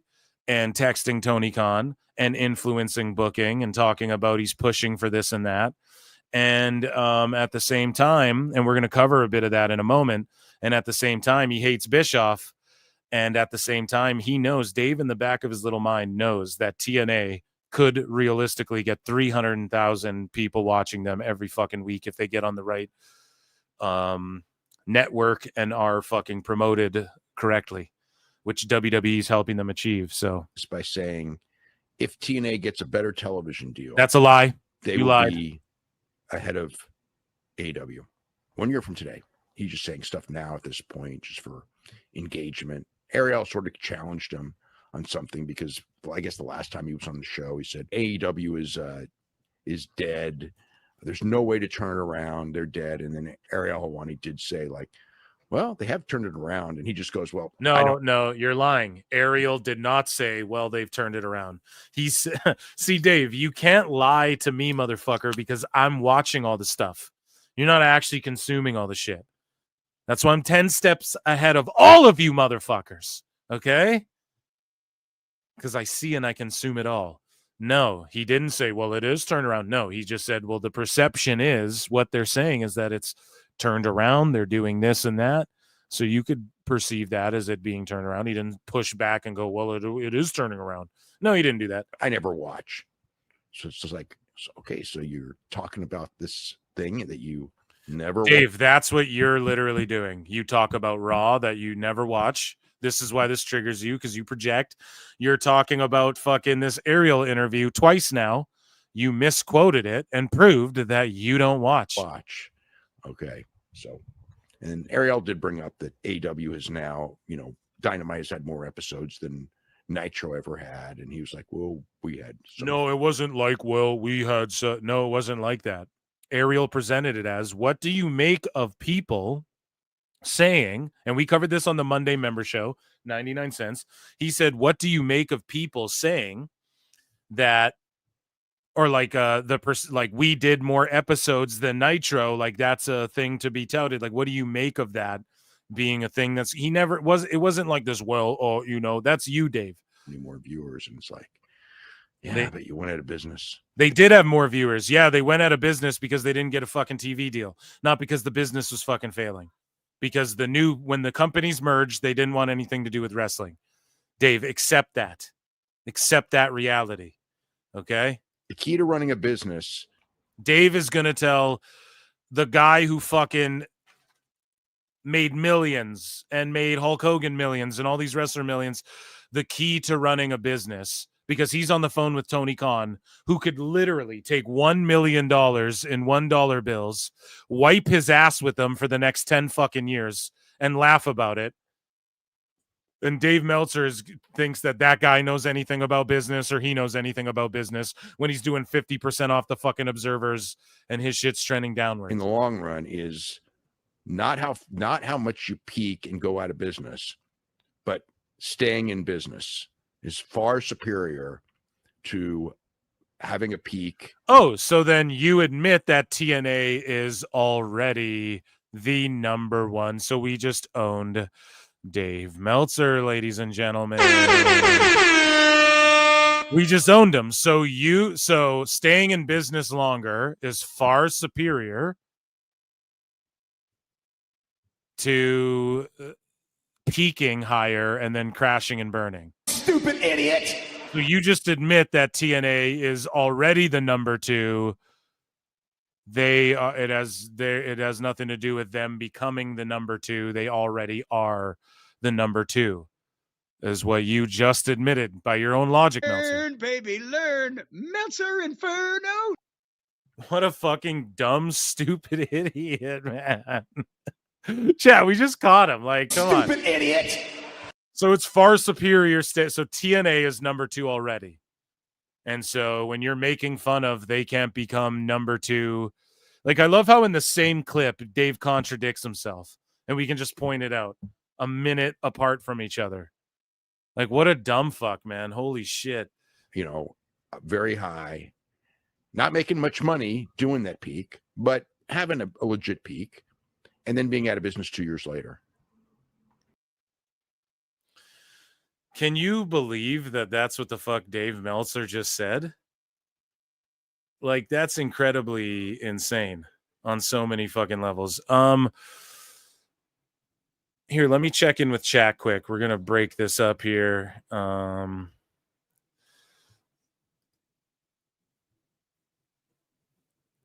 mean, that's just bonkers, man. So 626 for 2 says Dave mad something is passing more shit info than him. Bro, I can't believe that we just caught him right there admitting TNA's number two then by his own fucking logic. I absolutely think that that's fucking hilarious. I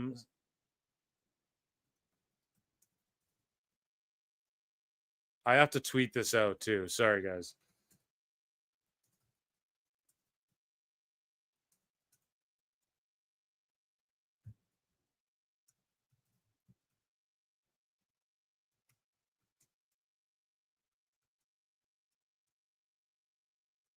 I just have to tweet this out, guys. I'm so sorry. Is already number two. Is already the number two promotion.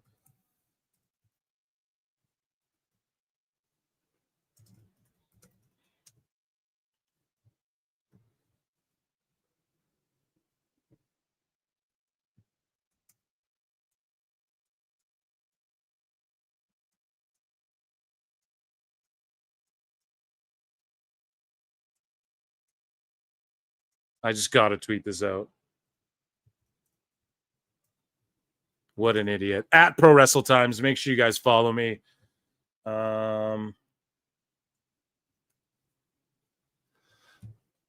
Okay. Yeah, let's continue along. What is chat saying? Number 2 is right. Sorry, just busy. Okay. It looks like the house. I saw a picture of the house. It's got a forced. Okay, come on.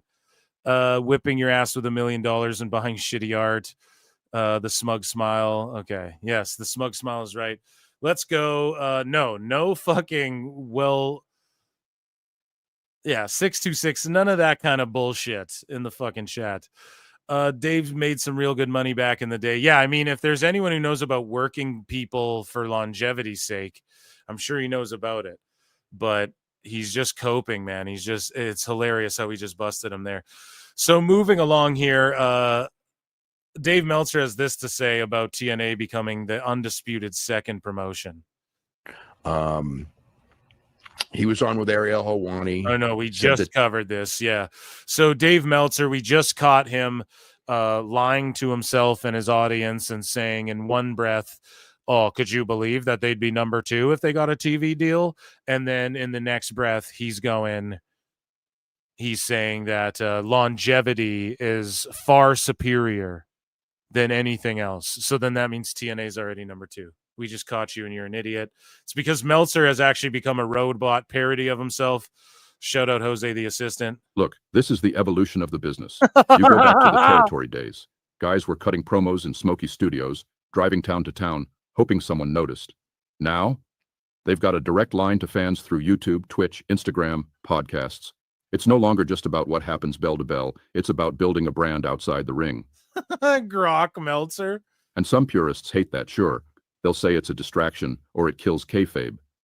But the reality is, the economy of wrestling has changed. A wrestler who can create weekly content, build a loyal audience, sell merch, push a Patreon, he or she is in control in a way that wasn't possible before.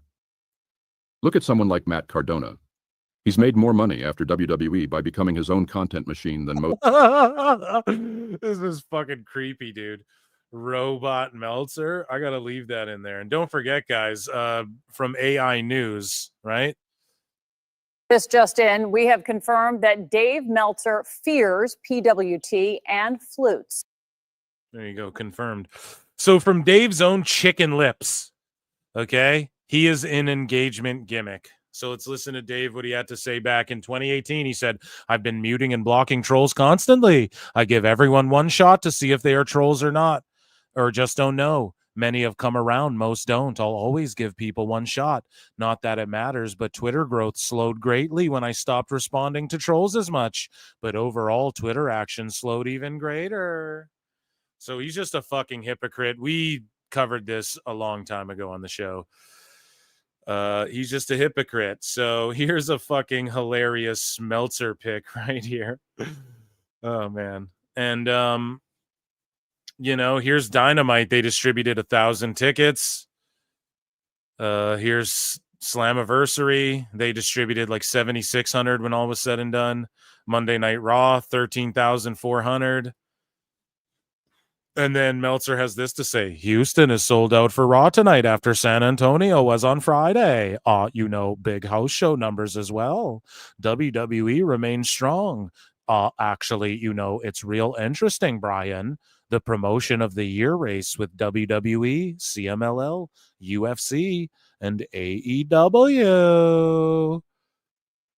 What the fuck, man? How is it a promotional race? They're selling 1,000 tickets barely for Dynamite. They're selling fucking all-in numbers for Raws, dude. He's lost his fucking mind. So this guy here says Eric Bischoff has been involved in wrestling since the 80s and has had 2 successful years in that whole stretch. 2 years, that's it. And then Meltzer says, damn, I've only had 38 in a row. Just putting himself over. Smashed dude. your needle. Exactly, no pop. What a little fucking, oh man. Shut up, bitch. Okay, so Meltzer, yeah, again, just Houston sold out the race. It's heating up. So Dave Meltzer says that the only way TNA can get a better TV deal than AEW is if they get on USA. So let's listen to this, and then Switchblade's going to respond. Because Dave doesn't know what the fuck he's talking about. He was on with Ariel Helwani, said that, Fox, sure, better. USA, which you're not getting on. The only thing that would be better than what? You invented the better part. You fucking idiot, man. He never said that. Fox, sure. If they get on Fox, they could do better. But if it's A&E, look at what WWE's doing on A&E. They're like 100,000 viewers. That's what, which is what TNA is doing on Access. So, and A&E's the front runner that you hear about for if they're going to get a deal. And I don't know that the deal's done, but yeah, I just thought, but I know that he's just taking that for, he's just saying stuff now at this point, just for engagement. I don't know, man. And he's just laughing about Fox. You're laughing because they're going to swoop in and fucking take it. Switchblade just pointed out there, I accidentally unbookmarked it, but he points out, he's like, dude, imagine if TNA, he's like, hey, when TNA had access to bigger audiences, the most they did was 2 million viewers. AEW's never done that. What makes you think that if they get on one of these channels, they can't do 300,000? That's what Collision's doing. Like if they start doing Collision numbers, then Dave, you keep the same fucking energy. But this is what Bryan and Dave, who never watched TNA, Bryan like 2 weeks ago was like, I'm going to start watching TNA. And here's what he had to say about TNA always being TNA, because he's not watching or being invested in the NXT TNA invasion in any way. So here's trying Bryan. The main event is really the big story. I could not believe my eyes when Joe Hendry did not kick out. I was certain he was going to kick out, and he didn't. And then I laughed. Like, what? It's in New York. Like, everybody is expecting that Mike Santana is going to win. And then they did this. This was like NXT TV finish. Not the finish of the main event of what you bill. Like, all throughout the show, they were talking about this is the biggest TNA pay-per-view of all time. And yes, it is the biggest of all time, like attendance-wise and shit. But throughout the show, actually, Bryan, if you were paying attention, they were billing Bound for Glory is our biggest event of the year. That's our main fucking show. That's what they were doing. They were just saying, like, Slammiversary is objectively the biggest of all time. Right now, this is our biggest night. Okay, but hopefully, I think they are hoping that people will return. They have access to some WWE stars, and I think this will all change when they announce the TV deal, and you guys are just being impatient little salty Sallies over here. that was the finish. I was like, okay, well, something's got to happen. Like, I don't know what, but this can't be the end. And then, this Bigfoot Silva comes out, and he gives the belt to Trick, and it's over, and the show is over. And man, I was like, oh my god, and we all said the same thing. It's TNA. Yeah, dude, but you didn't keep the same fucking energy when Kenny Omega went and won the Impact World title off them. You didn't that was good. It was part of a story, dude, for Christian to get the title back where people really popped for it. And Kenny was healing around then with the Callis family. So, like, bro, come on, man. They're just working the heel angle. They're trying to capitalize on the storyline that Tony Khan actually built well, but then fucked around and just used TNA TV time to shit on WWE. And then he fumbled this fucking story that had people invested in it, just jumbling their fucking belt around to give it back to Christian Cage.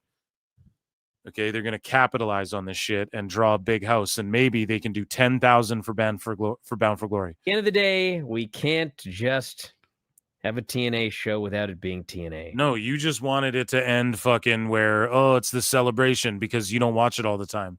And that's the thing. If you don't watch TNA all the time, then it's like you're not invested in the stories night in and night out, week in and week out, right? So Dave Meltzer responds to someone here who says, you just admitted you're an AEW guy. Well done. Dave says, nope, stated several factual things. You'd be delusional that if I said, which I did this week, that the WWE tapings in Houston and San Antonio sold out doesn't mean I'm an AEW enemy, a WWE apologist, or a lapdog for Nick Khan. It just means I stated a fact like the above. What did he say above here? Did Ariel ask him? So he's freaking out about Bischoff. Did Ariel ask him about the last time he was on the show when he said AEW was dead and had no chance of coming back? Right, it's not coming back. It's year over year down, Dave. Right after he said that, AEW right away did a 1 million gate. 1 million gate ain't shit, Dave. It's nothing, especially if they're bringing in the money that you say they're bringing in. A $3 million gate has a 2 million plus advance. Did one of the biggest pay-per-views. It's one of the biggest pay-per-views in what? In their history. But you're just saying one of the biggest pay-per-views. In human history, no. They did 100,000 buys, Dave, like they always do. There's no magical 30% added because of Amazon. Okay. Especially not with the $10 deal off coupons. And so there's no proof of any of that. And you're just saying one of the biggest pay-per-views of what? Not of all time. Conor McGregor did 1 million buys in a row. So like you're not even in the conversation. That's one guy. AEW is not in the conversation of great pay-per-views of anything. And immediately grew numbers in US, UK, and Canada. No, they haven't grown numbers. With major increases almost immediately after the appearance in the latter two markets. No, there's no increase. There's no fucking increase. And we can see from the Toronto fucking ticket sales too. They're not going as fast as the other ones. It's just so fucking gross how he does this. He spurged out about Bully Ray appearing on TNA. Why does he have to get over to claim the house? Yes, you honor legends, you dumb fuck. He was there. Him and Jeff Hardy drew the biggest one before in TNA history. And now him and Jeff are there to celebrate and announce their last match ever at the next biggest house of all time. And, he just wants to get himself over. Imagine that. Wrestlers trying to get themselves over. Holy shit, what a foreign concept. These two chuckle fucks. That Bully Ray promo, I was absolutely dying through the entire thing. First off, I don't know why it needed to go so long, because really he only had one thing to say, which is, hey, good job, guys. Team 3D and you guys are bound for glory. First he comes out and he congratulates them, but then he has to put over that, you're catching up with us in terms of title wins. He had to put himself over. Then he has to, congratulate TNA on the attendance record. But then note the last attendance record he set, get himself over. It's going to be the Hardys and Team 3D. Oh my God, it's just one last match, he says. And it will be, I swear to God, he said these words, the last great tag team match of all time. I was thinking maybe, Tom, when you're better, we could do it one more time, but why bother? We can't possibly have a great tag match. Dave said Bandito and Takeshita is one of the greatest matches of all time. Brian, you're a fucking clown. You do not get a pass with me, dude. You're a clown. There will never be one again after Bound for Glory. You know what? I hope he's right. And he means the last great tag match between the Hardys and Edge. You're leaving, and Edge and Christian and shit, and the Dudleys. You're leaving out all the shit he said before. You're just selectively picking out bits. And he meant, if you listen in context and you're stupid and you don't understand context, he meant the last great one between their series of great matches. And there will never be one again between the Hardys and Dudleys ever fucking again. This is the last one ever, ever, ever. If there ever will be one. And for the Dudleys in general. You stupid. You stupid. Then we won't feel so bad. I just feel bad for you, dude. I really do. So here we go. Switchblade says, here are some station averages versus TNA averages. So Spike TV, 415K. TNA 2014, 1.8 million.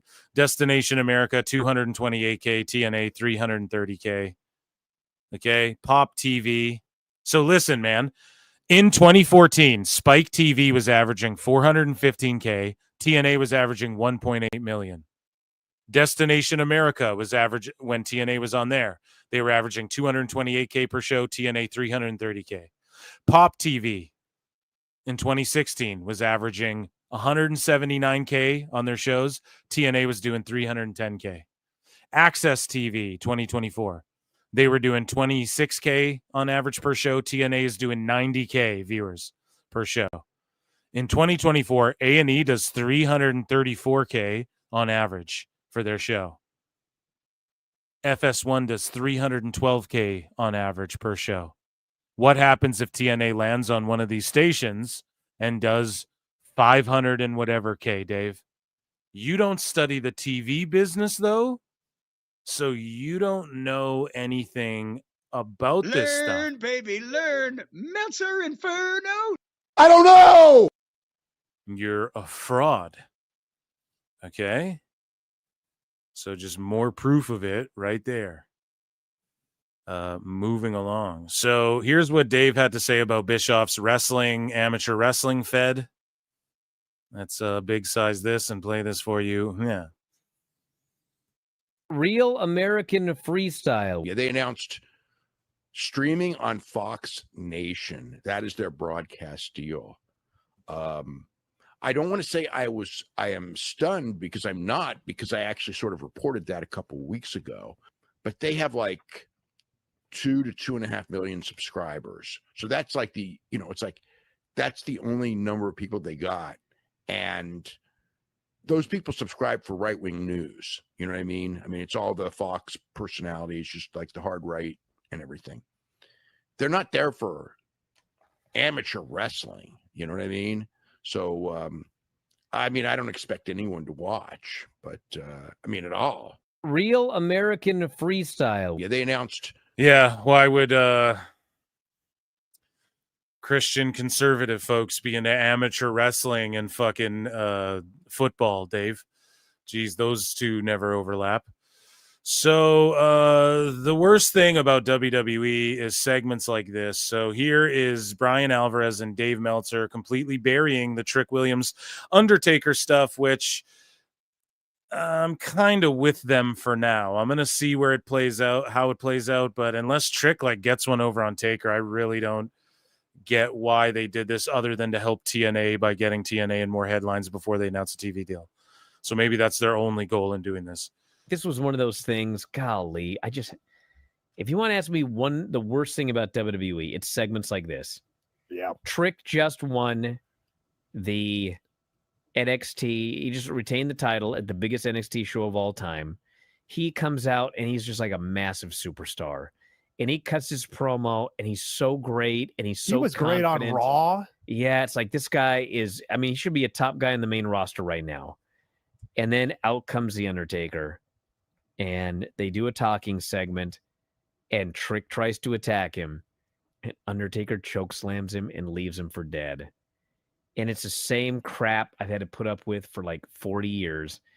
Old guy beats up young champ, but the young guy is getting the rub by getting his... God. This was one of those... I agree. I do agree, but there was a minute there where, Cena was getting beat by Solo in theory and all that shit. So, I'm not actually going to melt down on Brian. I'm going to give him a Brian. We're sort of on the same page with that, but we're going to continue to chronicle the meltdowns and Dave Meltzer's beef with Eric Bischoff. And that, ladies and gentlemen, was Dave Meltzer's dumb moment of the week.